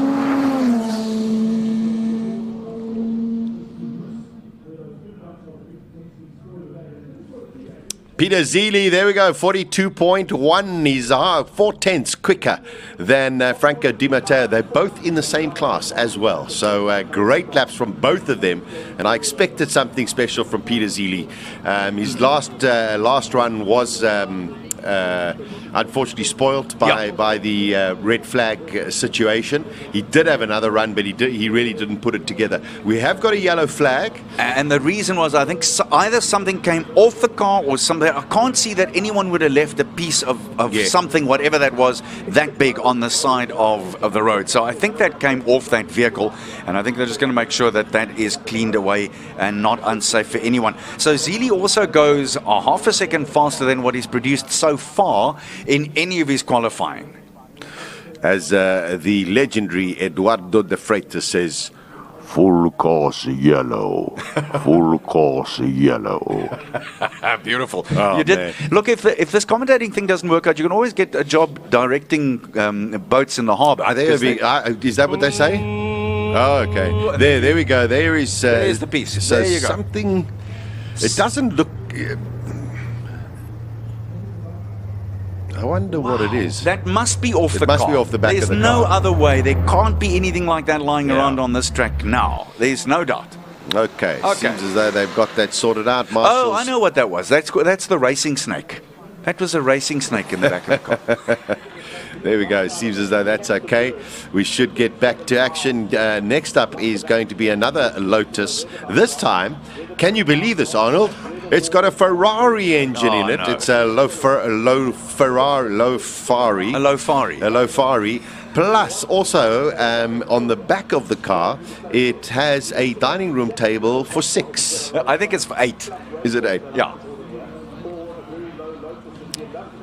Oh, sorry, I've got the wrong car. This rear wing's actually a lot smaller than the one we will see. So it's only seats 4. Yes, in a short while. So this is next up is going to be Charles Hubert in the Lotus Elise, which has got a Honda engine in it. But we're still at full course yellow at the moment. So action hopefully will get underway in a short while. After this qualifying session, we will go to a lunch break, and then thereafterwards, Yeah. It's red mist time, helmet down, And off flat we go. out.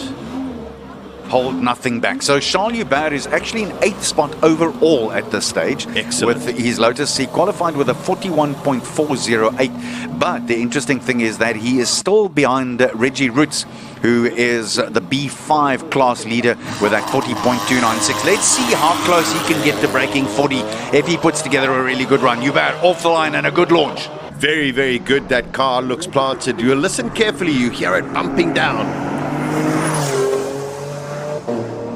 Oh, smooth gear. There, you can hear it. He's going quick. That front splitter hitting down on the track, just getting as much downforce as possible from that Lotus Elise. Looking very, very quick at the moment. Don't you love that? Yeah. Car 28, Johanna Brain is taking off in the BMW M3 E46. 40.6, so he's a little slower than what he was, 2/100ths of a second slower. No, I lie. He produced a 41.4, so that is a good run from him. 8/10ths faster. So that also, now there's big pressure on Reggie Roots. Yeah. Because Reggie's got gremlins in his car. Yeah. He needs to get in there to get into the top 10. So he had a 40.296. Well, the line is drawn in the sand. Woo! I tell you, giving it all. The brain was letting it all hang out. Got another one of the low tie going out onto circuit. I never catch the number. Oh, it's Craig Zank. Yeah. He hasn't got a number stuck on the side of the car. It's on the roof. I think it's just to confuse us. So, listen, let's just go. We've had a Lotus with a Honda, a Lotus with an AMG Mercedes, and this is a Lotus with a Ferrari. No. Yeah? Nissan GTR. Ah, okay. Now, one thing, please watch very carefully. Watch that rear wing, how it tilts. Depending on the load of the car, watch how it does it. And this was a brilliant piece of innovation, first used by Lamborghini in the Performante, where the actual wing moves to give you the downforce corner by corner. And the car feels it and adjusts it by itself. That is incredible. Oh, man. Okay, Wade van Zumeren. Okay. Hold on to your seats, folks. Let's Fasten just your listen to seatbelts. this. This is a madman. Watch, he uses all the road and then some. Look at that.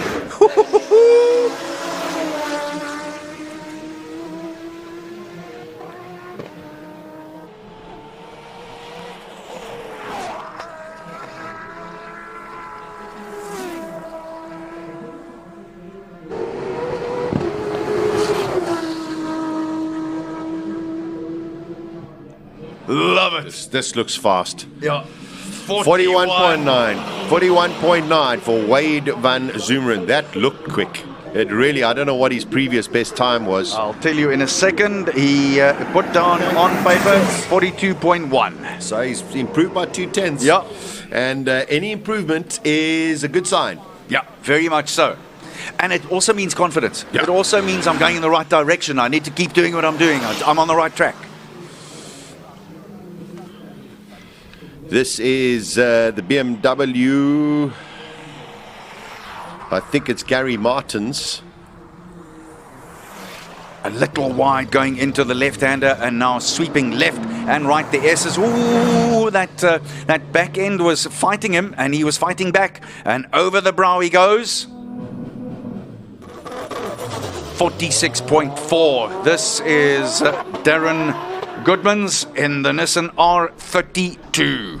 Just some information on this BMW that just went up the hill. It's an M250D. It's a 3-litre diesel.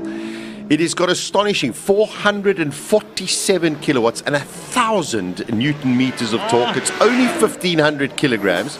And it's the only X-Drive F22 in South Africa. Only 50 F22 M2 conversions worldwide. Wow. That is crazy power for a diesel. Wonderful. Tell you what, Goodman's car also sounds mean. Listen to this. And then at the bottom, holds, and Aldo Scribonti is off and jogging up the hill. Now I just sit back and listen a bit.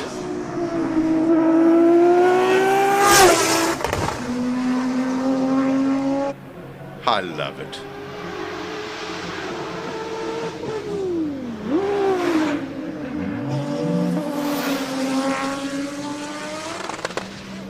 Oh, I tell you, I think he over-revved there. Don't know if he hit a policeman.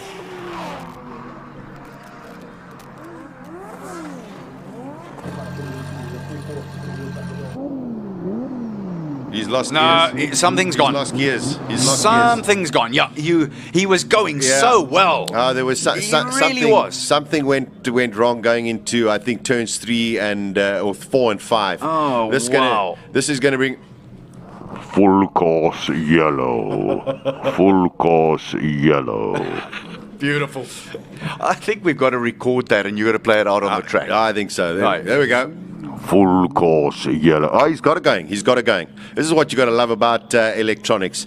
Going into turn 4 and 5, I think he revved it, hit that rev limiter, and from there something went wrong. Do you think he just smacked the dashboard? The bigger the problem, the bigger the hammer. Okay, so we still have red flag conditions, but it looks like Aldo Scribante has managed to get his car to the top. I suppose they're just going to check to see if anything has dropped, any kind of liquids that have dropped out of the back of his car. What one doesn't think so, because that looked like an electronic problem. Could well be, but I think the marshals will go and have a look just to ensure, and then from there, looks like we're just about ready to go again. So that was Giovanni Fontaine, who now has to sit and wait there on the line, and that doesn't help either. You've got all that massive amount of adrenaline, and then they go, okay, hold, here we go. He's now ready to unleash it. Are we? Yes, we are. He's under the 3 count. Nope. Yes, no, maybe. Not yet. I mean, this is a car also with a crazy amount of power. 1100 horsepower, 1000 Newton meters in this in this Audi RS3. First time for Giovanni at the hill climb.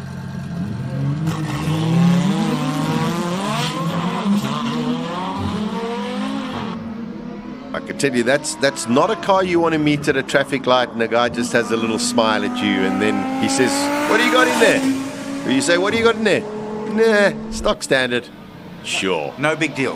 1000 horsepowers. And when the light goes green, all you see is the back of it. For a long time. But I tell you, he's really having fun. His first time at Simola, his own private road car. So he is giving it as much as he can and, just loving the moments. Good lines. Really good lines here. Franco Scribante in the Hammerhead Shark Nissan GTR 35.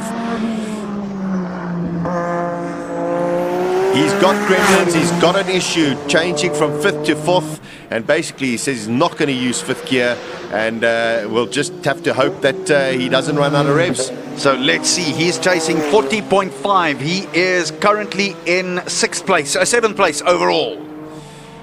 Let's see what Scribante can produce with this beast of a vehicle. Oh, went in a little early on that first apex over there. And then a bit tight on the next one. Isn't it amazing? One mistake almost always forces you into a next one. Scribante, 39.4. Great lap from Franco Scribante, 39.4. This is Richard Evans. We haven't seen Reggie Roots. I'm a little bit concerned that we haven't seen Reggie Roots, although I think he is comfortable to get through with a 40.2. Yeah, so he's going to be okay, but Scribante has just clocked him by 0.8 of a second. So Richard Evans, slow again. This is another major issue with this GTR. Oh, what a pity. What a real pity. But here's the interesting thing. Scribante won the title of King of the Hill in 2019 with a 39.3. Does it mean that he can find more? Well, you got to hope so. Here we go. Rui Campos going out in the Shelby. What a lovely gentleman. He loves his racing, races in everything. His kids race. And he's flying up the hill in that Shelby. He's looking to break 42 for the first time. He's posted his fastest time of 42.029 at this stage. What can the man with a big smile and the low-flung car do here today?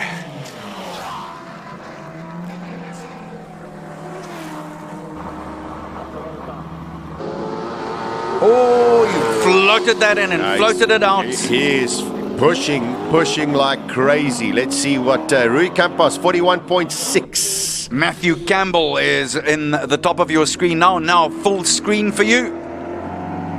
And Campbell is in the hopper, the Type 6 Audi, 4.2 litre 8-cylinder. It wakes up 220 kilowatts of power at 400 Newton meters. Well, I tell you, Rui Campos improved by 0.6 of a second. So, I mean, everyone is just putting it down. Oh, that's a scary moment.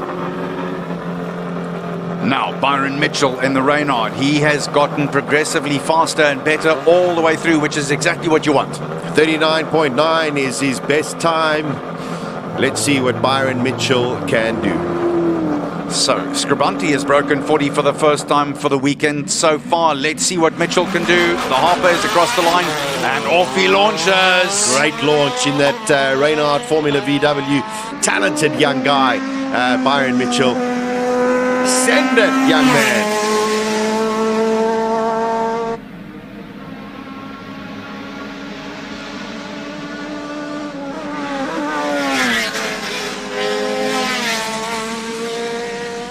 The margins of error are so small. Very interesting to listen to him there, because he had the chance to change gear, and instead of that, he actually just lifted off and knew that, you know what, he'll have the extra couple of hundred revs coming through that through the bridge. He's going really fast, Sash. He's going quick. This is quick. Oh, not quick enough. A 40.1. A 40.1. Wow. But oh, he clocked a 39 the last time. Here's Megan Verlaque in that what looks like a little, it looked like a mosquito on wheels, but man, she chucks with this thing. Man, and those little wheels, it's just fabulous. To have the confidence to be able to drive something like this, you know, good on her, good on her. I think her target time is going to be somewhere in the 47s, maybe break a 47 if she can. She'll want to finish this run. Beautiful lines through there. I mean, it's like a mini go-kart, if you could ever get something like that. Her and boyfriend, who is her mechanic, had a little domestic about what should happen and how it should be driven, and I think they've sorted it out. Let's see, because she finished 10th last year. Let's see what Megan Verlaque has finished on our timing screens. I'm just trying to see. So Rackstraw, in the meantime, is on the tarmac, on the way up to the top. 47.3 for Megan Verlaque. She'll be exceptionally happy with that, but she'll want to try and find those 3.5 tenths. Right, so let's take a look at this line here through the first of the S's. His best is a 40.297 for Andrew Rackstraw. Let's see if he can improve. And across the line, a 39.794. Man, has he thrown down the gauntlet to Byron Mitchell. 2 tenths quicker than Byron Mitchell's fastest time. So Class C2 is open. All to play for. Magic stuff to watch. Here is Tom Barrett in the Lotus 7 with a Toyota engine. He has one more of those. It's a Lotus, but it's got the Toyota engine in it. Confused again? So are we. No, wonderful. He just seemed so calm a little earlier when Colin was chatting to him. It was like, oh, you know, all nice, getting some sunshine, having some fun. But really enjoying it. Wonderful cars to drive, these Lotus 7s. I don't think that's the easiest thing in the whole world to pilot up and down here. I think this takes a little bit of fighting back. There is so much power. You just put on your petrol pedal a little bit too hard, and it's all over the place. The best sounding car. I'm shutting up.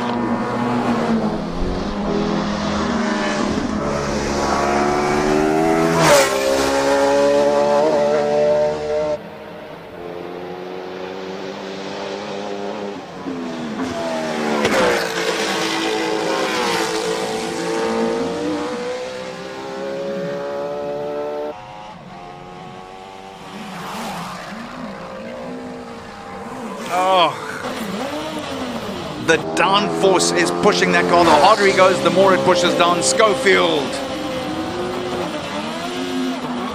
And beside note launches the 4-time champion, looking to make it a 5-trick 38.04 Robbie Walk. I saw a policeman on down, but I don't think that was from Andre Bezuidenhout. Just look at the different line of Andre Bezuidenhout out of the bridge and then into the left-hander. Much tighter than that of Robbie Walk. Listen, a slightly smaller car as well. This is rapid. I predict a record. Oh, he was flying 35.3. Oh, he was close. Just 0.04 of a second off the record. Funny enough, this is almost blueprint stuff from what happened last year at the same time.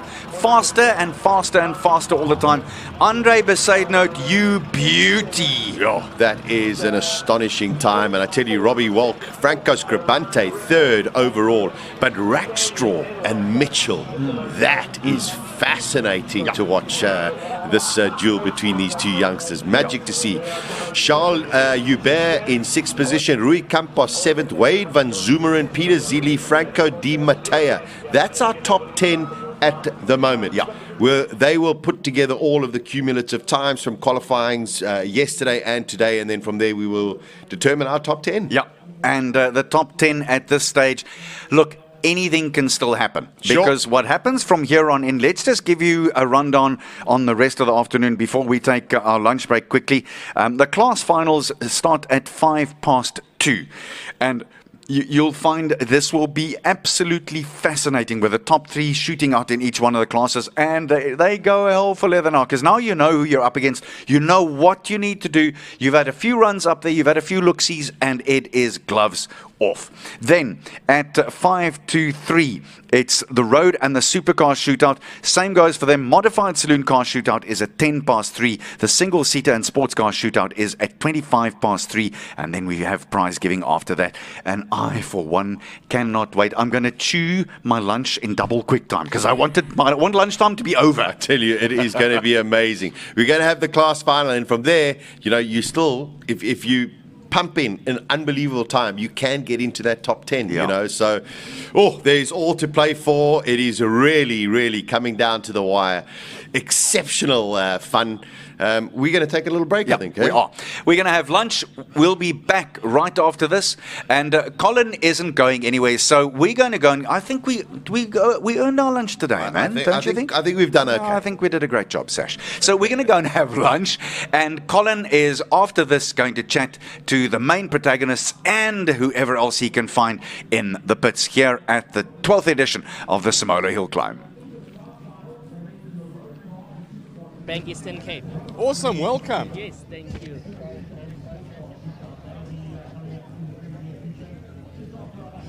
Unati, Standard Bank. How magnificent is it to see Standard Bank back at Motorsport? Yes, thank you.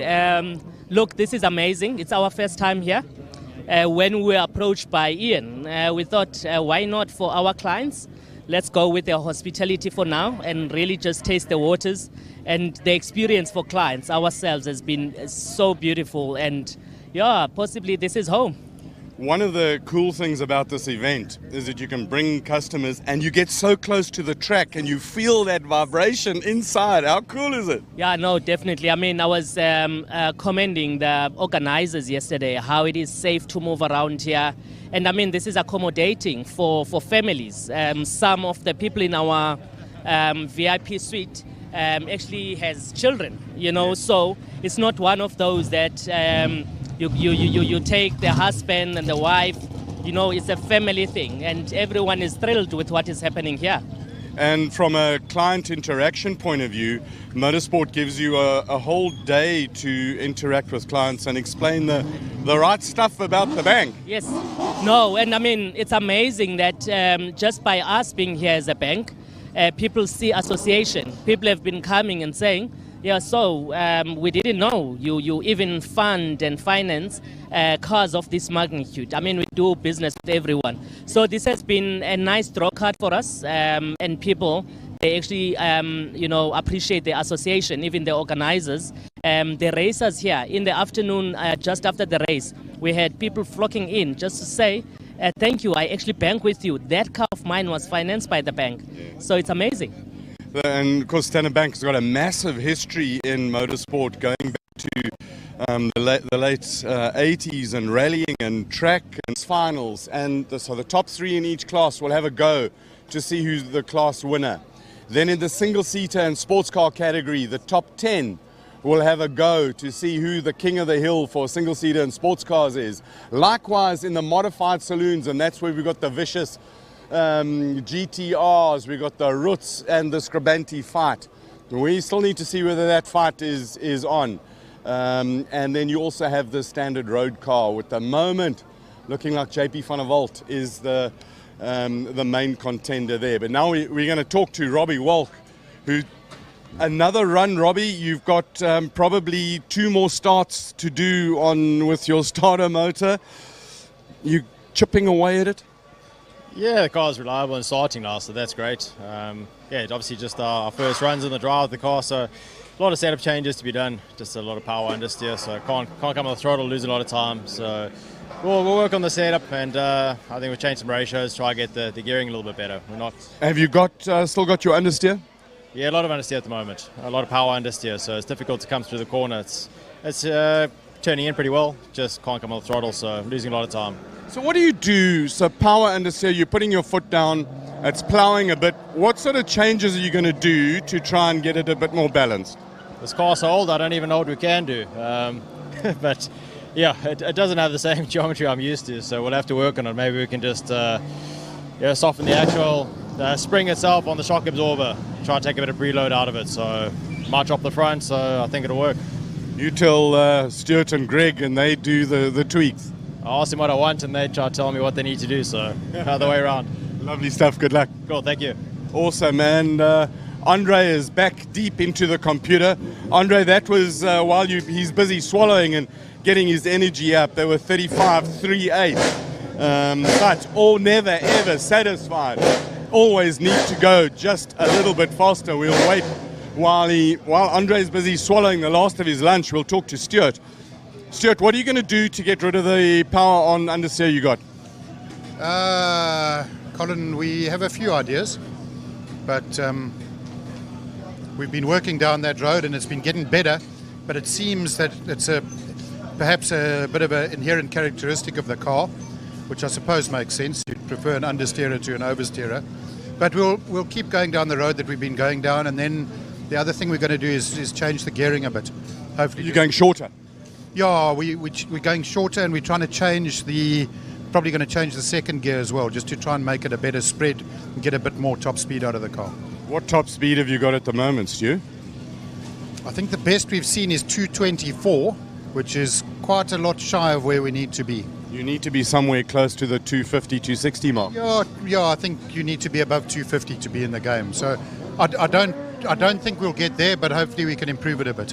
Awesome, thanks for chatting. Thanks, Colin. Right, let's go back to Andre, who's now swallowed the last of his lunch. Andre, it's always difficult, we come storming in here, and sometimes we catch people at the wrong moment, difficult moment, testing moment.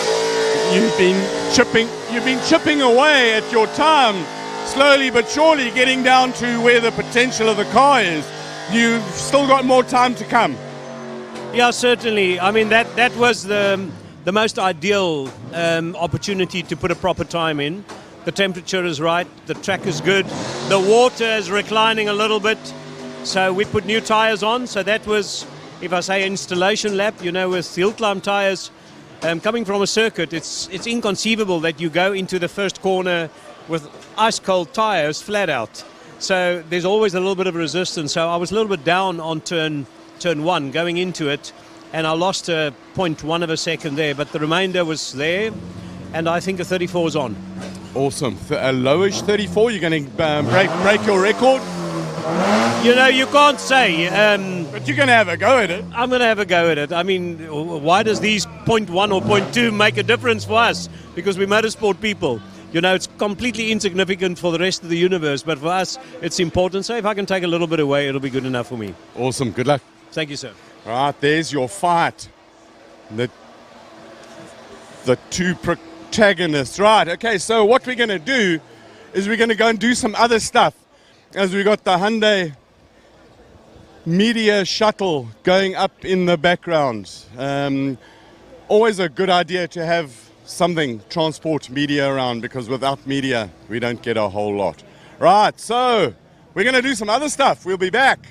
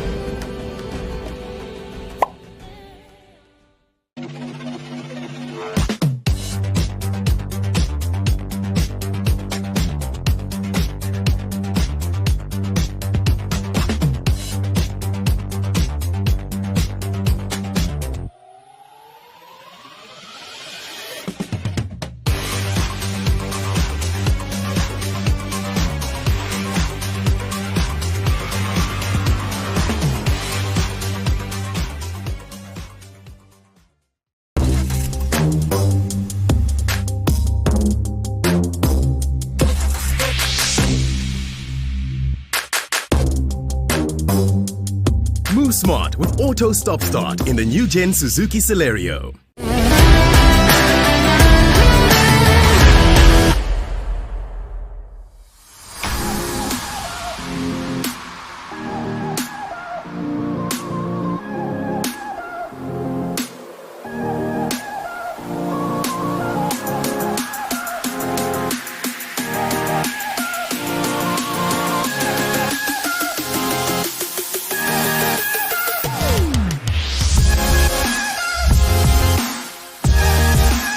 I'm Dion Bar. I'm driving this BMW M4 in Class A4. I think I've been here 4 or 5 times. I've driven some Renaults, some Jaguars, and this is the first time I'm driving a BMW. So, well, we're in a class with a Porsche Turbo, and obviously we'd like to see if we can win the overall car, road car division. I'm not quite sure the car's quite fast enough, but we can have a go. It's like a motor racing event, but at the same time it feels like a fashion show. There's just so many lovely people in the pit, so well dressed. It's upmarket. It's got a wonderful feel about it. It's a wonderful event. I think it's the most prestigious motor racing event of the year.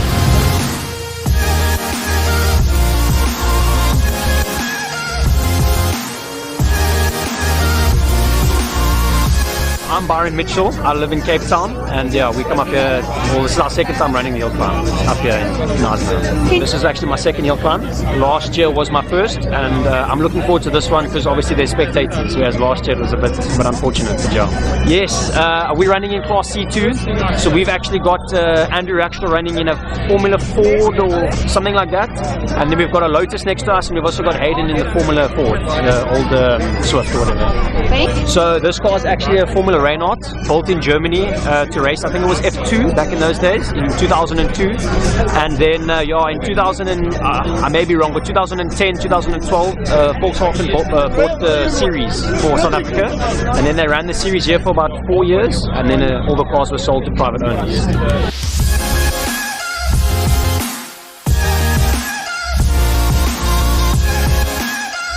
My name is Dewald Pretorius. I come from Pretoria. We're representing a racing team, SPS Racing. I'm the owner of that team, and this is our car we're going to compete in. It's a 93 Mazda RX-7. It's a bit different than the standard ones. It comes with a triple rotary engine. For the rotary fans out there, they know what that means. This is representing rotary. It's a very scarce, it's the only rotary here anyway in the Simola Hillclimb, so it's a very unique car and a very unique experience for the crowd. And we did, Simola was last year our first Simola, entry in the same car. It's a naturally aspirated engine, there's no turbocharged in it. And we did a 48.6 last year, if I can recall the time, and we're trying to beat it this year. As far as a competition goes, we are a bit in a different class. Last year we competed within the 3 litre normally naturally aspirated class, and unfortunately because of our not completing our previous car or the correct car, we are a bit outclassed. We're in the main event, the big guns. We can compete against the Scarabantis of the world and so on. So it's a bit outclassed, this car, because I mean it's a naturally aspirated car. But next year hopefully we'll be back and then we'll compete within this class properly. But I think this is now our substitute, and we do it for the crowd and for Rotary.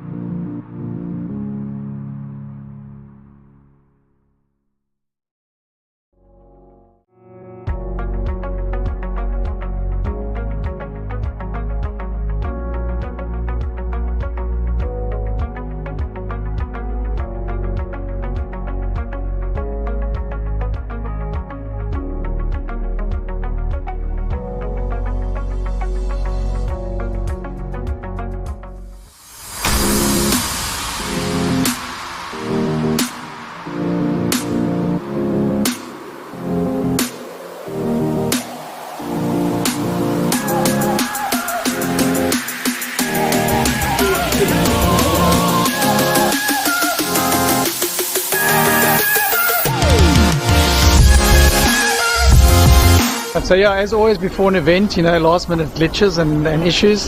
Today we had a big surprise this morning when one of the transporters broke our pedestrian bridge, so we've been had to do some emergency repairs and actually got the carpenters, and they're still on site now, and the engineers to fix it. So that's a little curveball you don't expect. And then all the other little bits and pieces, we always see some gaps of an event. There's just so many moving parts, and I guess most people don't see it, but we see it and always try and fix it up front and make sure that everybody has a good experience. Yeah, so we've got spectators back. Unfortunately, not a full complement. We're still limited to 50% of the capacity, so that's a bit of a shame. But it's great to have the vibe back. Last year we had just competitors, now we're halfway to having a full event. But the vibe will be very different this year to last year, and it's great to welcome spectators back. And let's hope that everyone enjoys it and we can have a proper event next year. I mean, we do want to be responsible citizens and have fun at the same time. Your COVID testing on the spot for 250, and it takes like 15 minutes for you to get your results. You get it with an SMS and an email as well. It's only going to tickle a bit, but we're very gentle. I can promise you that.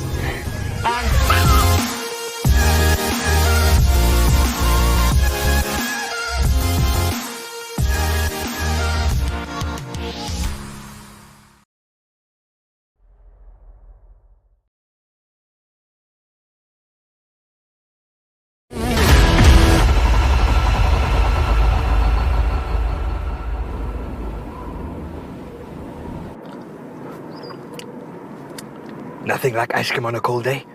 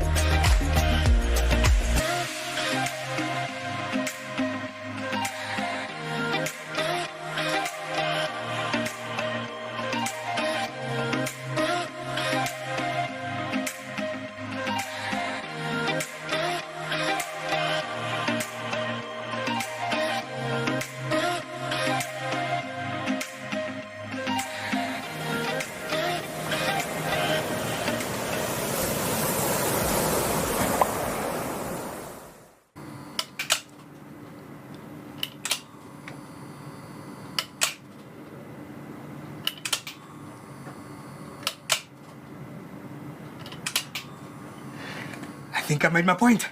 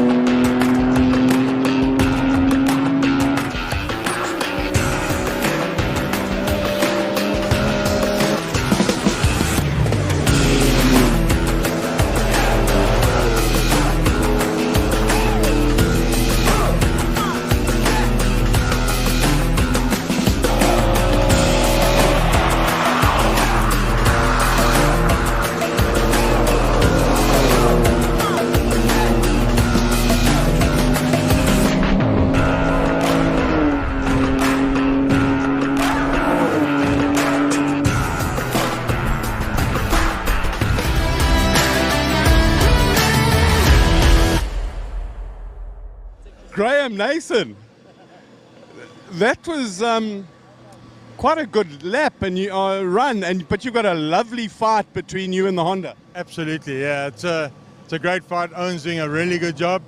So it's a bit of a fight between the 2 litre and the 2.5 litres or the 2.4s. But I know Owen. He's going to push another button and find a little bit more. So I've told old Steve Green to be very creative, and let's go and see what we can do. The real nice thing is, you come to a race.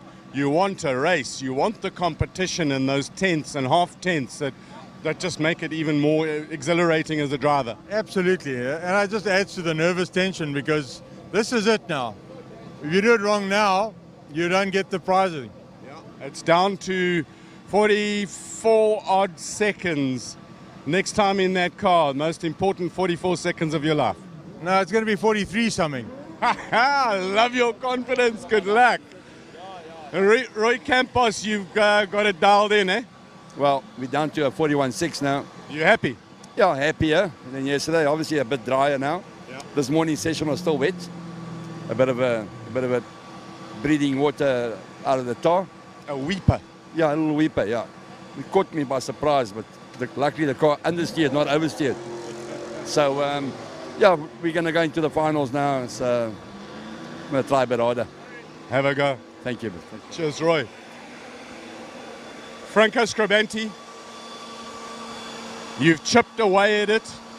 You've looks like you've got most of your issues solved, and now you can go into 2 more runs, the class and the shootout. Well, Colin, look, we don't have pit gear, but it doesn't seem to be bothering us. We're bouncing off the rev limiter, but I mean, that's what the rev limiter is there for. Yeah, it's all good. Awesome. Good luck. Thanks, Colin. Thanks. Starts getting shorter answers.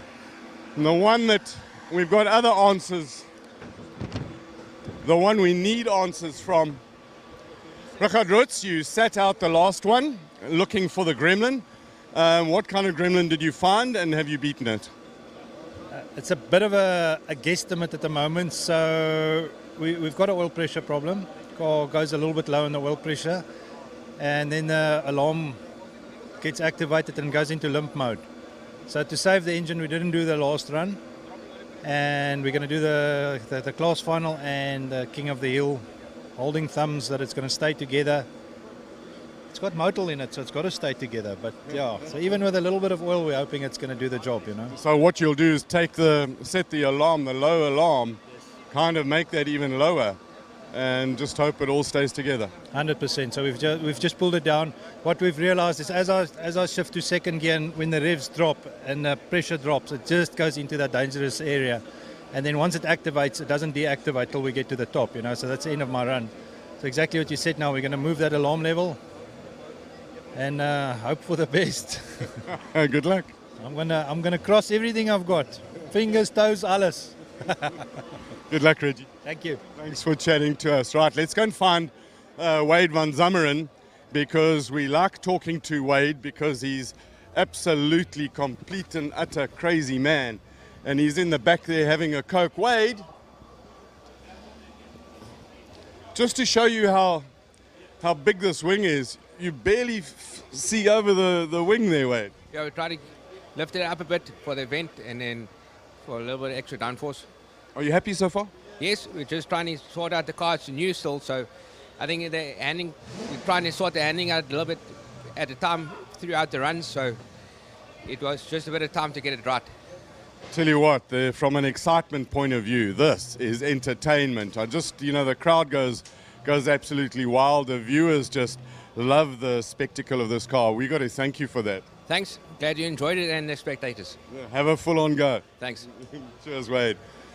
This is my proper favorite car. And he's just sitting there with a funny smile on his face. We're not even going to talk to Johan, or maybe we will. Should we talk to you? Well, Johan, BMW's finest, is it working enough for you? Yeah, it's a beautiful car. This car really performed well. We learned valuable lessons this weekend. You don't just get into a car once and then come pitch up against the likes of Peter Zili and Wade in this class. So, yeah, I would have loved to spend a bit more time on it. You know, the tyres arrived the day before the cars got loaded, so we never had time to adjust the launch control to set it up properly. So it bit us in the arse, but we'll be back. It was a beautiful event. Love it. Always. We'll be back. Absolutely. Thanks for talking to us, and we'll see you next year. Have a good one. You've got to love that. We'll be back. I want to go and find Owen Bridger, but I think he's a little bit further down here, and I think that what we're going to do now is do something else.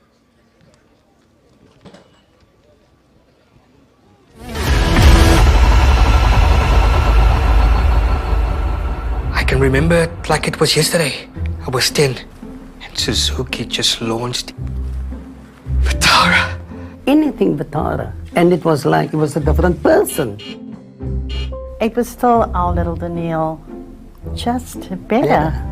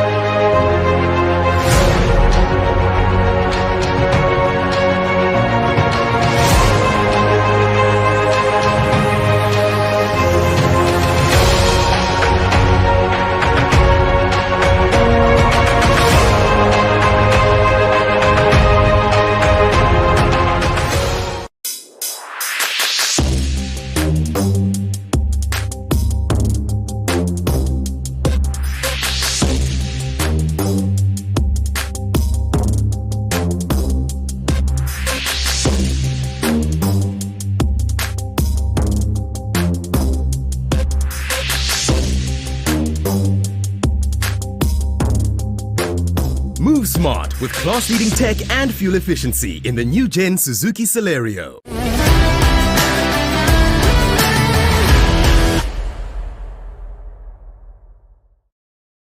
Peter Zealy, walking down the hill. 42.1. You don't look the happiest of Peter Zealy's I've ever seen. No, we think maybe the guys damaged the tires or something, but those tires just doesn't work. So we're going back with the semis of yesterday. Yeah. Because it's all we've got. And it's a little bit more predictable for you and gives you more confidence. Yes, actually those tires I think are very dangerous. So the dangerous in what way, Peter? Up the hill, over those bumps, I'm all over. I'm sideways. It throws me. And then in a corner it suddenly goes, and then it's very unpredictable. You never want something unpredictable. You need to have confidence in the car. Yes, correct. Yeah, so unfortunately everything's going wrong this year, but we'll see what we can do with semi-slicks. Motorsport's a strange creature. Yes. Cheers. It's not ideal because semi-slicks can't be as good as slicks, but we'll give it as best as we can. Good luck. Thank you. Thanks.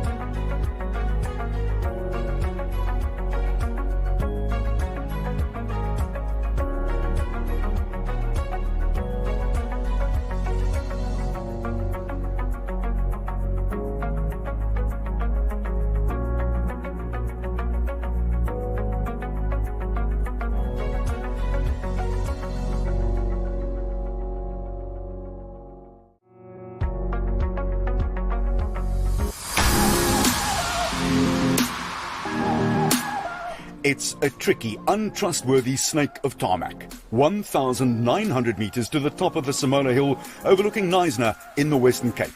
It's narrow, serpentine-like ascent, has nowhere to make a mistake, and yet these men and women, more than 130 of them, hurtle up it at breakneck pace in the most astonishing machines to win the honour of calling themselves the King of the Hill. Thank you for joining us and millions of motorsports fans around the globe as we bring you the 12th edition of the Simola Hillclimb.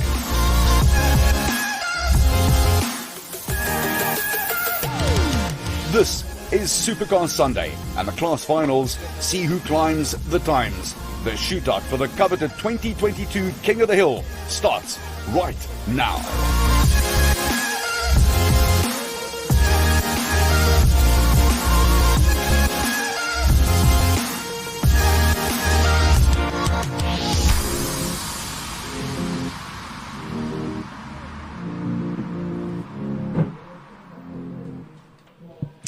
Hello everyone and welcome back yet again. Arnold Getz alongside Sasha Martinengo, and really great to have you with us along again for the climax of what is the 12th edition of the Simola Hillclimb. Sash, it's been wall to wall, carpet to carpet action all the way through. It's been outstanding so far. And also, first time, hello to all of our SABC viewers who are joining us as well. Thanks for coming along for the ride. It's been a brilliant few days. And in a way, I'm like, wow, we've got like 2 hours left. Yeah, how did that happen? Then it's going to be done. We have seen some outstanding driving. We've seen crazy weather. We've seen a couple of spills, but everyone is okay. That's the most important thing. And coming to today, Arnold, the tension is different. All of a sudden, small little gremlins crawl into these cars, so sophisticated, so much power, and you know, just going up and down. Some people have lost gears.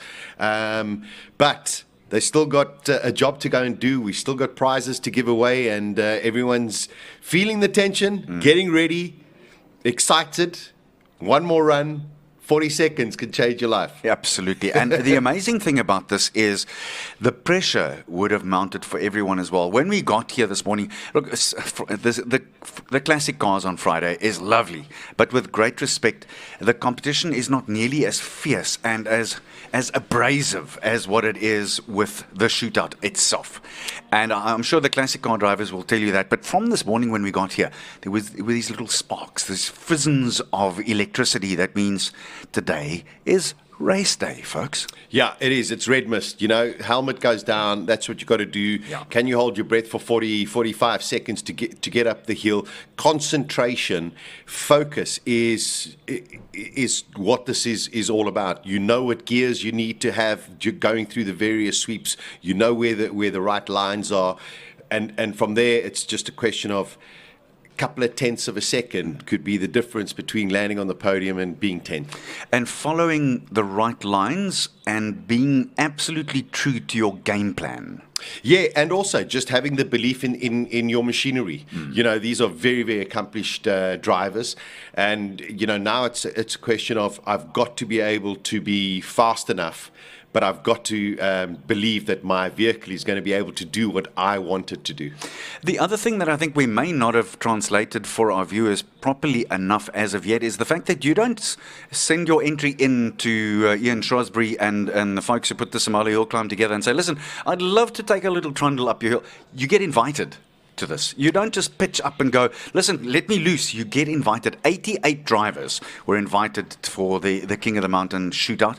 We're down to the last 60 odd because one or two didn't or weren't able to make it through various other things. One or two have had a spill or thrill or two or both. Yeah. But this is a prestigious, and in fact it is one of the most prestigious hill climbs in the world. Yeah, without a doubt. It is wonderful. Just talking to the guys, if you haven't seen any of the action, there was a VW Beetle here with a Toyota engine inside it, with the biggest turbo you've ever seen, who have delighted us. Yeah. They have done so much fun going up the hill. Their last run, you remember we were commentating going, oh, what's gone wrong? So I went to go and chat to the guys.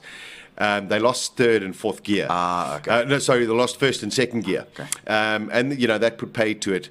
But this is their first time here. Yeah. They're so excited. They're going to Stoked. submit their entry. They're going to hopefully get invited again. And next year they're saying, we're coming back. It's going to be even bigger and better. They've had such a blast down here. And I think that's the spirit of what Simola Hillclimb is about.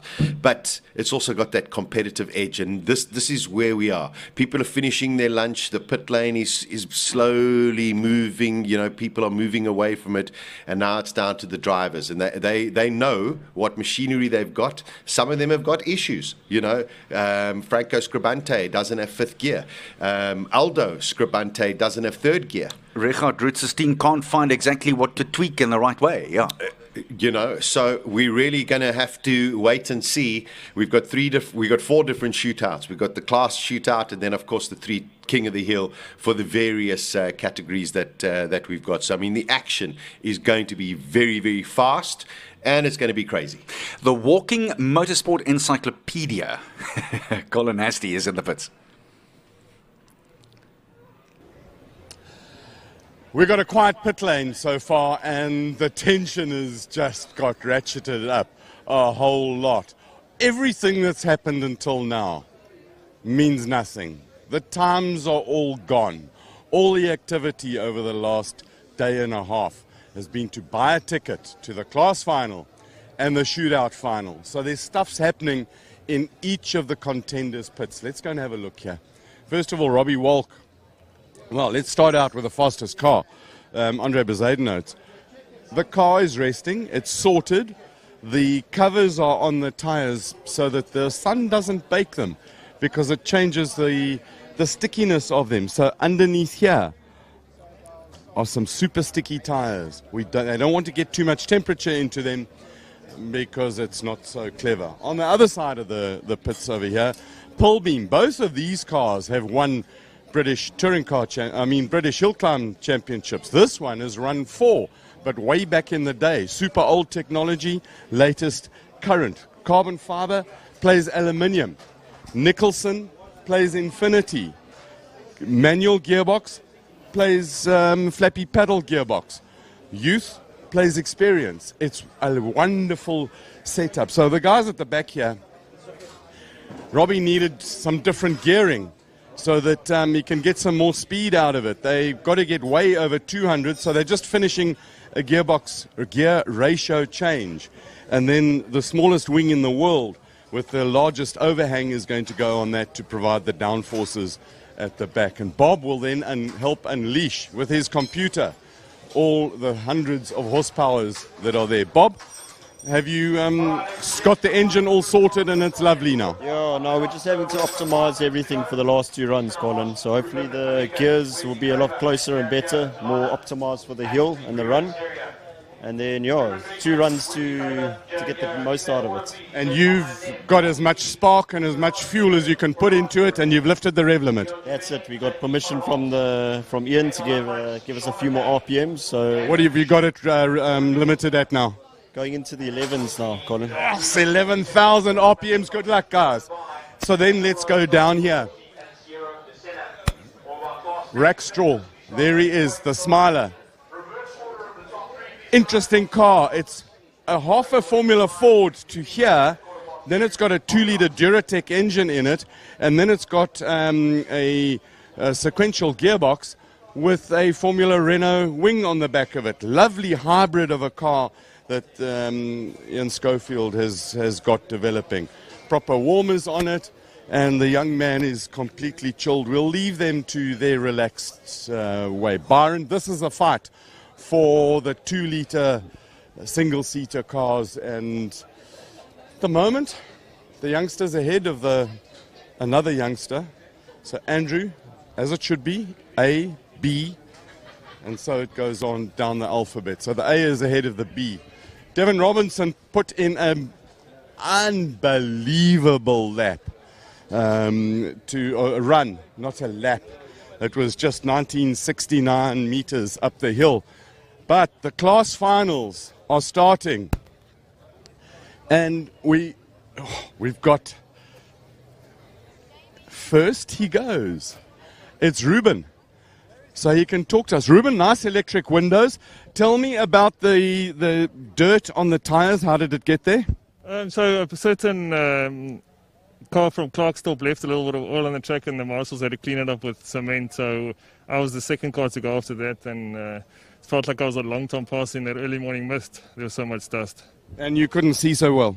Yeah, no, not at all. And it's obviously still a bit slippery at that point, but we did get another clean run after that and set our fastest time on the weekend. So hoping to improve a little bit more on that and get into the 54s in this class final. That's brilliant. So you got a class final, you and another Suzuki that's identical, going to be interesting. You clearly want to win it. Yeah, not 100% is identical. I'm running the automatic with the old school torque converter gearbox, and he's in a manual. So pretty impressive that we within 0.3 of each other on the two different gearboxes. So who said that an automatic gearbox is always slower than a manual? No, I think that technology has really improved in the last 10 years, and there's obviously a lot of R&D into it to make cars more efficient and more fuel efficient, and with that comes a performance advantage. Have you got the air conditioner on here? No, not at all. It takes too much power. No. Nice seats you got there, Ruben. Yeah, they're comfy. Well, enjoy your ride. Have some fun. Last run of the weekend for you. Yeah, looking forward to putting in the best time. Good luck. There he goes, off to the class final. Let's go and have a look at the Egypt.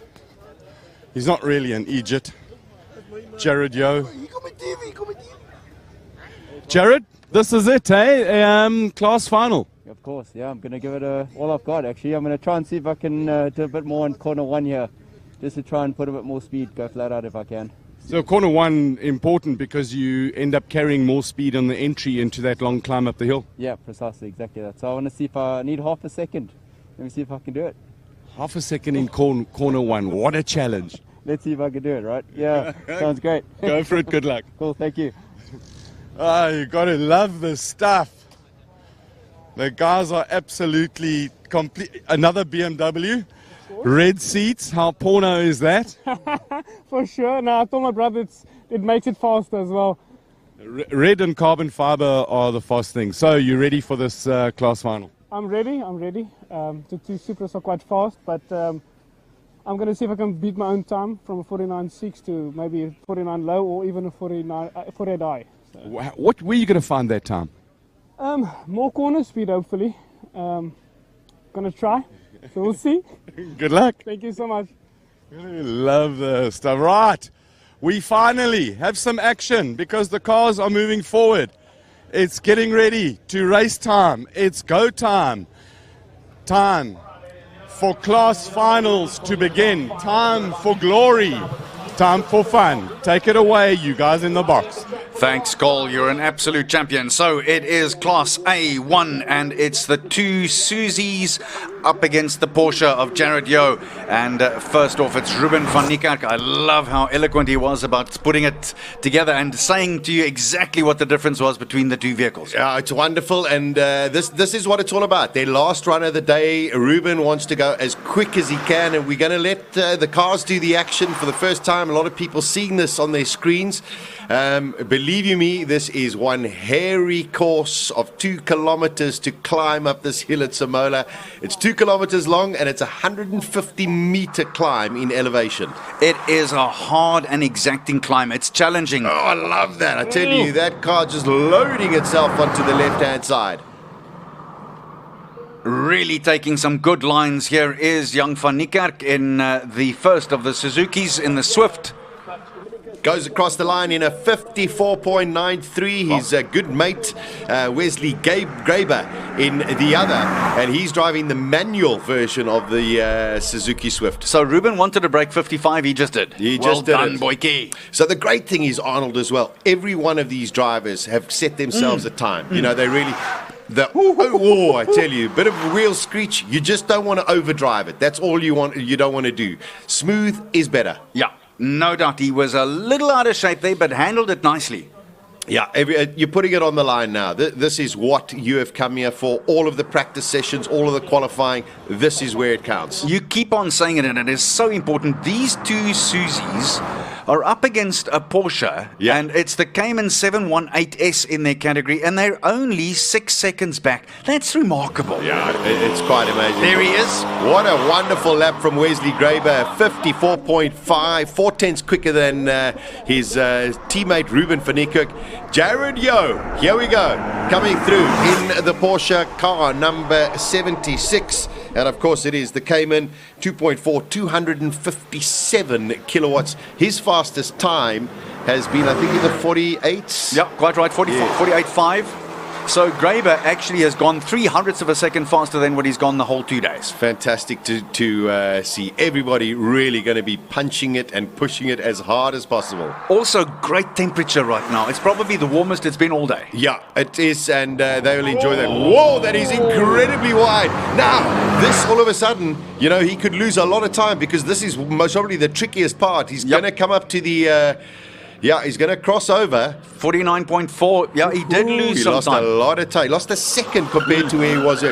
One little mistake, Arnold. And I tell you, that's 0 to 0. Absolutely. Martin Witt, he is in the BMW M240i, and this is in A3. So here's a shootout and a half. Piet Potgieter just missed out on getting into the top 3 and up against Feroz Ibrahim and Farhad Ibrahim to settle the podium on A3.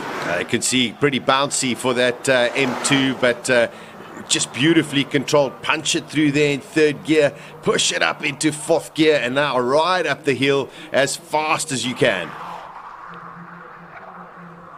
Oh, he really was screeching through there. That's quick. Oh, out of shape. A little bit of in-corner oversteer, but he managed to handle it really, really well. They've done the practice. They know what it's about. They know what the car can do. They're holding on for dear life. And Jared Yeo did a 49.4. Martin Wiet did a 49.6. He's up against these two Supras. This is the first of the Ibrahim brothers, Feroz in the Toyota Supra.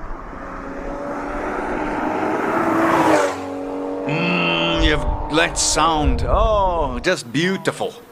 Well, I think that's what it's about. We want to just hear these cars hard on the brakes, change down, kick it in left.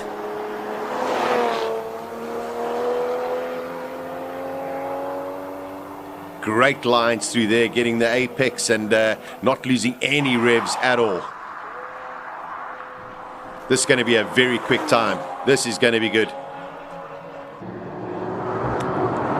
He looks in control, but I tell you what, it is just in control because he's on the limit here. Oh, that is a great time from Feroz Ibrahim, Class A3 with a 48.5. That's 1.1 seconds quicker than Martin Wiet. Now, what about his brother? So that is 0.3 of a second faster than what he's gone all day as well. Now, what can his butt do? Farhad is in the other Toyota Supra.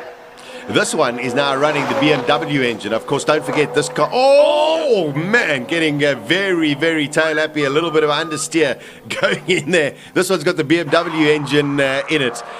They are pushing each other. A 48.5 is what he has to beat. Oh, again, that tail wants to leave him to the right. But you see how they're pushing. The commitment now, Arnie, compared to, you know, like 3 sessions ago, you're saying, oh, the car looks so stable. Now they are pushing 46.0. Oh, my word. That is almost a whole 2 seconds faster than what he's gone all day. And that's 2.5 seconds faster than Feroz Ibrahim. So Farhad takes Class A3. Dion Hubert on the way in the BMW M4 X-Drive, that 6-cylinder, brand new 2022 model.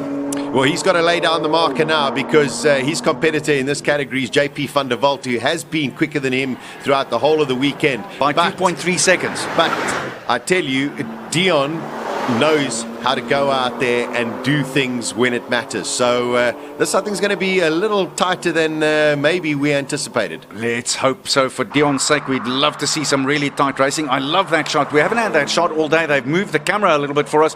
13 cameras giving you all the action here at the 12th edition of the Simola Hillclimb. Let's look at Hubert as he makes his way up. Yeah, I tell you, there we go. Dion Joubert goes across in a 46.7. 0.2 of a second faster than what he was, but you've got to believe that JP van der Walt has probably got the horses on him here. Yeah. Let's see. JP's best is a 44.6. But now it's pressure. Now your heartbeat is going a lot quicker because this is where it counts. This is what it's all about. But he's been sublime. Came here with the 911 Turbo S 4-wheel drive system and really has got some wonderful skill as well. So the A4 category, the class here being competed for, and JP in that black and yellow Porsche. Lovely through those last S's. In right, in left. Last one of the big right-handers, and he's over the line. Oh, magic time, 44.9 for JP van der Walt. That means he's going to win his class again. This year, second year in a row. Daniel Lamprecht's in the magic 350Z Nissan 6-cylinder. And he is in class, I'm just trying to see, class A5. A5, yeah. Class A5. Just 2 cars in this category as well. The other one will be Sean McKay in the Porsche GT3. So, Lamprecht's in that beautiful roadster.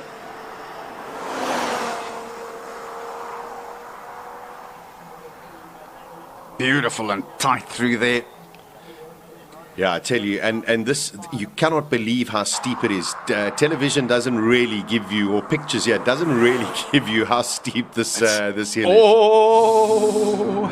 Well, he seemed to hold on to it. I think he knew what he was doing. He kept his foot on the gas, which is, well, something you got to be brave to do.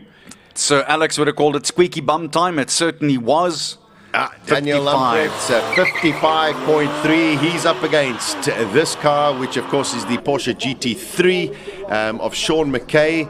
It has been pretty close between the two of them. So McKay put down a 54.3 and Lamprecht went 0.03 of a second faster in his last run. Yeah, so let's see. Yeah, I mean 5/10 of a second.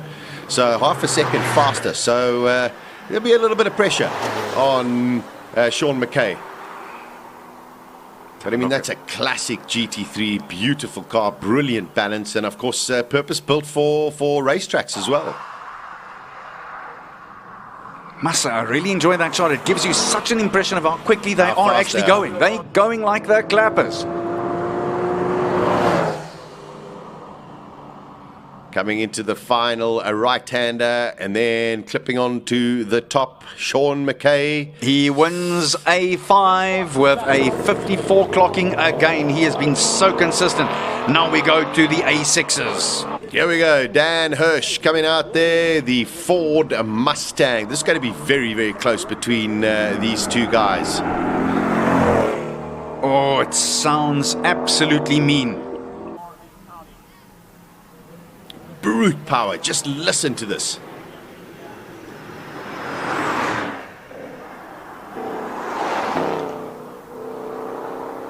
Oh, a little bit of lift off going into the left-hander. Not the easiest car to get round corners, Arnold. No. It's almost a little cumbersome for this kind of job, but it sounds like 52 elephants growl that. Promise you. It's wonderful.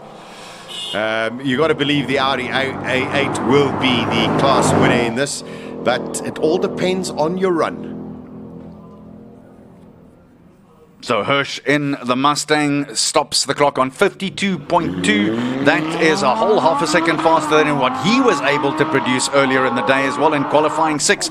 Gordon Nicholson now on the road. There we go with the Audi R8, but the V10 version.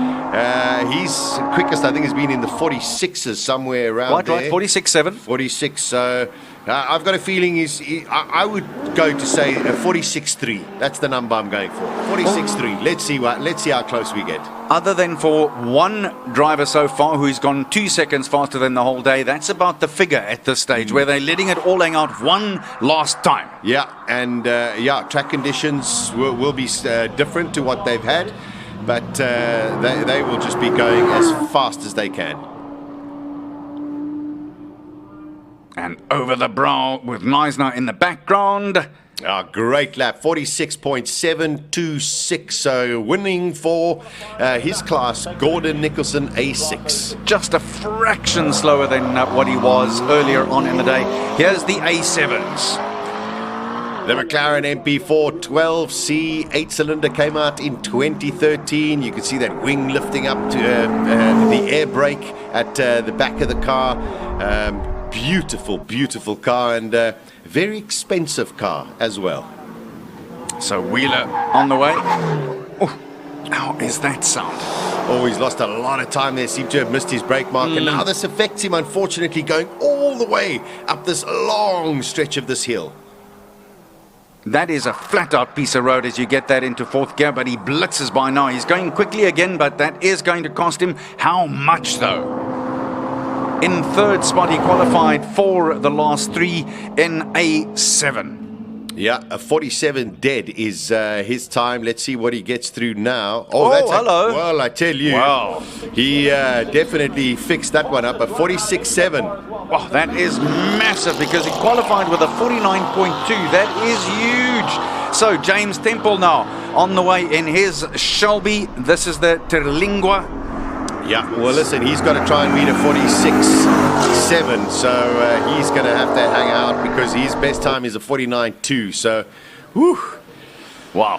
The man of the moment, Garth McIntosh in the McLaren. He's the man to beat. Oh, sorry, Jacques Wheeler. Jacques Wheeler, yeah. Wheeler, but McIntosh is the man to beat because he qualified fastest up to now. But here is Temple, that Terlingua. Terlingua sounds to me like you should speak 7 languages, but this guy only speaks 1 language, growl. Or have it with a lemon. And a little bit of salt. Yeah, let's see with James Temple. He's had a great weekend. Been here for Classic Car Friday as well, so he's gotten the most out of this track today. And James Temple pushes in a 48.8. Wow. This is the car of the moment, the magnificent McLaren 720S 4-litre V8 twin-turbo. Privately owned car, driven from Cape Town, up and down the hill, and then, well, drive home. Okay, I think that we had the wrong time there. Look at that. Wheeler went 49.2. We actually had the wrong time flash up there. Just to set you straight on that one. Okay. The timing that we got read to there on the screen was actually incorrect. Wheeler went 49.2. Yeah, but So- Temple did go a 48.8. Yeah. So there you go. Okay, now we've set it straight. I did think that that was remarkably fast, but now we know. Yeah. So Garth McIntosh on the way. What can he produce? The figures are on the table. He knows what he needs to do. Yeah, 47 dead is his quickest time. Let's see what he comes across the line at. Oh, wow. Everyone boy. like half a second. Magic to see. So I don't know if anybody's going to beat that. Let's listen to this. I can't hear anything. Why not? Because it's electric. Oh, thanks, Sash. I couldn't work that out for a second. This is the alternative energy cars. And the joke never gets funny as far as I'm concerned. Nonetheless, here's the 2 VWs, the E-Golfs. Yeah, the E-Golfs, and of course, I mean, these are little 100 kilowatt vehicles, and they're up against this mighty BMW i4, which has got 400 kilowatts. But really fantastic drivers in these 2 VWs, Jonathan Mokotsi and, of course, Daniel Rowe, who are VW drivers in the GTC circuit racing category of South Africa. It's been great fun watching these electric cars go up there. And the performance is, dare I say it, electric. Yeah, it's pretty decent. It is pretty decent. Let's see if they can break the 1 minute, because that has been their target throughout the whole weekend. They have done it on numerous occasions, but let's see. 59.7 for Daniel Rowe. That's his Great. fastest. Yeah, so, well, listen, now, of course, they're having a great battle with Jonathan Mokotsi. So Jonathan will definitely want to try and beat his teammate. There is Mokotsi on the line and off it very quickly. Indeed, it is the strangest thing. You hear the wheel squeal and then there's nothing, nada, niks nie. It's very, very peculiar to watch, but this has been a great battle throughout the whole of the last 2 days between Jonathan Mokotsi and Daniel Rowe. 59.7 is what Daniel has clocked in. Let's see if Jonathan, he's giving it everything. Little bit wide there, but I tell you, his foot is flat. They've told us from turn 2, their foot is flat. Never off. They do not take it off. Until the top of the hill. So Mokotsi clocked 59.312 in qualifying, so he probably has the slightly better speed here, but let's see. because there's also final pressure. It makes things different. It's exactly that. The heart rate goes, everything's different. The nerves come in. Coming up to the final turn, let's see what Jonathan does. 59.6. Hundredth of a second between. There's going to be different kinds of celebrations. Oh, boy. Here we go. A man who holds the electric vehicle record. He broke it in qualifying 6 earlier today.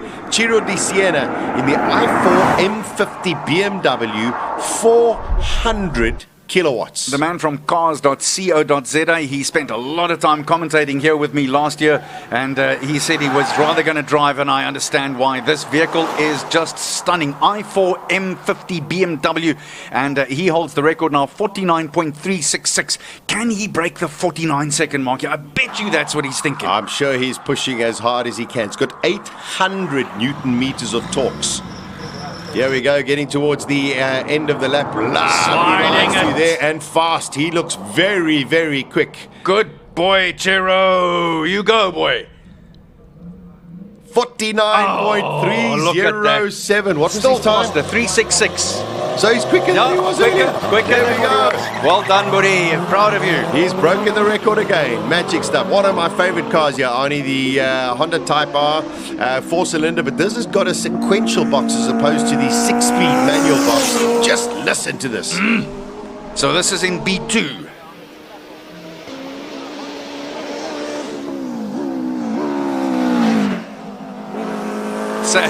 He's hauling. I tell you. He's hauling. That just sounds, it sounds like a motorcycle engine. Just magic stuff. As we get through these classes, we'll be shutting up a lot more so you can hear the brute force of some of these vehicles.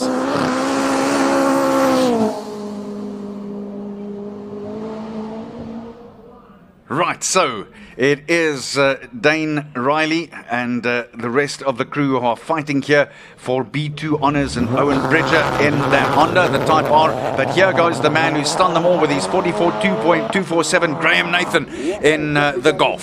Well, I tell you, Owen Bridger stuck in a 43.9 in the Honda. That's almost half a second faster than what he qualified earlier. So now Nate knows what he needs to do. Spoke to him earlier. He said, Arnie, the one thing that's happened here over the last 4 or 5 years is this road has got narrower. The policemen have made it narrower. I got nowhere to go. I tell you, he's been hauling. This is such an immaculately prepared car. Of course, it does ply its trade in the GTC Super Cup series. Graham Nathan prepares the vehicle as well. He is giving it full beans. I tell you what, he is a real pro. He looks so smooth. Oh, what's Nathan he done? Goes second by 16 thousandths of a second. Owen Bridger has upset the apple cart so far. He sneaked it. Wow. Wow, how is that? Well, listen, I think it's Dane Riley. No, well, I see Riley hasn't lined up, so he must have had a problem of some sort. We're into B3s, yeah. B3, and it's great to see the Evo back out there because it did have an issue in its final qualifying run. This is an Evo 9, magic car, unbelievably reliable. And just have a listen to this.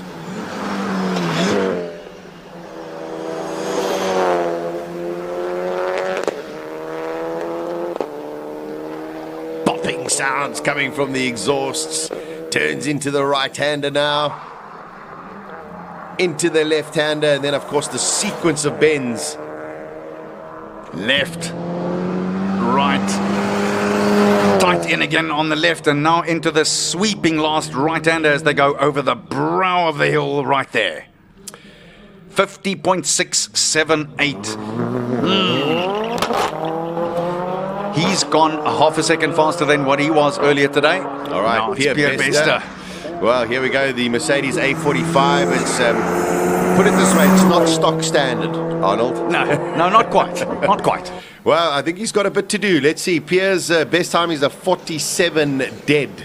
So, yeah, I don't think, well, let's see what he can produce. I tell you what has happened so far. Virtually every run we've seen has been almost perfect. We haven't seen anyone make any real big mistakes. The guys are right on their game. Yeah, really, really doing well. I'm still astounded at Owen Bridges' time in that Honda. Yeah. He will be sitting and waiting to come back down the hill, and when somebody tells him his time, I think he's going to be suitably happy. There we go. So Bester is over and done. And now Anton Grenier, who's been the star in B3. He's got 5 seconds to play with here. He clocked 42.024 in qualifying 5 in that. He's got an issue. He's got an issue. No. He's got He had an issue. He had an issue earlier today. He has been so consistent, so fast the whole weekend, and just when it comes down to count, that is desperate. Desperate. Oh, wow. What's your line? Fickle mistress, eh? It is. Oh, man. Yeah, motorsport is a very fickle mistress, unfortunately. I think he's going to roll back and try and get the car off the track and onto a safe area so that everything can continue. But that is desperately unfortunate for him. He's been brilliant the whole weekend. He's been 6 seconds faster than anybody in his category. I mean, Grenier was 11th overall after qualifying. You've got to say to yourself, the guy was, without any doubt, the hands-down favorite to win B3 without breaking a sweat. And here it is, it's over. It's over, which means that in B3, Nicholas... Between Schwartwegger and Pierre Bester. That was where it is, because Grenier is a goner, unfortunately. Pierre Bester will win Class B3 with a 46.799. I have a feeling we are going to... Full course yellow. Full course yellow. So they're going to have to get a flatbed to come and remove that car. They will also check to see that there are no liquids that are lying on the track. But that is so desperately unfortunate for, in my opinion, has been really, really one of the stalwarts of the weekend. And the thing about it is he was almost as quick in the wet as what he was in the dry. This boy has got it. He definitely he's one fine exponent of the sport. Yeah, wonderful weekend right up until now. So he'll be desperately disappointed in what has happened. But that's also the nature of motor racing. You can see the despondency. He knows what a terrific job he did together with his car, and the cruel mistress of motorsport. That's exactly what it is. You can just spare a thought for him and have a little tear in the corner of your eye, because that despondency there when he dropped his head like that over the car's roof, you feel for him. Well, I tell you, who's not crying is Pierre Bester. Pierre's sitting there and he's ready to put his cowboy hat on and take the laurels. Bruce Fordyce, 9-times Comrades winner, always used to say, whether you have a good run or a bad run, you always make someone else happy. That's exactly it. That's exactly it. Oh, man. We do have a safety vehicle that is on the track. I think, it looks like they're just going to tow it backwards as opposed to flatbedding it. But, desperately... unlucky for car number 47, Anton Grenier, the Subaru WRX STI, which has run magnificently up until when it counted. It was so good to see it. It really was just so good to see it and going so well. But they did it. Funny enough, I was going to say at the beginning when he pulled off the line, I was going to say he had trouble with the first run. And I thought, you know what, instead of saying that, don't say it because it's not necessary. Don't say it. And then so help me, there it is again. Yeah, well, I'm glad you didn't. Otherwise, I would have blamed you for the commentator's call. I know. That's why I didn't say it. You know, I should know better. I must say that the marshalling the stewards here at Simola over the weekend, the way that they've managed to get vehicles that are stranded off the circuit, fix barriers, ensure that the event continues as efficiently as possible, because in motorsport you never know what can happen, have been outstanding. Did you notice? Everything has been magic. I was telling you earlier, and somehow I think we got interrupted earlier on the broadcast. When Udo de Burgers went off, we had Francois Jordan here, from the MSA steward, and he asked for our team. I took him next door, asked for our team to show him what had happened, and he looked at it 2 or 3 times. He said, okay, thanks very much. And today, there are some tires there. They've sorted it out straight away. They've also flattened that berm that cost a big flip in the end. So that's the type of thing. They worry first and foremost, before anything, about driver safety. First and foremost. And that's the way that it has to be. We must always and never forget that motorsport is a very, very dangerous activity. Anything can happen, and you just don't want anything nasty. Okay. This is also nasty, but it's in its own cruel kind of way, where a car breaks, especially one of the leading cars, and a car that has been brilliant throughout the weekend. But when it counts, unfortunately, bang, he'll be on the podium. However, not on the step that he should have been. So these two gentlemen will be trying out for the Bulls front row next week after all this lovely practice. They'll be brilliant for the Bulls in the front row. It is quite ironic that it's a hill climb and we're actually going down the hill, yet they're having to push it. So it's probably one of the only areas of the actual hill climb where it's got a slight leveled off and uphill area. So I just, for a second or two, one thing we haven't actually spoken about so far is the fauna and flora in this part of the world, and you can just see those bushes on the right-hand side. The one thing that I love coming to this part of the world, like you do in most of the Western Cape, is you step out of the plane or you get out of your car for the first time, that smell of the fynbos. It is endemic to this part of the world, and it is just the most magnificent smell. Yeah, it is wonderful. Also, so great to see. You can see the crowds. You know, it's the first time since 2019 that we've had crowds here at Simola Hillclimb. Wonderful to see that everyone has come out Friday, Saturday, and Sunday. Thanks for coming along. Everyone's having a great time. Yesterday was full of rain. Today's still full of mud from the rains of yesterday. Everyone says, I'm here. I want to come and see my action.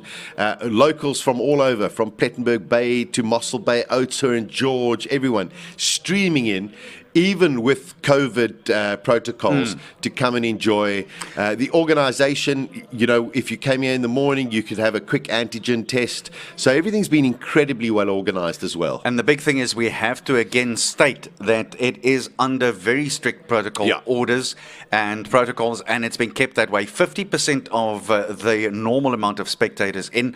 And unfortunately, that, of course, does affect the bottom line for Ian Shrewsbury and the rest of the crew.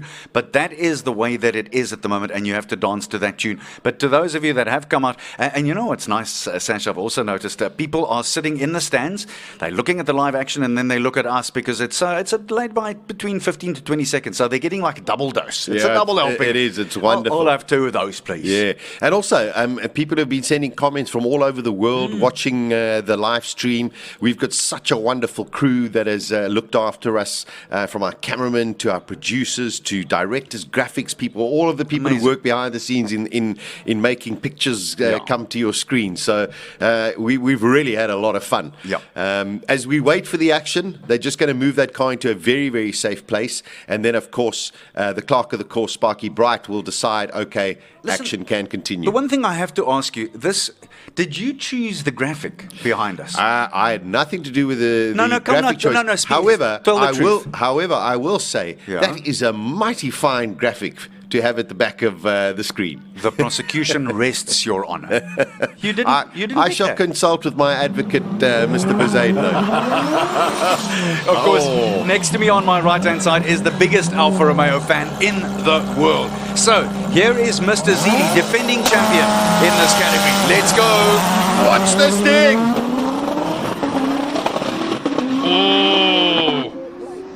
Category B4, Zili is behind Van Zimmeren and Hubert, chasing a time of 40.64. The best he's been able to produce so far is 42.1. Watch this. This is going to be quick. It's going to be rapid.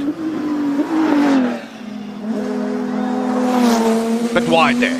Unbelievable on the brakes going through the bridge for Peter Zili. This car going to be going overseas to compete in some international hill climbs as well. Mark my words, this is going to be fast. Zili clocked 40.402 to win the title in the modified saloon cars last year. Oh my word, that was the wrong line to take. Whoa, that was scary. But He gave it his all. He gave it his all. Now it's Wade van Zimmerman. Now, we're not going to say a word here. Listen to this beast of a car. This is the Nissan R34. And watch the driving.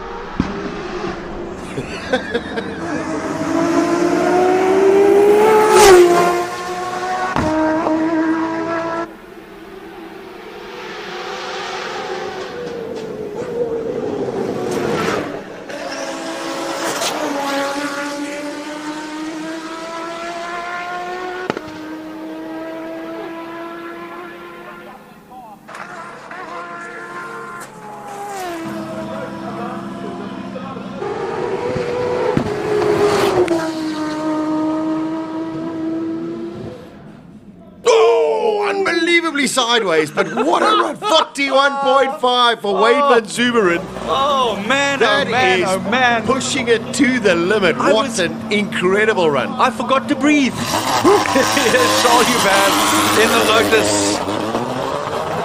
Wade van Zumeren of 41.5. Charles Hubert in the Lotus Elise with a Honda 6-cylinder engine. He has been mighty fast this weekend. So his best is 40.6.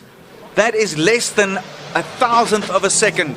Can he go any faster? Yeah, well, I tell you, he's got 9/10ths over Van Zumeren if he clocks another 40.6. That was a great lap from Wade van Zumeren. 41.554.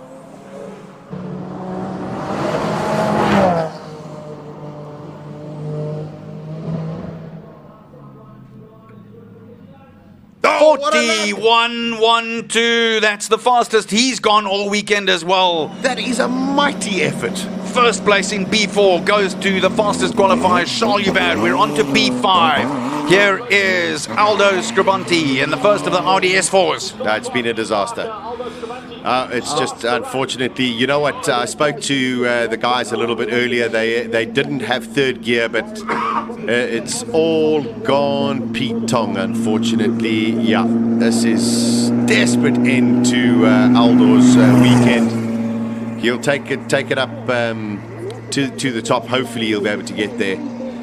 But, you know, this was a car that off the line was one of the most impressive, beautiful sounding vehicle as well. But comes down to the last little run, and unfortunately, we see another car getting injured. Very, very unlucky. So Aldo Scribanti unfortunately had to pull the trigger and abort this run. That is really, really a pity, because there was only, 2.2 seconds between him, Richard Rutz and Franco Scribanti at the top of B5. Now, look how peculiar this is, because Aldo's still got to finish and he will clock a time, albeit incredibly slowly. Richard Rutz, we know, has got problems. Franco Scribante, we know, has got problems. This could be the fastest time. This could be the fastest time. I don't like the way you think here. I really admire the way your brain works normally, but I don't like this thinking. I mean, it's a horrible way to think, but in this category, all three of these vehicles have had issues. Oh, boy. Sad for Aldo, but you know what? He's finished the weekend. And, 91 seconds, 0.726. Okay, here we go. Reggie. Now, will this car actually make it further than turn one? Because 2017, 2018 champion with lots and lots of technical issues.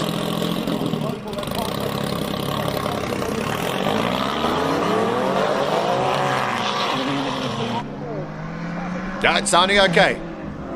Limiter didn't kick in. Yeah, Reggie's going for it. He hasn't had enough time on the track. Yeah. But you know what? He's Richard Rutz, and we know he's going to push this as hard as possible.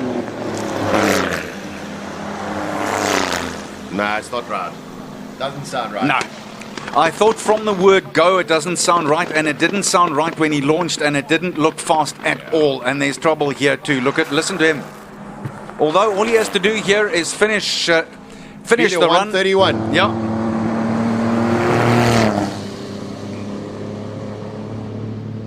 I mean, his fastest this weekend was a 40 dead.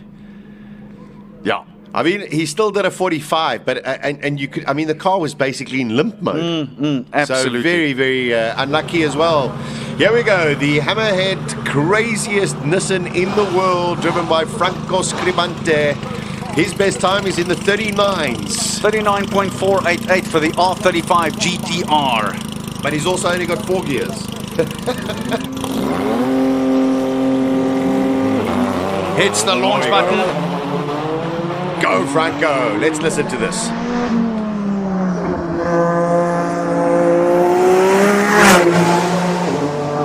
Did he hit the bollard? I didn't see. I didn't notice it. I saw something bounce up, but I don't know if it was there already. He's going quite nicely. Yeah. Just for those who don't know, if you hit a bollard or those little orange policemen, your time gets disqualified. Oh, that's a great line. Great lines through there for Franco Scribante. He's going fast, Sash. He's going really quickly. Let's see what that ends up being. 39.382. That's the fastest. Franco Scribante. That's his fastest for the weekend. Well done, Franco. That's a good run. So we're into category B7, and this is Giacomo Giannacaro. And this is that BMW Z4 GT3. Not had the best weekend because he limped it into 3rd place. Yeah, and that was Franco's fastest time of the weekend. Wonderful. 10th quicker than what he has been. So I think he'll be very happy with the run, even considering the little issues he had. Very different lines for Jimmy Giannacaro. That has got a NASCAR engine in the back of that BMW. He looks like he's going well.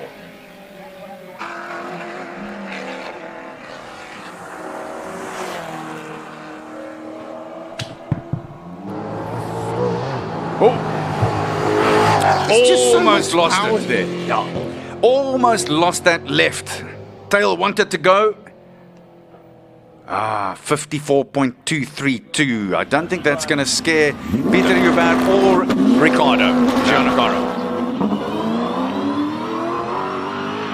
That is Hubert. Him and Ricky have really tied it on because there's only a little bit more than a second between the two of them. Peter Hubert qualifying with a 46.6 in the Lotus Exige. With the Mercedes AMG engine in it. Let's have a listen to this raw power.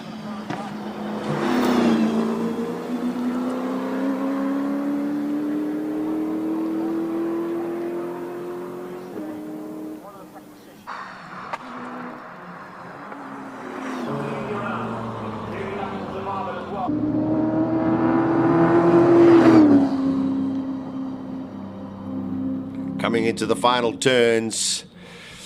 Let's see what he does. 44.801. So that is without by more than almost 3 seconds worth. He's fastest. Look at that. He recorded 46.69. What can Ricky Giannacaro in the Lamborghini V10 do? Can he pip the Lotus? The Super Trofeo.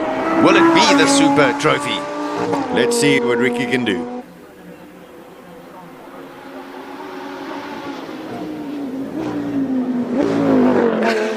Squatted down beautifully over the knobbly bits. And you know, you've got to get that exit out of the bridge so spot on, because this is critical to get that left-right. Oh, he looks to me like he's going really, really quickly. Oh, on the limiter. Can he get into the 44s? Yes, sir. He's gone a second faster. That is, by a second, that is faster than his earlier times. My word, that is amazing. That is unbelievable that Ricky Giannacaro has beaten the Lotus in B7 and taken class honours. Wow. Wonderful stuff, Ricky. Well played. Unreal. Yes, Francois Fritz, who is throwing that Toyota Hilux around. That gearbox doesn't know what's hit it. By the way, this little Toyota on your screen, well, big Toyota, because that's what that has got 1,000 horsepowers. 1,000 horsepowers. Oh, no. Imagine taking this down to Jan's Plaas on the other side of Parijs in the Vrystaat. I mean, that bring down their house. Unbelievable. Unfortunately, the only thing is you can have 1,000 horsepower. It's still not going to help you turn too well. Or help your aerodynamic features on the Hilux. Still, you've got to go. You go, boy. Yeah, you got to applaud it. I think it's dynamic to see. I'm sure he's very good friends with his local petrol supplier or diesel supplier. You got to have a lot of courage, Arnie, to hustle 1,000 horsepower bakkie up a hill like this. Because I bet you this feels like wrestling with a crocodile once you've finished. Well, you know what they say, when you wrestle a crocodile, you don't stop when you're tired, you stop when the crocodile's tired. And I think it's that kind of deal. Here's Arnold Duplessis with your favorite, the Nissan Patrol. I mean, this is just the most mental SUV you will ever see. Look at the size of that grille. 380 kilowatts of power in this Nissan Patrol. It's like driving your house. Remember in the old days there was the Undertaker with a WWF. This should be his kind of car. This is his car. Yeah, it should be his kind of car. I think it's brilliantly prepared, well done too. It's put together by BP Motorsport, and it's just crazy, but stunningly crazy. So he obviously outqualified the rest of them in B9 in the class. Here comes Arnie. Arnold Duplessis, category B9. Let's see what he can do. He's got to beat 1 minute 3. I think he's going to get in the 50s in this huge 3-ton vehicle. I once worked with Schwarzenegger at Sun City, the real Arnold, and I introduced him as Arnie Schwarzenegger, and he came over and he said, "Call me Arnold, he's much more ballsy." Oh, there goes Megan Verloc. There she goes. She's going to try and beat a 47 seconds. It's a 600cc GSXR motorcycle engine in that little car that looks like a robot for Mars. Yeah. Just listen to this thing. It's beautiful. So remember that in last year's King of the Hill, in the single-seaters and the sports she hit a bollard. She hit a bollard. Megan, no, you didn't. She hit a bollard. Megs. On the left-hand side, that is going to be her time negated. We will still get her time, but she's hit one of our mobile policemen, and that will DQ her lap, unfortunately. Man. 47.4. Wow, that's faster than what she went last year when she finished in the top 10.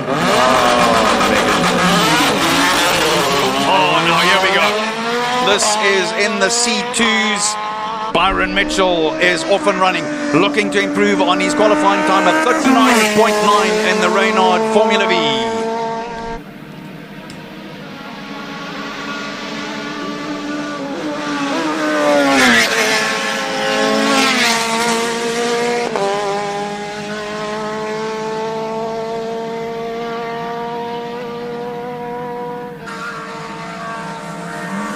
That is going, and I tell you, there's this. Oh, that is commitment like I haven't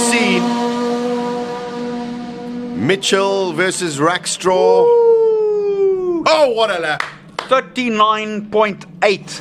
So that is 1.5 hundredths of a second faster, and now it is Rackstraw who goes. He's looking now. The pressure is on. He's got to look for 39.8. This is in the Michael SJ Ford.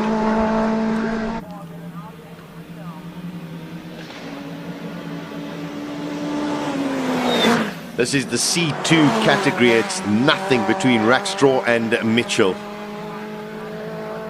Mitchell let it all hang out there. Oh, he's going quickly to Sash. Yeah, he's bulleting it. 39.8 is what he's got to beat. Let's see. He comes across the line. No. How is that? 9 thousandths. Oh, my word. 39805. 39805 against the 39847. Wow. That is 42 thousandths of a second. Listen to this car.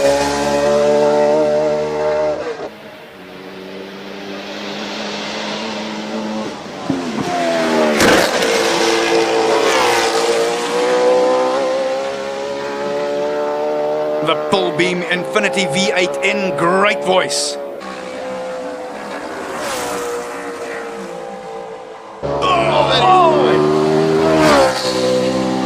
This guy's so committed. It is unbelievable what Robbie Walt can do. A 37.29. Wow. Beautiful lap. Beautiful lap. I tell you, well done to young Andrew Rackstraw.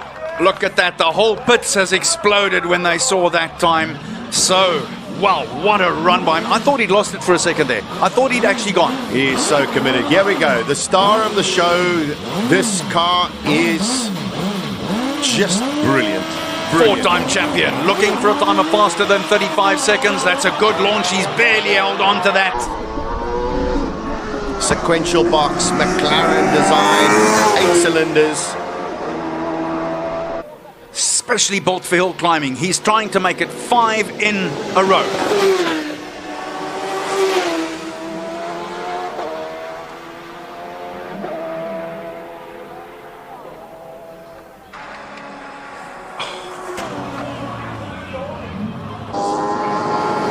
It's like glue. It just is on rails, this car. Magnificent. From Andre Besaid note.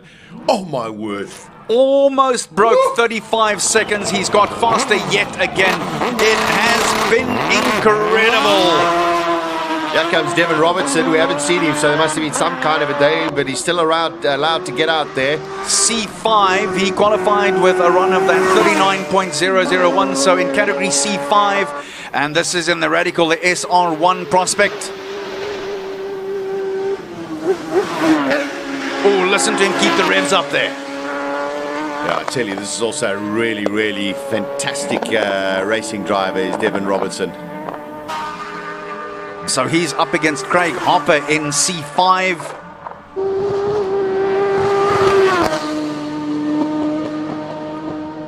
Side note, 35.041. Let's see where Robertson ends up. 39.7, and that is 0.7 of a second slower than what he qualified with.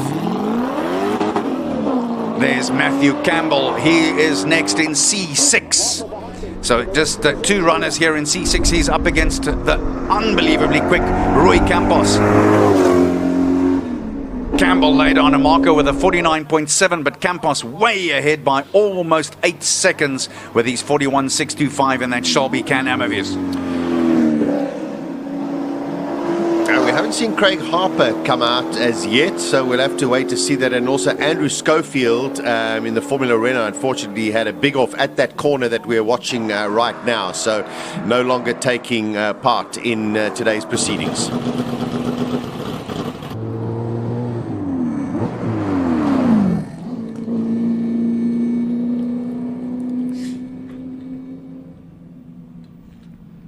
Going across the line at 39.768. That is a wonderful time. Oh no, that was Devin Robertson's time, sorry.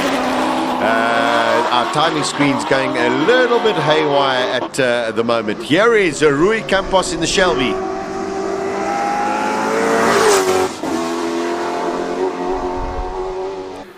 Rui will be desperate to try and get as close to 40 as he can.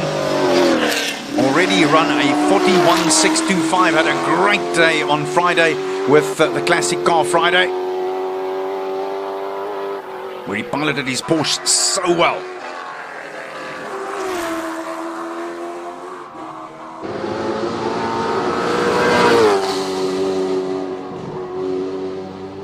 The right-hander, and over the end of the line he goes. 41.558, again faster than what he was earlier in the day when it was 41.625. So Campos wins the C6. I tell you, he's had an unbelievable weekend. Won on Friday, now he's won again today, and I think he's into the top 10 as well. So No doubt. magic stuff. What a weekend for Rui Campos. Yep.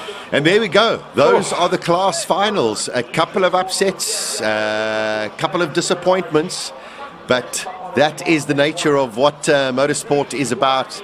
I think kudos to Andrew Rackstraw for beating Byron Mitchell, the last two runs of the day. Magic stuff from those two youngsters. The two important runs of the day where, dare I say it, the rubber hits the road. That's where it really counted.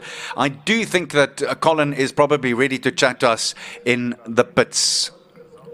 All right, so he's just getting his final results, so we will catch up with Colin in a couple of moments. I'm sure he'll have some shenanigans to share with us. I mean, still desperate for the Subaru, desperate for the Aldo Scribante, for Richard Roots. You know, both in the same class as well. So these small little things happen, unfortunately. Colin is now ready for us with results in hand.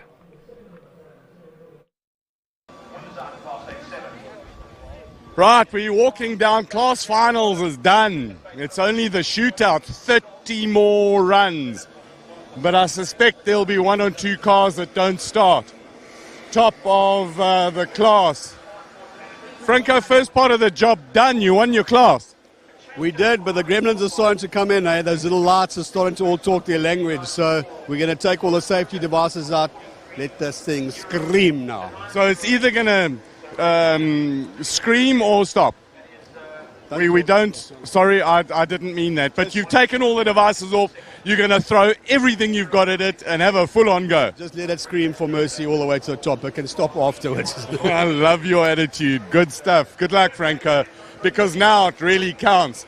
The Kraken is up against the GTR, and we see the GTR not here because he hasn't come down again. Ruben, you went, that was your quickest lap of the weekend, wasn't it? Yeah, for sure. We were building all day and I managed to get into the 54s on that last lap, yeah. And you were like 0.4 of a second in an automatic behind a manual. That's something about the technology. Yeah, 0.3 behind Wesley, so yeah, happy with that given that it's a different transmission. Awesome, well done. Thanks. Are you happy? Happy, yeah, I had it all and it's nice to be here. First Simola, and he's an absolutely happy chap. Ruben has always got, it's only cool if it's air-cooled stickers. So he asked me to take this down to our Beetle.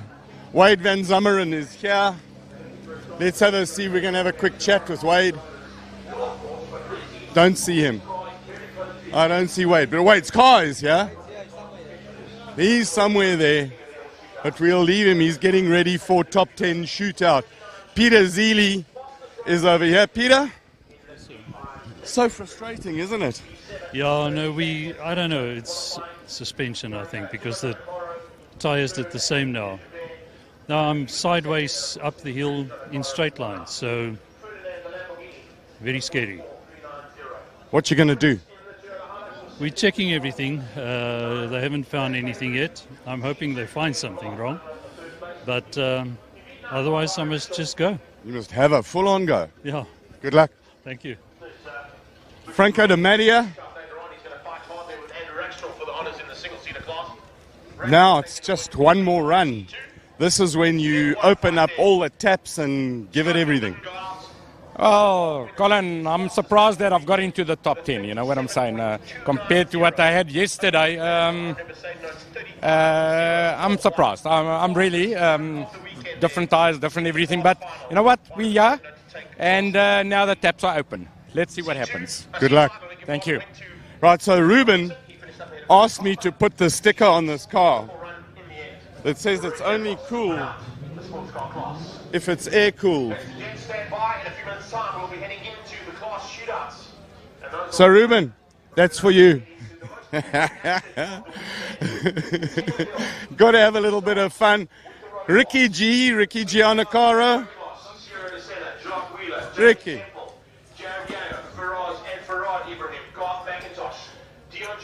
end of the weekend for you so far, Ricky, and how was it as an experience? That was an absolutely phenomenal experience, Colin. We just got quicker and quicker with every session. The weather gods were great to us today. What more can we say? I was just saying to my wife now, what a better weekend to spend with my beautiful wife, a Lamborghini, an amazing team, my dad. What more can we ask for? This is amazing. This is what the hill climb's about, to have fun, enjoy it, go home with hopefully a trophy, I think. I think we're first in class. You got first in class, well done. And one of my best times ever up the hill climb in the Lambo, so I'm really happy. Happy chap. Very happy. I don't know, I haven't got words. It's really awesome. Well done. Thank you so much. Cheers. Right, we want to go and find JP Dutoy, who won the standard. Graham Nathan, let's see. Grumpy, come here. He will know he'll be grumpy. Grumpy, that was so close, eh? Yeah, that was amazing, eh? I'm not at all grumpy. The Honda owned did a superb job, and we've done a great job. My team did a superb job of this motor car, arriving on the hill first time out, and we studied all weekend, and it's what it's about. We're right there, made it exciting, made everybody wait to see what the time was, and we had a go.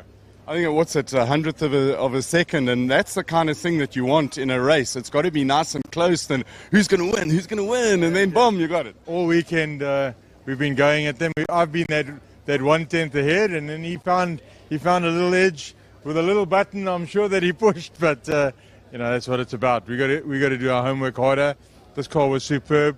This little VW, this 2-liter, it's so usable. You can race it in endurance races, hill climbs, whatever you want to, it just does it. Awesome. Graham, thank you so much for chatting to us. I love the smile, love the spirit of the competition. Let's go next door. Thank you. Cheers. The man with a button. He found a button, Graham says. They say fix your hair. Fix my hair. I'm not worried about my hair, man. Winner, chicken dinner. That's how it goes, eh? So Graham says he's sure you found a button to push, but you've been working away at it the whole weekend, chip away, and you did it when it counted. We have. Yesterday conditions were pretty tricky with the wet. This morning it started getting better. We changed tires, changed the setup a little bit, and for the last run, all I had to do was just I'm not limited. I can just flick that boost button, an extra half a bar or whatever, a few PSI more. It makes all the difference going up this hill. Well done and congratulations. Honda beats Volkswagen. Yeah, Honda is always on top, eh? Honda's on top, he says congrats. There'll be some proper prize giving a little bit later. So Honda are, he's got to be very happy. And from a racing point of view, it's just so nice that there's a proper fight. We're going to go up here because we want to talk to some of the single-seaters. They call them flatties, the cars that have got relatively low ground clearance, so they can't come over the speed bumps when they go up and down the hill. Right, so we did speak to Zealy, and they were looking at some suspension changes, bonnets up, and they are having a bit of a go, trying to find why the thing bounces around and does what it's not supposed to do. So let's go. We'll just keep going fast with a swift walk because this is motor racing's all about speed. Reggie's still not back. Don't know why. He is. Reggie Roots. It's the final runs haven't been done yet, but you putting your other kit on. My techie boots on. Your techie shoes. Thanks, youngster. What happened? No, unfortunately, the problem we had all day just got worse and it let go. So the engine's blown. I'm sorry to hear that because we were looking for that last fight and that big showdown. And sorry about that. But great competition up until now between you and Franco. It was just ding dong until today. No, it's been amazing. We were eyeing each other over the fence here and winking at each other, and but I thought it's going to be an awesome final, but next time. Not to be. Sorry, Reggie, but I'm telling you what, look at this magnificence of Sparko's finest in a young, fit, trained athlete. This is Richard Roots. This is my friend. This is a good oak. Good luck for next time. Thank you. Next time. Cheers. Thanks, man. There's always a next time. So let's go and talk to Franco. He knows. I'm not going to talk to him again. We're going to talk to the happy Roy Campos. It's just one more run. One more. Then the fun's over. And this is going to be your quick one, eh? Faster again. Always full beans. Okay, I'm going to try. Awesome. Good luck, Roy. Got a beautiful helmet. Arai's finest. Just look at this. Love the artwork and the love that people put into it. Fantastic helmet. Right, so Devin, faster and faster you get. Yeah, faster and faster. Hey? It never ends. And now one more run. One more. Something less than 40 seconds of the most important bit of your life. Yeah, well, I think the biggest part is the reliability's been there the weekend. It's just to watch out for that little policeman on the side now. Yeah, good luck, eh? Thank you very much. Right, talking about policemen, Megan Valak must be kicking herself. Let's find out. Megan, you had such a brilliant start. You were on the apex and then just a little bit over the apex. Did you know that you'd hit the little thing? Yes, I did know. And what went through your mind at the time? I didn't mind. I was on the right line. But you came, you had fun, and the car's in one piece, so it must be a successful weekend. Oh, it was a good weekend. Lots of fun. Awesome. Well done. Thank you. It's always that last little bit. And let's talk to the youngsters here. Youngster, the raining, the current. We've been DQ'd. They say we hit a bollard right at the end. You hit a bollard. So Do you think or you did? they said I did, so I didn't feel anything, but Is there evidence? we're gonna find out. But nevertheless, so between you and this is the bollard pit apparently. Yeah, apparently I think also Megan hit a bollard as well, so yeah. Sum up the weekend for us for you.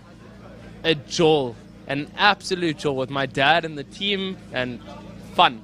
That's all it was. Fun, lots of fun. Now last year, you challenged Stuart to a certain competition. I'm told that youth and exuberance was beaten by age and treachery and experience. You're not going to challenge him again this year? No, definitely not. I think I learned my lesson last year. I'm a wiser man and definitely not doing that again. I'll join them for a few beers now, but no, I'm not challenging him again. Just remind us how young you are.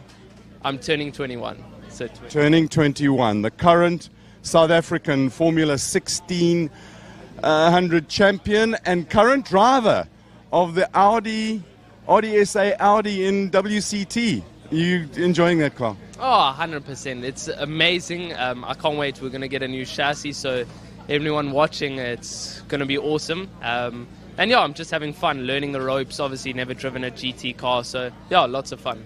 But different as a saloon car to a single-seater. Oh, very. With the weight distribution, it's heavier, also under braking. So, but yeah, it's something nice to look forward to and something nice, different to drive. Well, good luck. We look forward to seeing you on the track again. Thanks so much. Right, we'll find out about the DQ'dness. Let's talk to Robert Walk, if we can find young Robert. Stu, that was properly wound up and viciously impressive. Yeah, I think Rob was very committed, and the car wasn't quite where he thought it would be. So he ended up having a bit of a moment, but the car was far better. So Greg changed the gear ratios, Greg and Brian, which gave us a big gain and just chipping away, Colin. The chassis gets better and better, the engine's getting better and better, and I suppose we get into grips with it. And what tweaks have you made between that class final and the last run of the day that's coming up? We're still chasing power understeer, so we've made a few changes to try and get rid of that. What sort of things do you do? We've lowered the front ride height, we've given it a little bit more toe out at the front. So, yeah, just chipping away. Love the progress. Good luck for the final. Thanks, Colin. Cheers. And let's find, here he is. Advocate, may we approach? Well, that's one objective done. Yeah, that was a good run. Everything was within control. I think I hooked one gear incorrectly. I went into the bridge and I normally go 6.54 and I was a little bit too late in the corner and I went down to third, which I think slowed the car down. So there's a little bit more to come, if I can get that right. We'd love to see a new record. Hopefully you're going to take everything you've got and the kitchen sink and give it full beans. Well, I just want to be there at the end. If that's good enough at the end, then I'm going to try my best. Great. Thanks for chatting to us, Andre. Good luck. Thanks, matey. Andre, the entertainer in the ghouls. And we're not going to talk to Robbie and Bob now because they need to do what they need to do. The other thing we need to do is let the cars talk to us as they go up the track. McLaren, you've got to just love McLarens because, well, they're sports cars, they're fun. This is the top 10 shootout for road cars and road sports cars. So I'm going to shut up and let the cars talk. It's actually quite easy to do, Colin. You just have to get these two idiots to shut up every now and then. This is Ciro de Siena, and Ciro was the 10th and final qualifier in the road car and supercar shootout, and he's done an incredible job. Remember, this is the first time that he's driven up the hill in a race car mode, if you like. 49.2, that's even faster than what he produced earlier. I think it's just outstanding for what he's done for BMW, for that electric car. Wonderful, wonderful to see. So, and you know what? All of a sudden, this puts big pressure on the McLaren of the MP4 12C. You know, so Ciro at this stage is saying, "Okay, I've set down the number. You guys are going to come and beat me." Yep. Magic stuff. Road car, supercar shootout. Man who qualified 9th fastest, Jacques Wheeler in the McLaren. In that MQ412C Spider. Oh, my word. Yeah, an incredible car. And it's quite amazing to think that it's nearly 10 years old already in terms of its design when it first came out from McLaren. So these are the top 10 shootouts for King of the Hill Simola 2022, the supercar shootout as well as road cars. He's got to beat a 49.231, does Jacques Wheeler. His best has been a 49.284. Beautiful shot there. A 49.641, which means Ciro de Siena is going to finish at least ninth. Wow. Wow. That is just incredible. Wonderful stuff. I tell you, he will be over the moon. Here we go. We got James Temple, whose best time is a 49.258. So he's also going to have to improve on if he wants to beat Ciro de Siena. This is the Shelby, which, I mean, he's got monster power as well. So let's see what James Temple can do. Can he beat the time of Ciro de Siena of 49.231?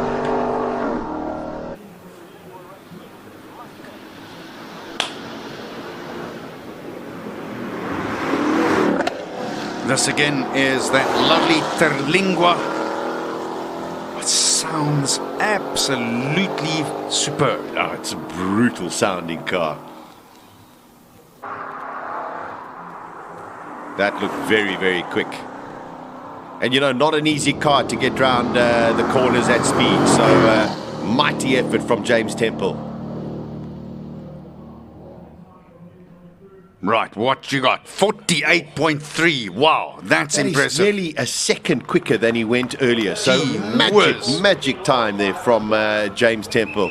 Jared Eo in the Cayman 718. Sash, you've got to say that you've got to lift your cap for this guy. This is a road-going car that he drives from here back home afterwards. Yeah. He has done an incredible job. He's one heck of a driver. Yeah, wonderful stuff. Great launch. What a brilliant launch there from the Cayman 718. Took it early. Took it 4 or 5 yards before the line. That's clever. So he was at full speed when he hit the transponder. The Cayman 718S.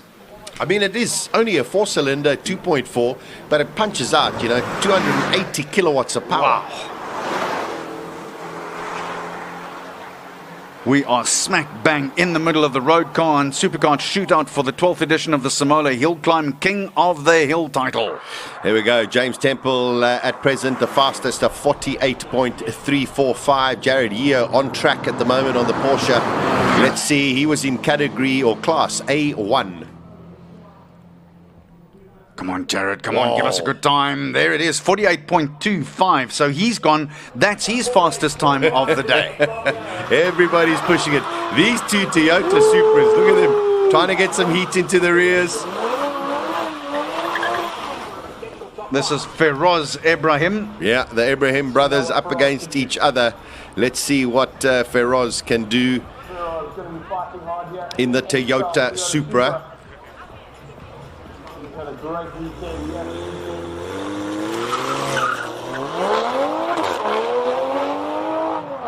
Very good takeoff.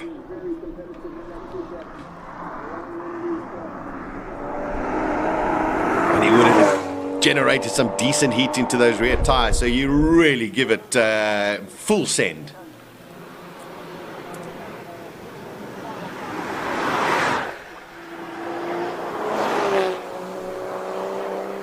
Lovely.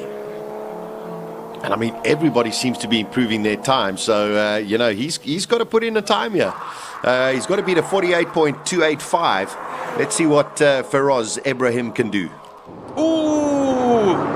Used all of the road. It looked like the right door was over the edge onto the fauna and flora there for a second.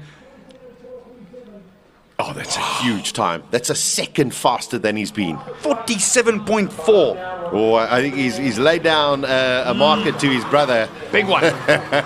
Now, this is basically exactly the same car, but with the BMW engine. Also got some speed and heat into those wheels now. His boot is saying, read my lips. Here we go. We're ready to go. Farhad Ibrahim, his fastest was 47.767. So he was just about a second faster than his brother in the Toyota Supra with the imported engine. And he's going to have to make up at least 4/10 in his fastest time in order to beat Feroz. So Farhad Ibrahim going up in the supercar shootout for road cars for the Simola King of the Hill. Let's listen to that B58 BMW engine.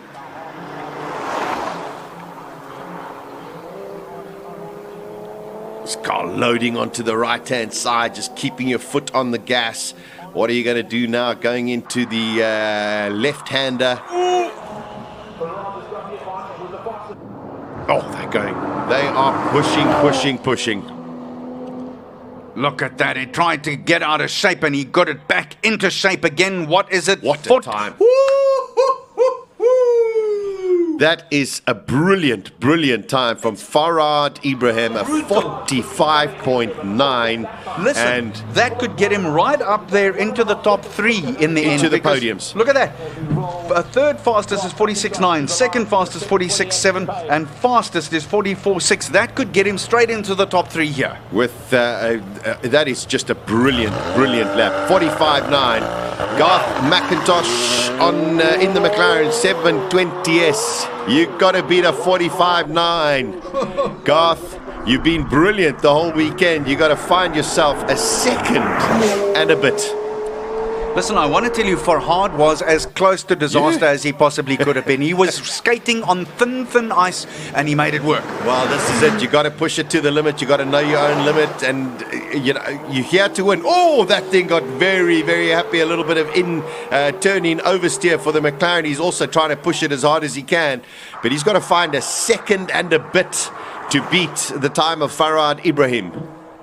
Of course, he wouldn't know that now. He's down there on the line waiting to do his bit. He doesn't know what the time is, and you don't know until you come down the hill. But here we go. What's the McLaren logged? Oh, 46.318. But look at his time as well. He has gone almost a second faster himself in the last run. All right, Dion Joubert. Here we go. 46.971. He's got to find a full second. Yep. He's got to find a full second to beat Farad. Now we're in the top 3 of the qualifiers in the top 10 here. Hubert was slotted into 3rd place, qualifying lap 5 in the M4S drive. Let's see what he can do.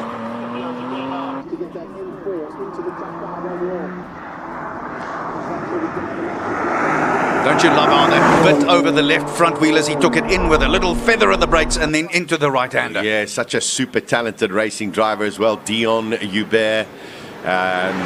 So this is car number 8 in the top 10 shootout for the King of the Hill road cars. Time he wants to beat is a 45.9. His best is a 46.9. He made that policeman quiver, I promise you. Oh, that's very quick. Coming up that part of the hill into the left-hander, the right-hander, the left-hander again, the right-hander again. That, I think, was quick. Oh, he's second. 45.99. Oh, my word. He is 0.08 of a second slower than Farad Ibrahim. So Farad is guaranteed a podium. There's only 2 cars to go, the Audi R8, the Porsche 911 Turbo. Farad Ibrahim is on the podium. Unbelievable. A stunner of a run. I mean, that is just brilliant. He was 5th fastest. He's now guaranteed 3rd fastest. Gordon Nicholson with his 46.702. That's a radio station from where I come from. The Audi R8. And this is Nicholson. What can he produce here? And I tell you, he's going to have to punch this as well because his best time is only 2/10 quicker than Farad Ibrahim. So he was on. This is as close as it can be. Love the sound of this Audi the V10. It's a big engine, isn't it? Let's take a look at the lines here, because all of them have been really tight. Now, he had some space to spare there, but maybe that sets him up a little better for the very next corner into that left-hander and left again.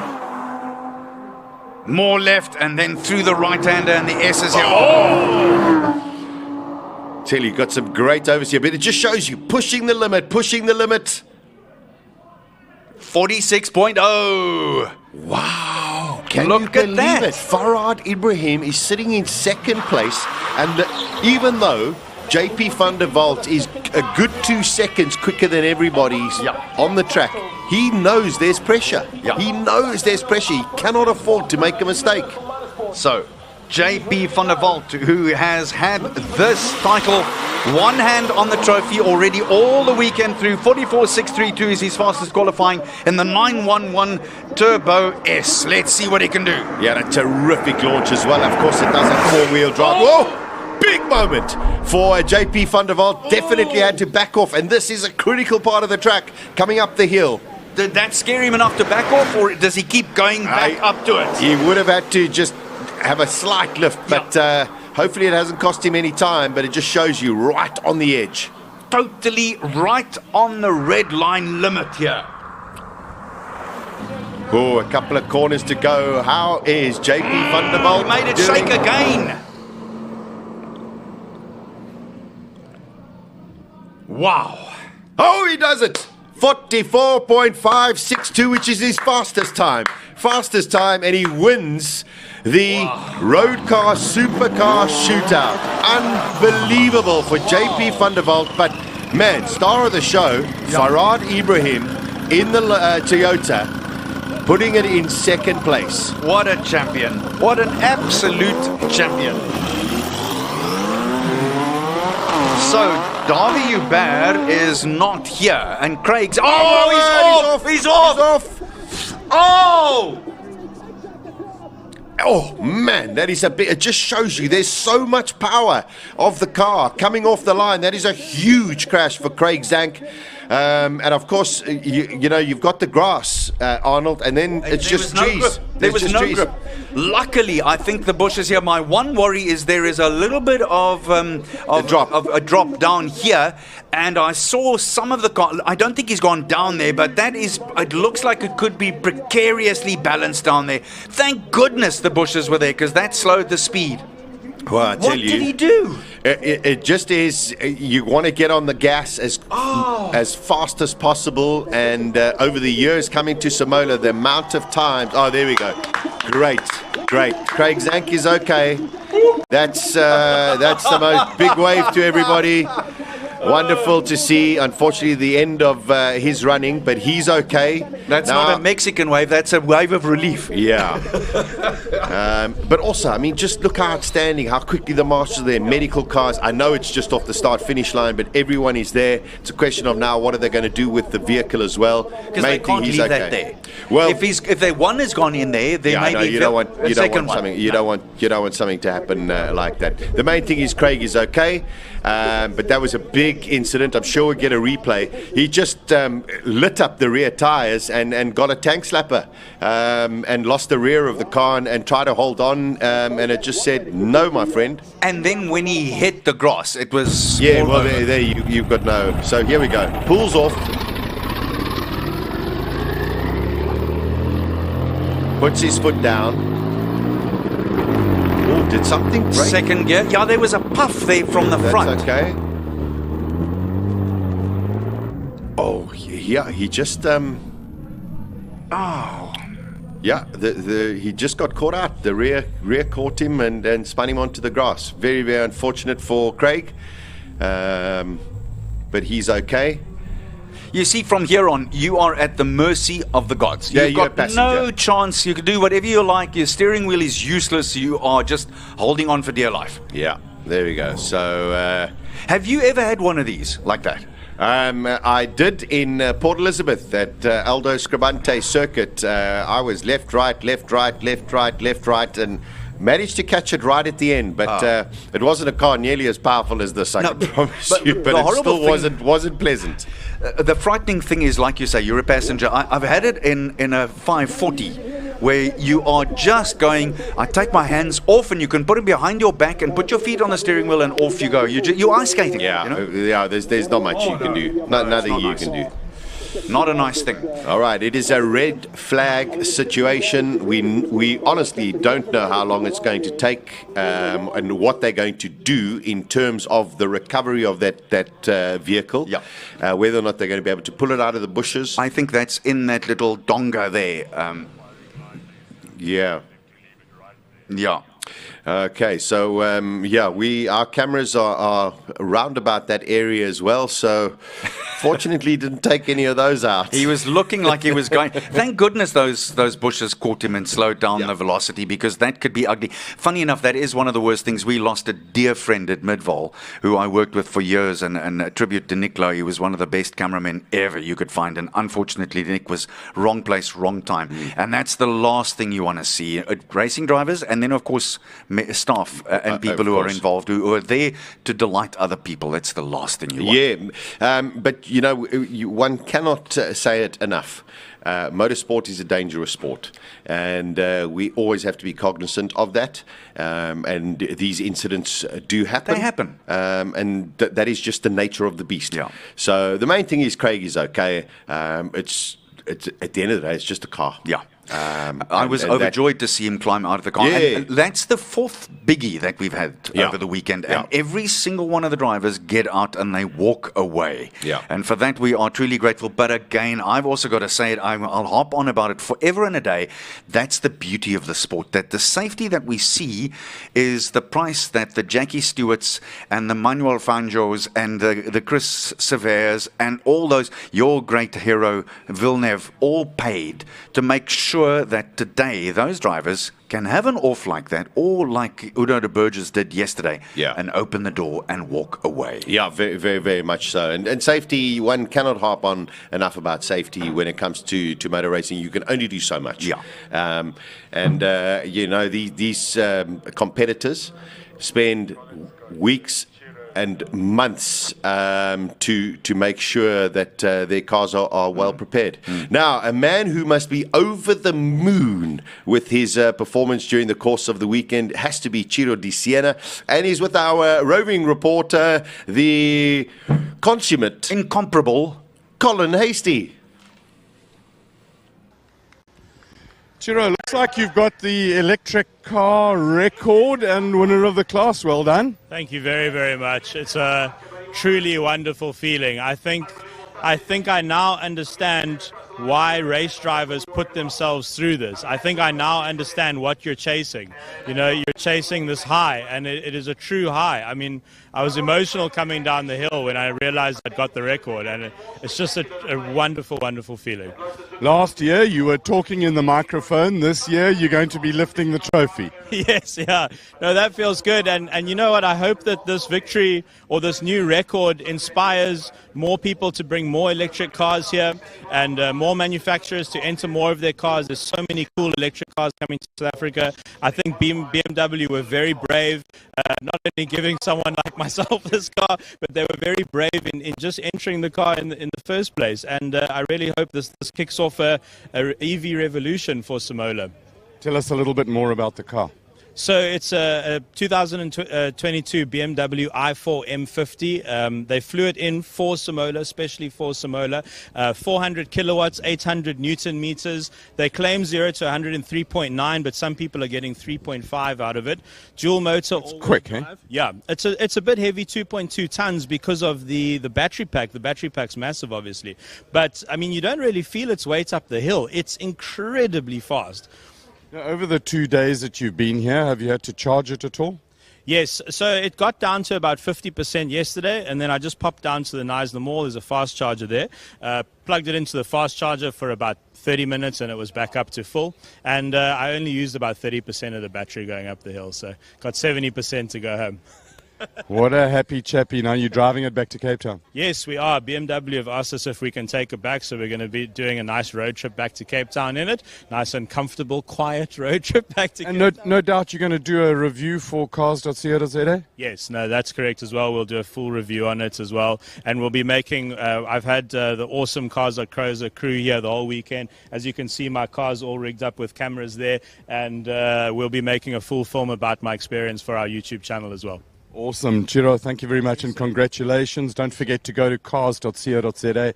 You can see it all. Cheers. Thank you very much. I appreciate it. Awesome. Now, the wild man from Borneo, he's sitting quiet in the car.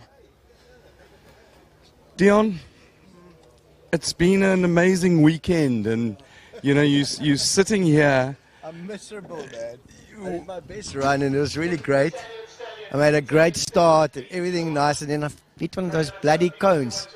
So your time's nothing. Yeah. So, but you know, it's what it is. The track's a track, you know, and yeah. It's amazing the bits of racing, the highs and lows, this emotional roller coaster, and the joys and frustration. Glasses. It's, I don't know if wearing glasses is better or not. Maybe it's better not to see stuff because I don't know. But yeah, it's something that I've been hitting the cones a lot this weekend, you know. So, but I do have a habit of stealing the inside apex, you know. But I mean, it is the track. You've always had played it on the limit. Yeah, I think that, you know, those cones affect me more. We got to go because Franco's going up the hill. Cheers.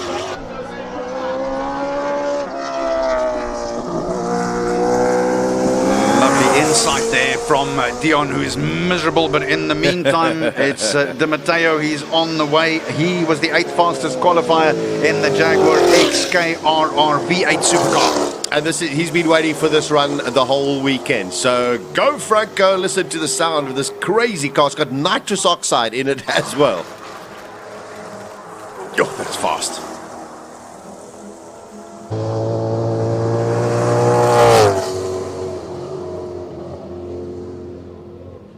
Lovely run. It really was clean. That was one of those clean runs. 42.243. That is his fastest for the weekend as well in the Jag. Yeah, there we go. He has improved.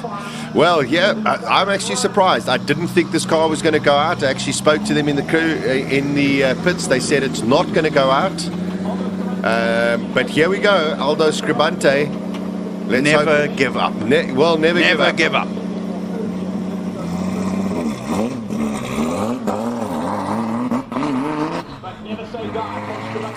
You know, kudos to him and his whole team to just sit there and say, we're going to take it up the hill, even if it's in limp mode. just for the crowd to see it. It's very, very unfortunate that it had so many problems, that gearbox issues, but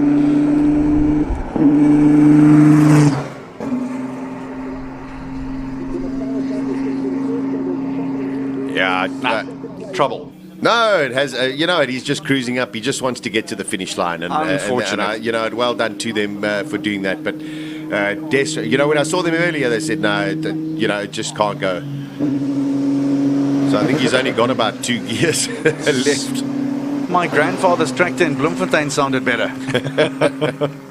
I'm sorry for them. That's not nice, and it's not a nice way to finish off the weekend. He did get into the top 7 with a 42.292, but the car never really was good, unfortunately. Yeah, well, you know, just the last 2 runs. That's that's been the problem for Aldo. Getting up towards the end. The next car that he's going to go up the hill is a car that, honestly, I really expected to challenge for the top 3. Yeah, that's true. You're absolutely right. I also have a feeling that in this category that Richard Roots will not be going up the hill. I don't think his car is ready. There we go. Well done, Aldo. You have had a great weekend, but unfortunately, didn't happen at the end. The defending champion in the modified saloon cars, Peter Zili. He's in the Toyota MR2 Super GT, and he's away. This is going to be quick. What's going to have to be? It is going to have to be. He is going to have to haul off, at least lop off 2 seconds on. He can do it. He can do it. He won last year in 40.402 in the same car. Oh, love that gear change. The only reason he might just be holding back a little is the car he's due to leave South Africa to go and compete overseas. You don't want anything to go wrong. I'm telling you, this is going to be quick. This is going to be quick. It looks quick. Oh, it's quick, but it's not quick enough in my opinion. No, 42.060, I don't think is going to disturb anyone in the top 5, because the top 5, so Anton Cronje is not there either at this stage. Here is Wade. Go Wade.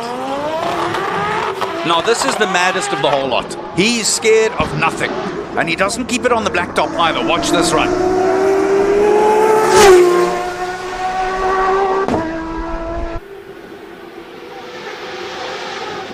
He's been notoriously touching the grass there. There he is again.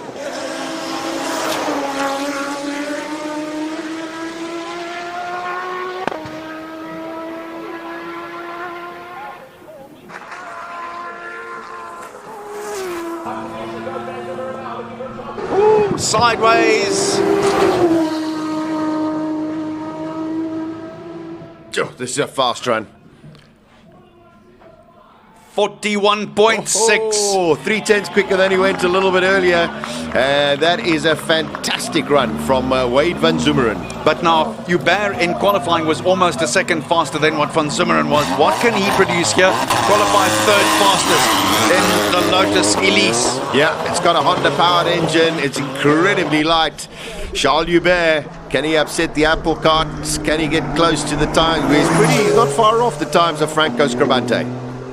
What has impressed me about this car the whole of the weekend when they were racing is how it's glued to the track. It's really stuck down. I mean, you can actually hear the front splitter hitting the ground.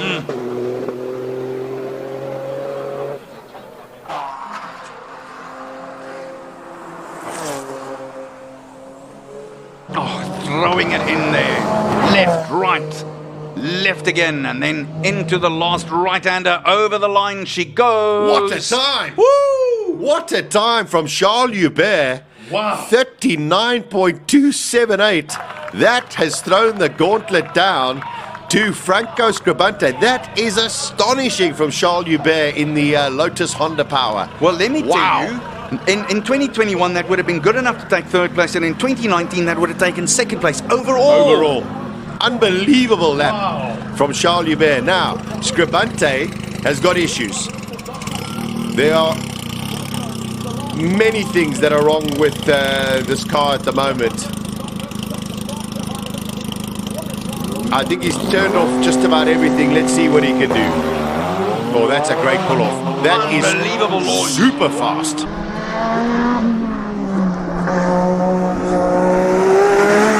Oh, that is commitment. Oh, the hammerhead is flying and looking for prey up ahead. He decided he's just going for it. He's going for it. Change down into the left-hander under the bridge. Through the toughest corner, that hard sweep left, right, and then back through the top there. Oh, this looks absolutely awesome, Sash. It does look incredible, but he's going to have to beat his best time in order to beat Charles Hubert. But letting it all hang out, that is Franco Scribante. That's the only way he knows. What a time! 38.1! What a time from Franco Scribante. You go, boy! 1.3 seconds faster than he went. Unbelievable. Okay. What a time from Franco Scribante. That's a personal best here. He won this race in 2019 with a 39.3. That's a PB here at the Hillclimb. Now, I don't want to say this. I don't want to say this too loud, Ollie. But they turned all of the other funny electronics off, and now all of a sudden, it's so fast as it's gone. Shh! Don't tell anyone. Don't say it to anyone. What a lap from Franco Scribante, as well as Charles Hubert. Wade van Zumeren will finish in third. Very unlucky we didn't have the likes of Reggie Roots. He had all sorts of issues from qualifying 5 as early on as qualifying 5. But winner of the modified saloon car shootout, Franco Scribante, in a time of 38.1 seconds. Just translate for an idiot such as me is what you actually just said now about all those fancy systems off. Let's just race the thing the way that the engine is intended to go. What does that actually mean? Well, listen, I'm saying it in jest because I know that I know that he was saying, just going to turn everything off. Of course, they've got certain things on, but he sat there, and we heard him with Colin Hasty. He basically sat there and he said, I'm just going to go and send it. And when you get your mind into that capacity, that's exactly that's all you have to do. You sit there and go, I'm going for it, regardless. The car's either going to make it to the top or it's not going to make it to the top. You're getting a replay of this runoff of Franco Scribante. I think he's best ever at Simola. What I loved about it was totally clean. Clean. Man, he punched this hard. Look at it bouncing.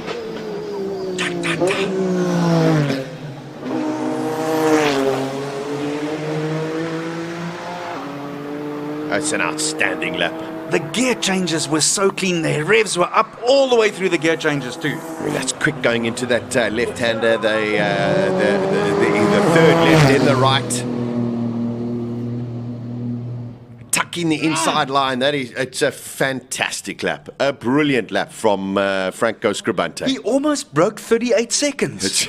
It's extraordinary. I think the only other person who's done that is Andre Besaidnout in the single-seater. I don't think anyone, in fact, I know no one else has broken 37 seconds here. I mean, unbelievable. Prior to that, Franco did a 39.4. He did 1.3 seconds faster. So now it's one of those, do we keep it or do we look for some other kind of machinery? Oh, wonderful man. lap, wonderful lap. There we go. Goosebump stuff. So here we go. It is going to be the final shootout. It is the single-seater and sport car shootout. Hopefully we'll have 10 cars here. And there's going to be a terrific battle. I don't know if anybody can get close to Andre Besaidnout. Let's be honest. No, because at this stage he's got more than 3.5 seconds gap over Robert Volk. But the fact of the matter is that for all of them, it's obviously looking for a place on the podium, second and third.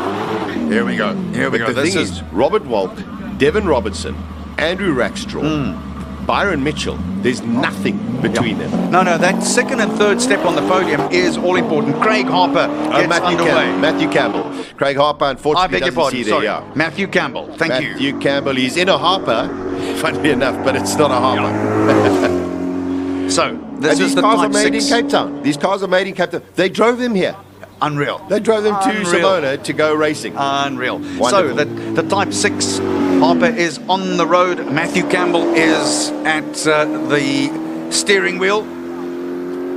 His fastest time of 49.7. So he'll be wanting to improve on that. It's ended up being a beautiful... Oh, my word, I don't know if he hit a policeman. Oh, I think he dodged it, but my word. Wow, that was close. Millimeters. Yeah, very, very close. A little bit ragged. Got to be honest, sometimes the pressure. Let's see what he comes across the line at. 40, exactly the same. 49.718. 3 1,000s faster. Oh, one of my favorites. I wonder if the two marshals shouldn't just save her some fuel and pick that up and carry it to the start line. Megan Verluck in that little Suzuki. Just 600 cc's there, but the body weighs absolutely nothing. You can turn that upright and have a shower in it. It's just magic. How is that acceleration?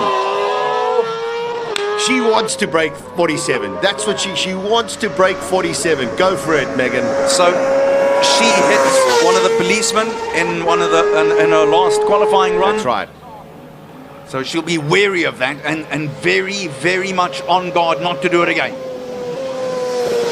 Wow, how late is she on that left-hander? She is just, wow, I love that. Sliding it into that left-hander. And the sound of it. Screaming its way up the hill, now into the next left-hander. Now come the S's, and this is a tough one. Great line. Uses all of the road.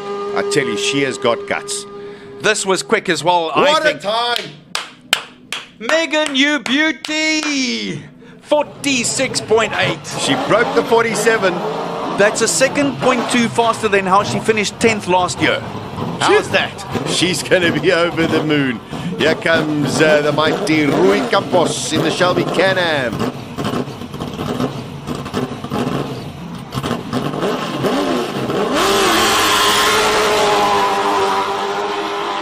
Heart beating, foot flat, first, second, third, now the right-hander.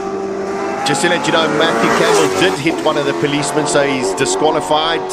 No time for him, unfortunately. Rui Campos' best time has been a 41.6. So for Rui to get on to the top 5, he needs to get very close to 39.5.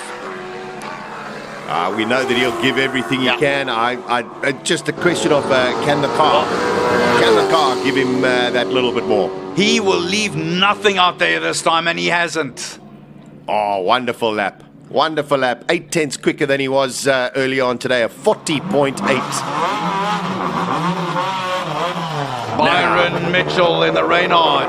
The top 5 from the King of the Hill. This is what it's all about. There's nothing between Mitchell, Rackstraw, Robertson and Walton. This is Good where launch. it all counts. This is where it all counts. And he'll be mighty upset that Rackstraw's got one over him at the moment. My ears are filled with car, and it's glorious.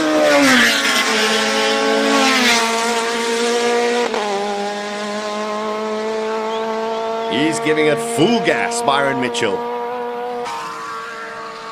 Oh, that shot is amazing. That gives you an incredible impression of the speed. This is fast. Arnold, this is really, really quick. 39.7. So 2 tenths quicker. That's his fastest of the weekend as well. Byron really gave it everything. He did. Here's Rackstraw. Rackstraw's going to have to replicate what he did in the final qualifying in order to... I don't know, that start wasn't epic. Wasn't epic. Let's see what he can do. Didn't put it down properly, did he?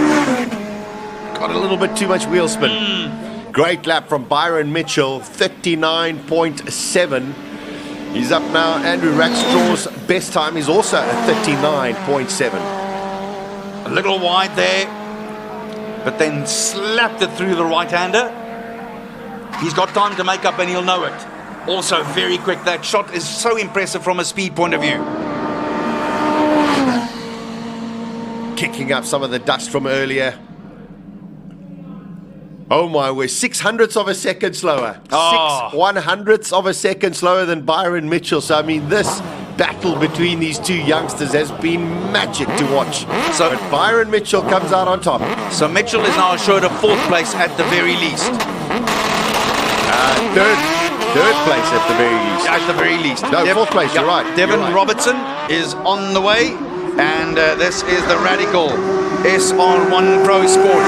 He has looked very impressive as well, and again, one of those cars, it's a lovely expression, I'll steal it from you, it looks like it's on rails. Yeah, the magic, and I mean, this is really, really a great racing driver as well. Wow, he is pushing it to the limit.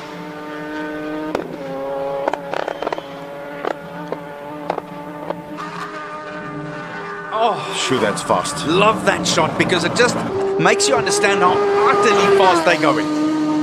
Let's see what Devin Robertson can do coming up to the line. 39.5, which is only 2/10 quicker than Byron Mitchell, but it is quicker. Unfortunately, a little slower than what he was in qualifying. Yeah, he went half a 39 second. flat. Half a second. That line that he took into turn 6 looked like it was a little ragged. Robbie Volk now. He was right on the edge in his second last run. Is he going to push it anymore? Let's see what he can do. He needs to beat a 39.5 in order to get, well, at least onto the podium. Was saying that he wasn't going to tap off this time, Josh, when we spoke just now. He was going to go as hard as he could, very wide and into that right-hander. Don't know if he lost himself a bit of time there. Yo, that's fast. Again.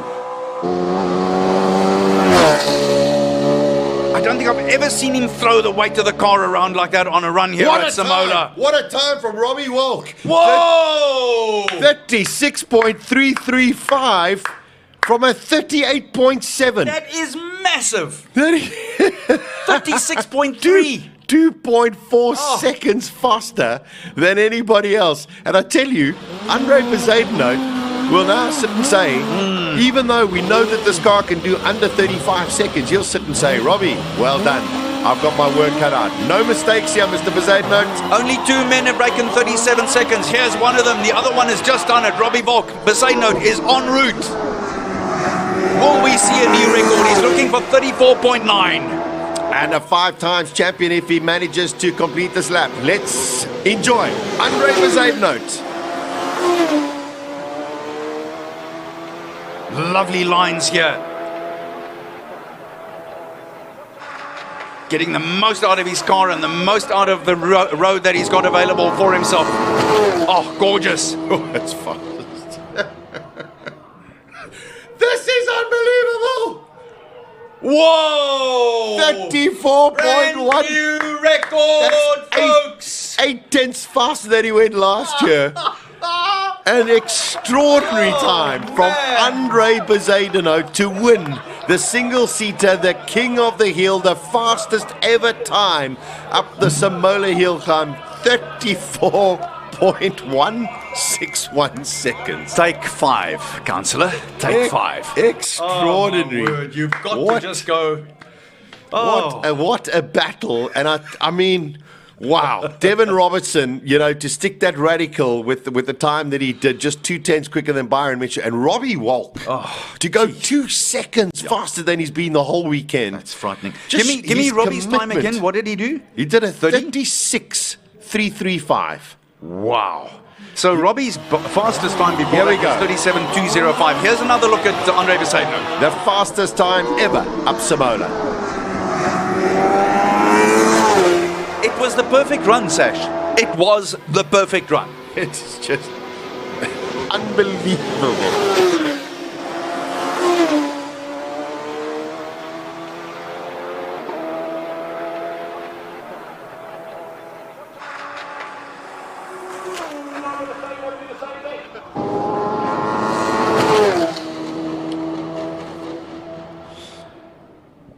Oh, that's just magic to watch. I mean, that is 34 seconds of your life that you'd like to watch over and over and over again. Outstanding. Andre Bezuidenhout, yet again, the man to beat at Simola. Brilliant stuff. You'd have to say that very few sculptors and painters have done something as perfect as that. That is just, it's a thing of beauty. It was perfect. He didn't miss any of his marks. He picked the most perfect lines.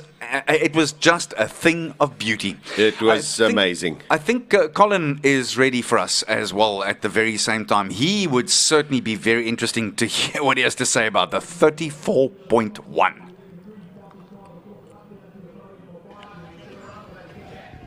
Right, we've got JP van der Walt with us. JP, you won in a white Porsche last year. You brought a yellow one with some extra wheels of drive. What a wonderful day. Thank you. Last year was a blue GT3 RS. I'm half colorblind as well. No, all good. Thank you very much. To be honest, I thought this car would be quicker up here. I think I haven't checked, but I know it's so close. I basically matched last year's time. But yeah, it was a completely different car to drive up here, but nevertheless had a lot of fun. Yeah, with four-wheel drive gets you off the line, and was that one of the considerations why you went for the four-wheel drive? Absolutely correct. That's exactly why I took it, but I think you lose that advantage as soon as you get at the top through the S's. That GT3 RS is flat through there, where this car you need to come off, you know, get it to rotate, come off, get it to rotate, where the RS is just flat up there. So sum up your weekend for us. It started off wet. I was hoping actually for, you know, if it was going to rain, it must rain for both days. Yeah, I'll take the win. I'll take the dry weather as well. I think we were a bit more cautious than last year, just progressively building up the speed. And yeah, here we are again. I'm very happy. Congratulations, well done. Thank you. And I would also like to thank all my sponsors for the belief in me. Thank you. Well done. Thanks. Cheers. Right, let's go and see who else we can find here. Andre Bezuidenhout. I mean, what an absolute magnificent run. Robbie Walk as well. We're waiting for them to come down the mountain, but let's have a quick word with Stu. Stu, you've got to be happy with that last run of Robbie's. I don't think he left anything on the table. No, Colin, it was magnificent, and certainly if you look at where he started yesterday to where he's ended up today, it's really good, and it's a mark of the way he approaches his motor racing, which I'm a big admirer of. But you guys chipped away at the setup of the car and finally got it to probably as much as you could do this weekend. I think that's fair comment. I don't think we were ever going to really challenge Andre. I guess our strategy was just to maybe put him under a little bit of pressure, but I think he was comfortable. He did a great job. It's a fantastic car, nice team, so they've got all their ducks in a row. New lap record, new hill record for him. Absolutely fantastic. Well done. Thanks for chatting to us, Stu, and have a good evening. Thanks, you guys too, Colin. Cheers. Rui Campos has just come back. Let's from up the hill. Let's go see if we, when he gets out of the car, the rule from the guys is that when they come down, they've got to come down with their helmet on, visor down, just from a safety point of view. So we will hang in there. I'm just looking behind us. Byron Mitchell has just come down. He won the 2-litre sports racing car section. Let's see if we can, as Rui gets out, I'm sure he'll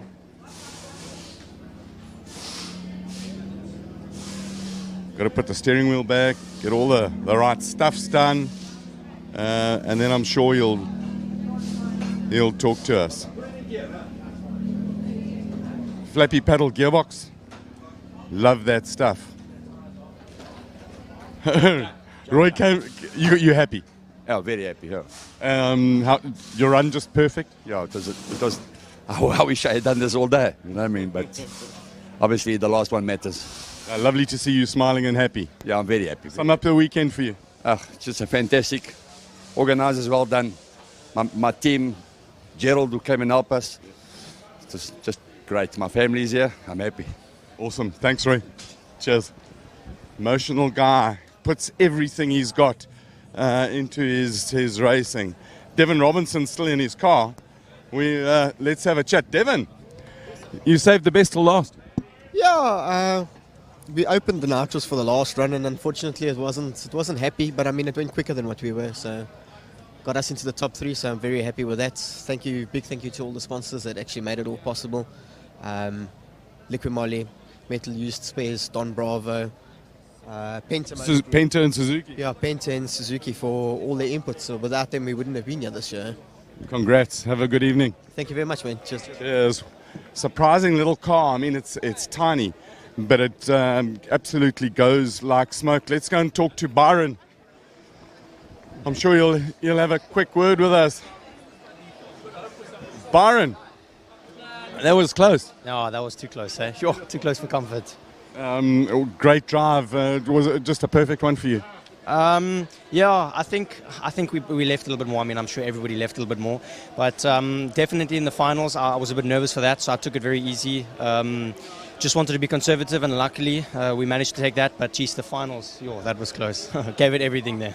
Well done. Thank you.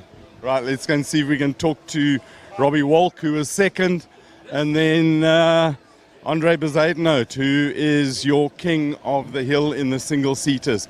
There's Robbie. Andre has just got back now. Robbie Walk, you saved the best till last. Yeah, I mean, we made progress every run today, so unfortunately we didn't have any clear running yesterday. I guess we also started on the back foot with some car issues. So where we started with on Monday this week to where we finished today, I think it's a great effort by the team. Great Canny, Stuart, Bob, all the guys, Ian Schofield for lending me his car, and obviously all his effort and time and money put into this.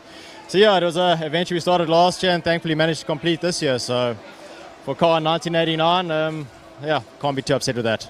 And the sound of it is absolutely magnificent. And when the car wound up, was it exciting to drive as it was to listen to and watch? Yeah, I must say, from what I've driven in the past, it was, I mean, yeah, old school hill climb monster, but good fun to drive and very responsive. So yeah, I thoroughly enjoyed it. I think we got it quite dialed in at the end, which is great. I guess we just didn't have enough runs, so maybe poke into 39s would have been cool, but anyway, I think where we got to today, where we started with, was awesome. Well done, Robbie. Thanks for chatting to us. Cheers, thank you. What a great competitor, a great driver, a consummate professional. Right, let's go and find your new record holder for King of the Hill.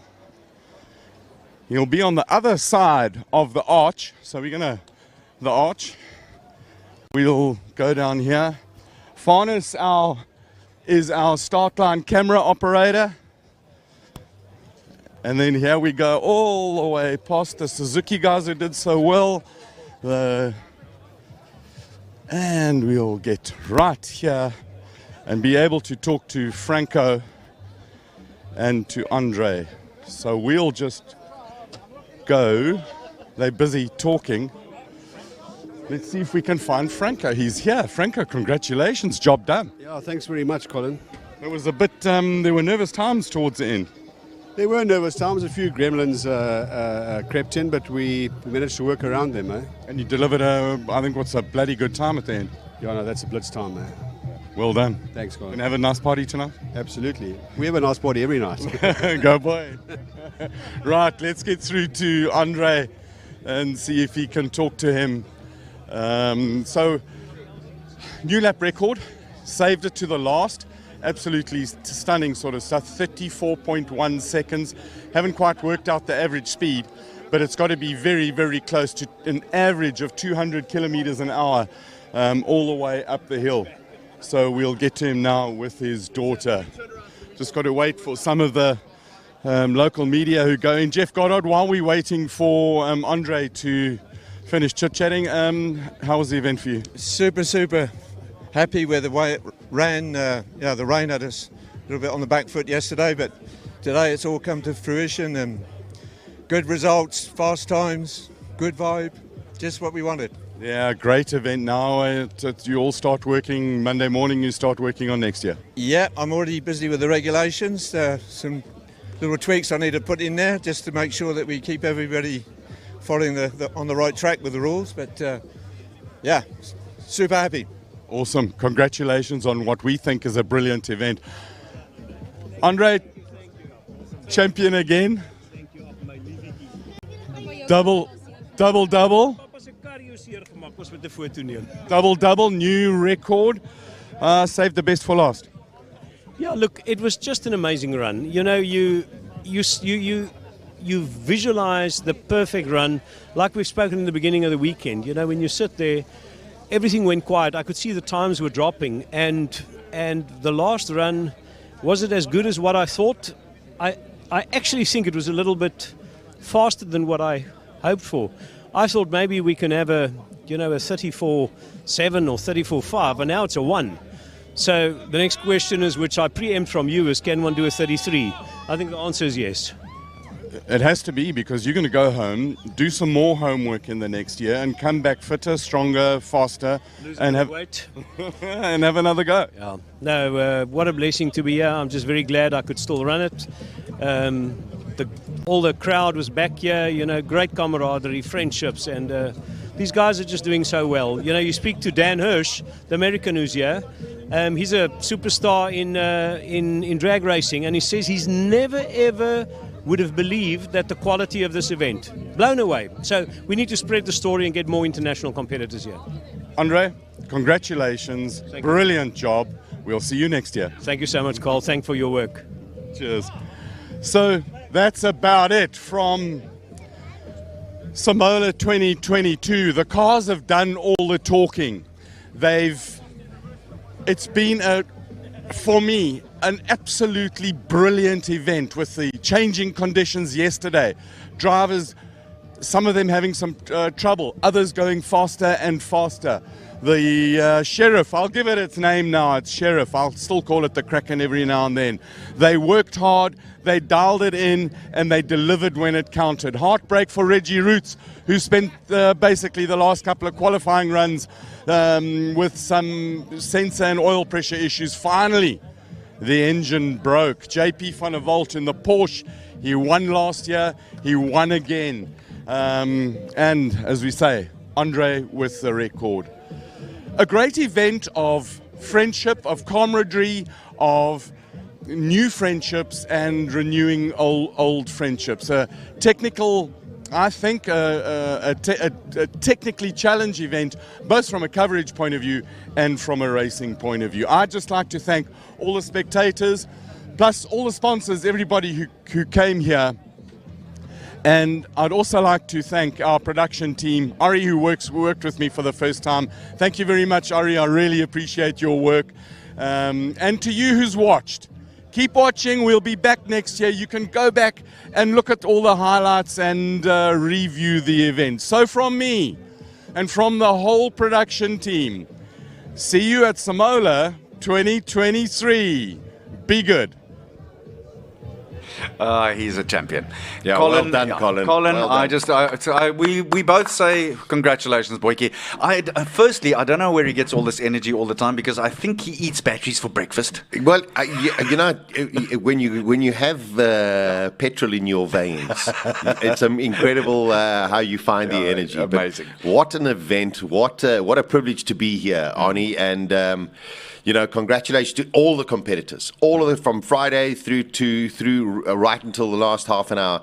Congratulations to everybody, because there's so much effort that goes in. Brilliant display of professionalism. I agree.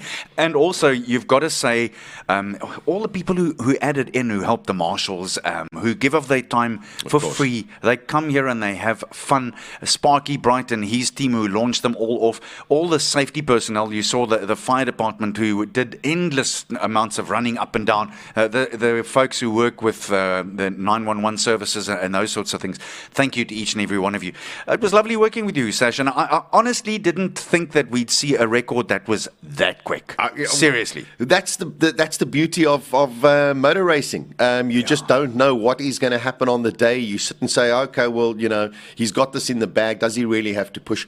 They push all of the time. I mean, there were just some magnificent displays and achievements throughout the whole weekend's event.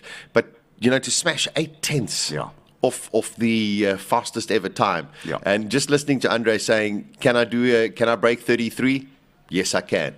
So it means he's going to be back, which is wonderful as well. The 5-time champion then produces a 34.3 seconds over almost 34.1. 0.1, I beg your pardon. And he produces this incredible run, which averages out at almost 200 k's an hour up this hill. You have no idea how quick that is. And then, of course, Robbie Volk, who became the second man only to break the 37-second barrier. And a personal best for Franco Scribanti, who's been going up this hill since he was a little boy, I think. It's remarkable incredible. We saw some incredible performances.